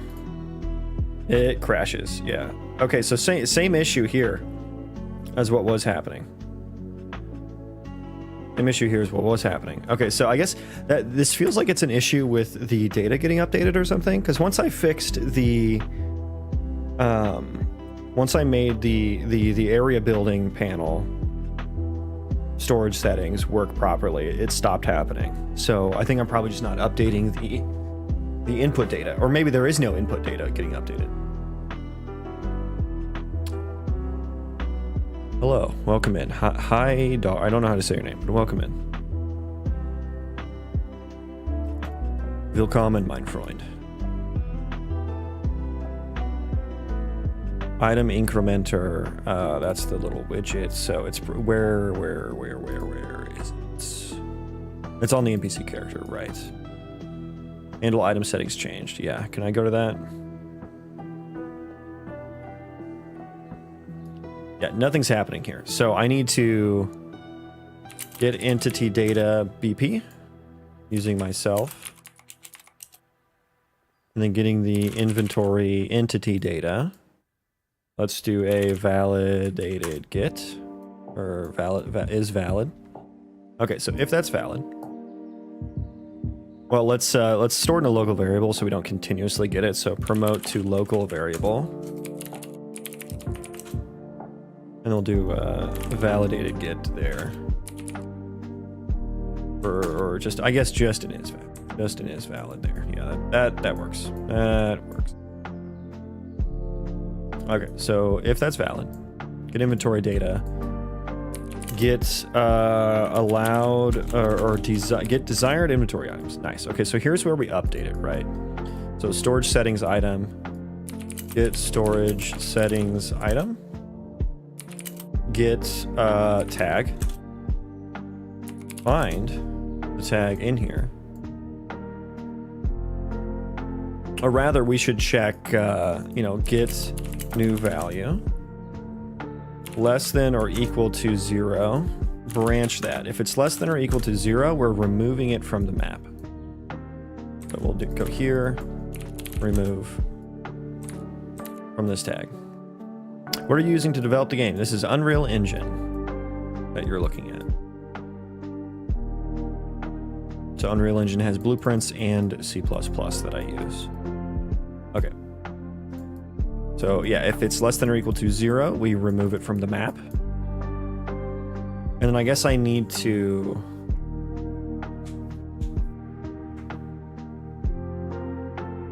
This Lo-Fi Skyrim? I believe so. I believe so. Yeah, Bits and Hits on YouTube for the playlist. And Spotify. Good little track. Yeah, but if I found it, it should be... Is there a find or add? No, it's just a find. I mean, I suppose I can add with the new value, just using the new value, and that should overwrite it, right? It doesn't matter if it's in there or not. Yeah, there's a lot of good ones. There's the Age of Empires ones are really good. There's Lo-Fi Zelda, that's really good. Witcher in there as well. Some Dark Souls stuff. Age of Mythology as well. They're all like really good. Hollow Knight. There's some Hollow Knight in there. Yeah. Okay, so that's how the data gets updated. But I guess after this happens, I need to pass it back in, or no, because it's gonna be updated in place as well. So this is just for yeah. Okay, so when we increment the incrementer, I am setting the value of the incrementer itself.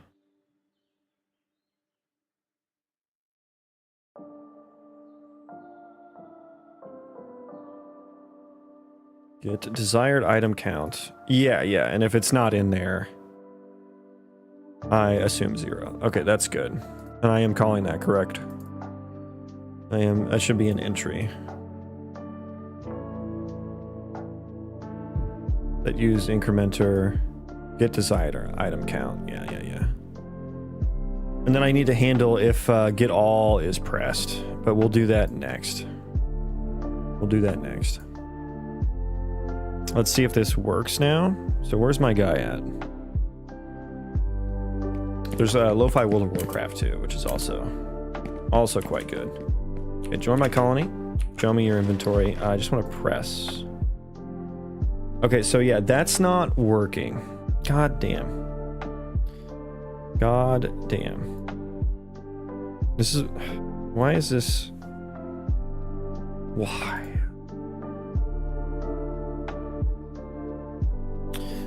We're unable to find the item for this widget.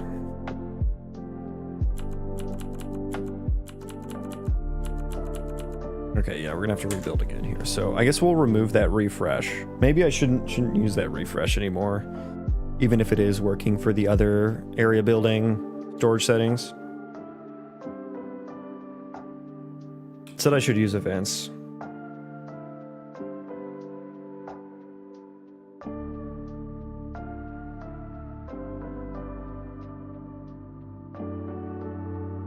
Which I guess if I have the storage settings item, I could put the widget that it belongs to on the item itself and update it. Let's go here. Get rid of the regenerate all entries, which I think is what's causing the issue.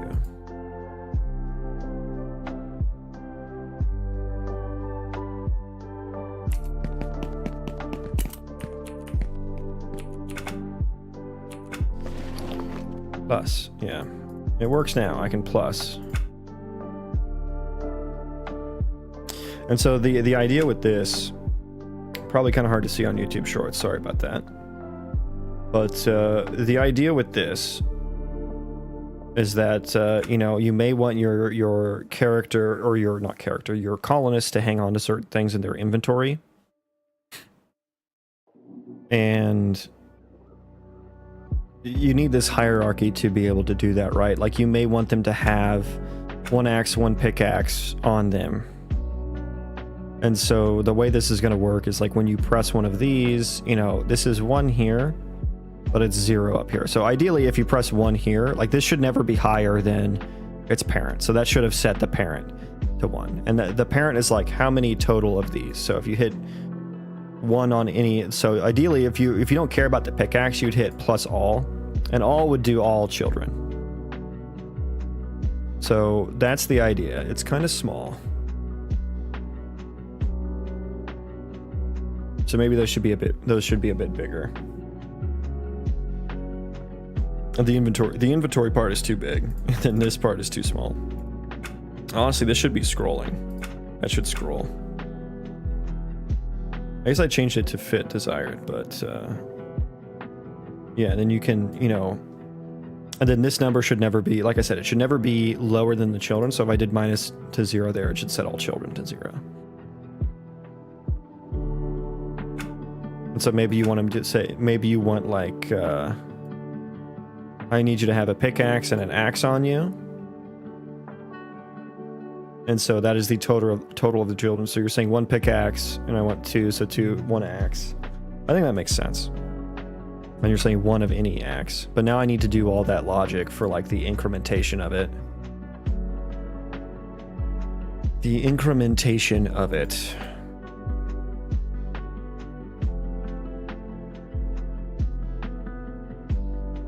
So yeah, that should probably be a CPP function too. I might do that next time. That might be next stream, or after work today or something.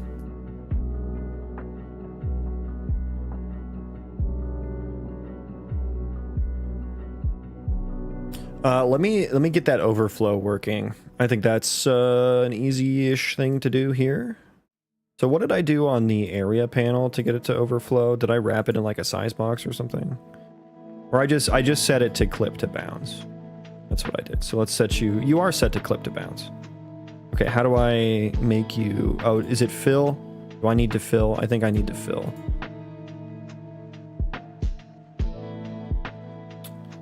Make sure, did that break? That didn't break my area UI, did it? No. Okay, you're scrolling. Wonderful.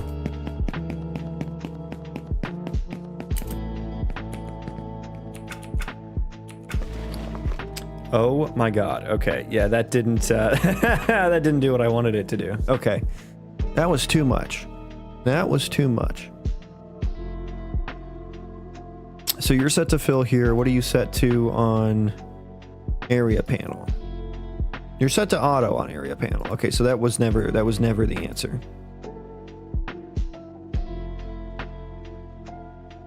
You are set to clip to bounds there, and you are set to clip to bounds here. So you are in a horizontal box. You are in a border. No, you are also in a horizontal box.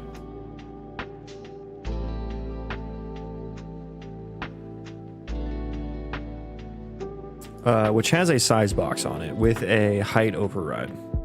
So I guess that's the difference. There is no... Yeah, we're doing desired size on here. So in the HUD, is there a max? No, I guess I would need to add that on here. Yeah, maybe that's a problem for a different day, because I don't know how I'm going to display, like, multiple bags and stuff in your inventory. I don't know, actually, because that would take up some considerable screen real estate.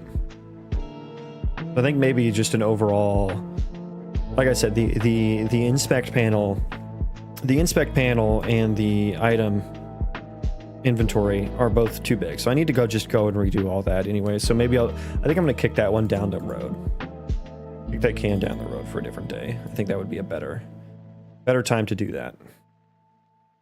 So I'm going to get off soon, but I'm going I'm gonna give one last moment to kind of talk about my game here for those who don't know.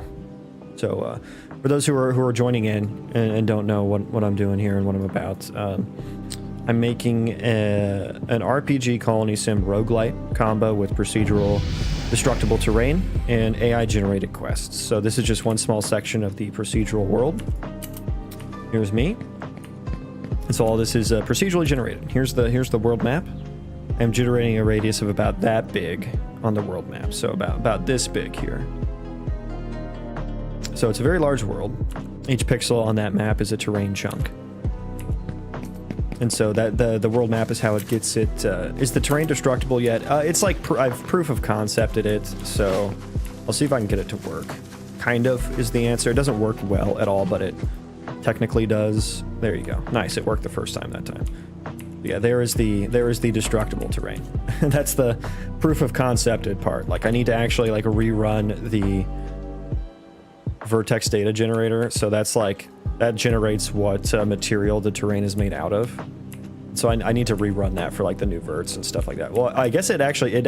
That reran it. Wow. I didn't think that would work. It missed that vert, I guess, though. But yeah, it's obviously not a very useful shape, right? So that'll be like a whole saga that we go down. But the game is going to be something like Vanilla WoW plus RimWorld plus like Hades. And so the flow is going to be something like, you know, you have multiple classes to pick from with unique abilities. And a lot of abilities, right? You can see my bars already. But I don't want to be one of those games that just has like, you know, 4 abilities plus an ultimate. You know, I want like a lot of things to choose from because I think that makes combat really fun and interesting. Combat will be similar to something like Vanilla WoW. I'm hoping to make it a little bit more interactable than Vanilla WoW, you know, have some actual aiming and stuff like that. So it's not entirely tab target. Here's a little bit of that. The fireball, dot him up. So he's got a dot on him. I'll root him. So he's rooted. I'll do a little bit of melee here. Do my cleave ability. I will cleave him. Then I'll just, yeah, there you go. So he's dead. Out of mana, but I got a mana tick, so I'll heal. Yes, yes, yes. Thank you for interrupting my heal. But so that's a little bit of combat. But the flow of the game is going to be like you level up. If you die, you start over at level 1. Have you released games before? Nope, never have. This is my first game. But you know, some cadence. I don't know what it'll be, but every few levels, you will get a set of random abilities to choose from. I'm thinking like 3 abilities that are unique to your class that you'll be able to choose from. And so you'll start building out your build here, and then you have a talent tree. This is just like a small, you know, proof of concept again. Talent tree here with really shitty UI. But yeah, you'll have a talent tree, so that'll be static for every playthrough, and so you'll need to pick talents that are complementary to the abilities you've gotten. Now, as you run through the world, you'll be recruiting colonists in various ways, interacting with different NPC-ran colonies with different factions and stuff like that. There will be AI-generated quests. Wild to think your game will drop before GTA 6. I would not... I don't know. I wouldn't be so sure. Come back in 5 years and see if that's true. How long have I been working on this? Over 2.5 years now. Over 2.5 years. And I didn't know anything about like game dev or Unreal Engine or procedural generation before that, so been a long learning journey. But you know, you'll be running around the world, you'll be kind of building your own colony, and you can recruit colonists to like do tasks for you. So I can say like, hey, join my colony. And then I can say something like, I don't know if there's anything he can okay, follow me. Follow me, sir. See if I can get him to like forge. Well, I can have him build something for me real quick. So there's a building system, you know, I got like a little... Can you stop interrupting me? Thank you. So you could say like, yeah, build. So I could say, hey, you should construct. No, you could say, hey, go construct one thing.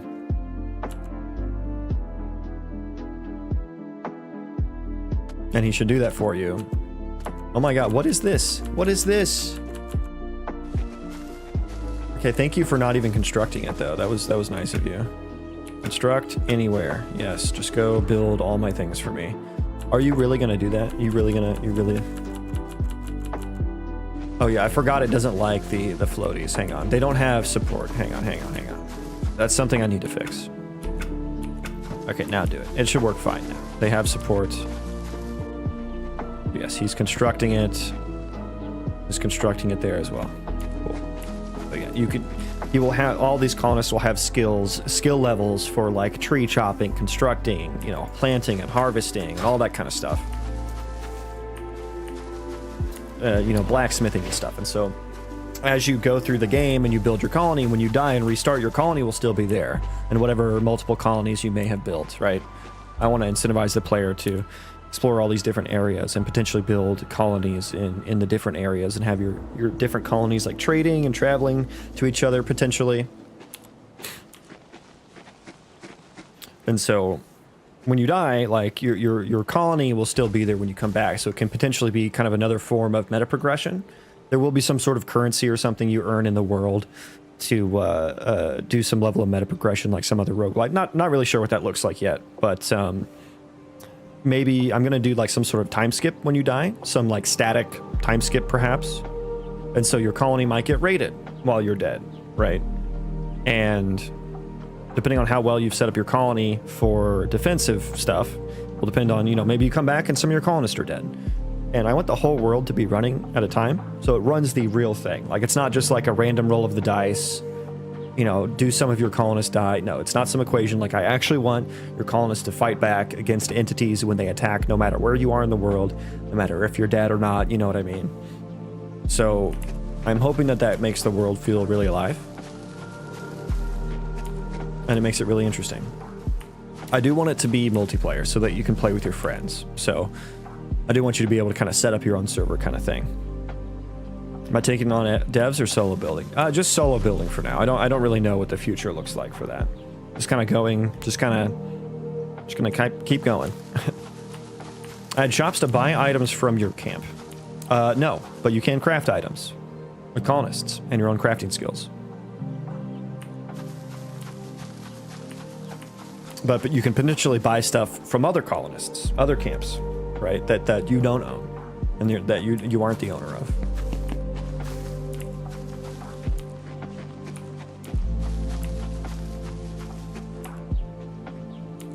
So that's kind of the flow of the game, and then of course I'll do, you know, some boss level things. What I would really like to do, I still need to work on like procedural points of interest.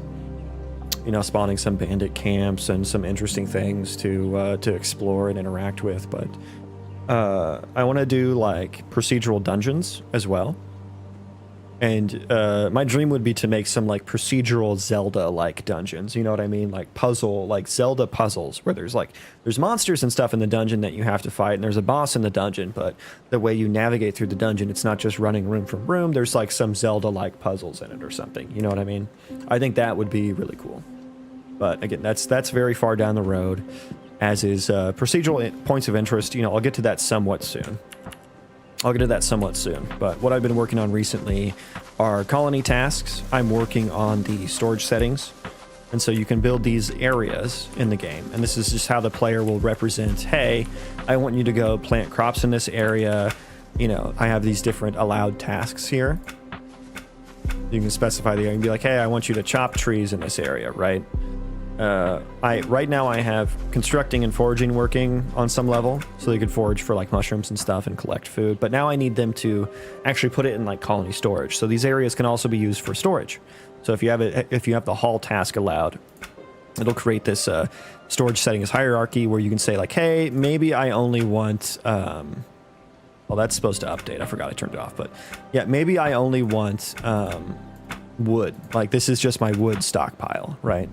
So you can kind of put different stockpiles around your colony, and because they actually have to run to where they need to go, like you may have someone who needs to construct things and they're building things out of wood, so they need to go to the wood stockpile. So you want to, the way you set up your colony and how efficient it will be, how you build your paths and stuff like that, that'll all matter. And so I'm working on the hauling task now.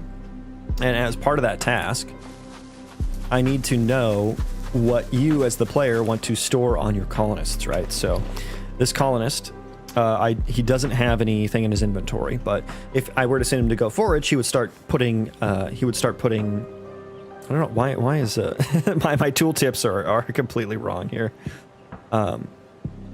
He would start putting like the mushrooms or whatever he forages into his inventory. Then he needs to, you want him to put that in the colony storage or containers or whatever. So what I need is a way for you to specify. The name should be changed. It should be desired inventory items. But like you might want him to. I want you to keep a pickaxe on you and an axe on you to chop trees and to mine, right? So this is what you would want that to get set up as.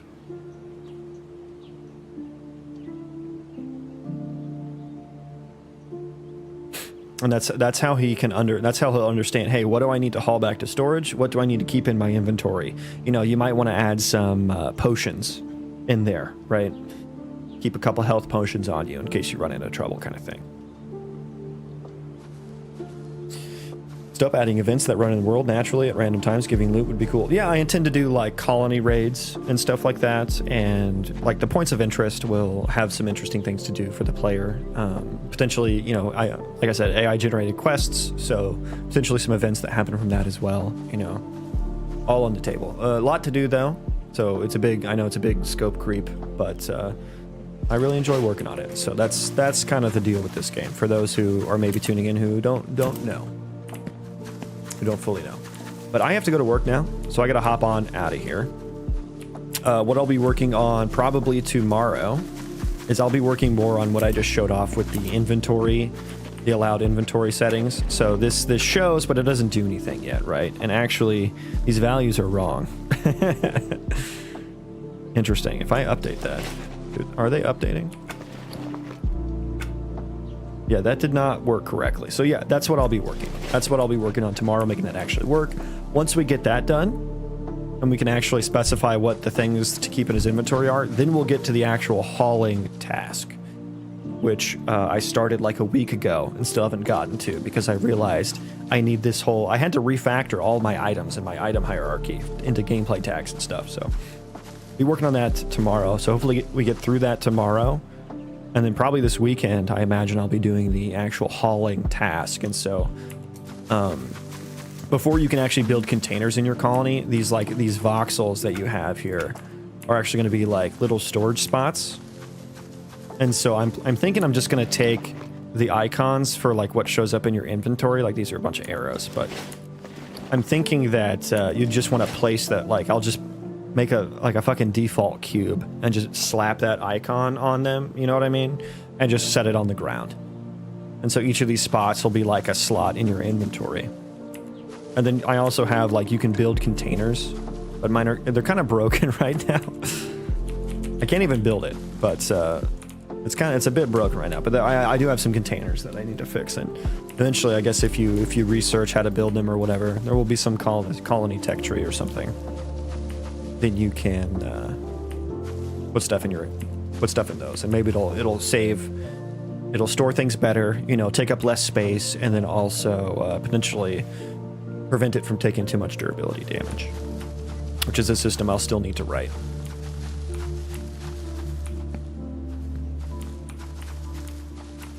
Keep going, man. I look forward to playing. Hell yeah. I hope to get it into somewhat of I imagine like a year from now. I'm gonna say maybe a year from now I'll have it in some state where, maybe I can start a little, public test server, and then maybe I can have followers or viewers or something hop on, and play around. We'll see how well that runs. I imagine it's going to take a lot to actually get it to run well. Like it's not really fully multiplayer yet, so there's a lot of work to do there. Still a lot of work to get it fully multiplayered, Get all these entities running well. There's a lot I need to do. Hyperon, hey there. You came in at the end of the stream. We're about to get on out of here. So we gotta find someone to raid. Raided you. Let's see, who is on here?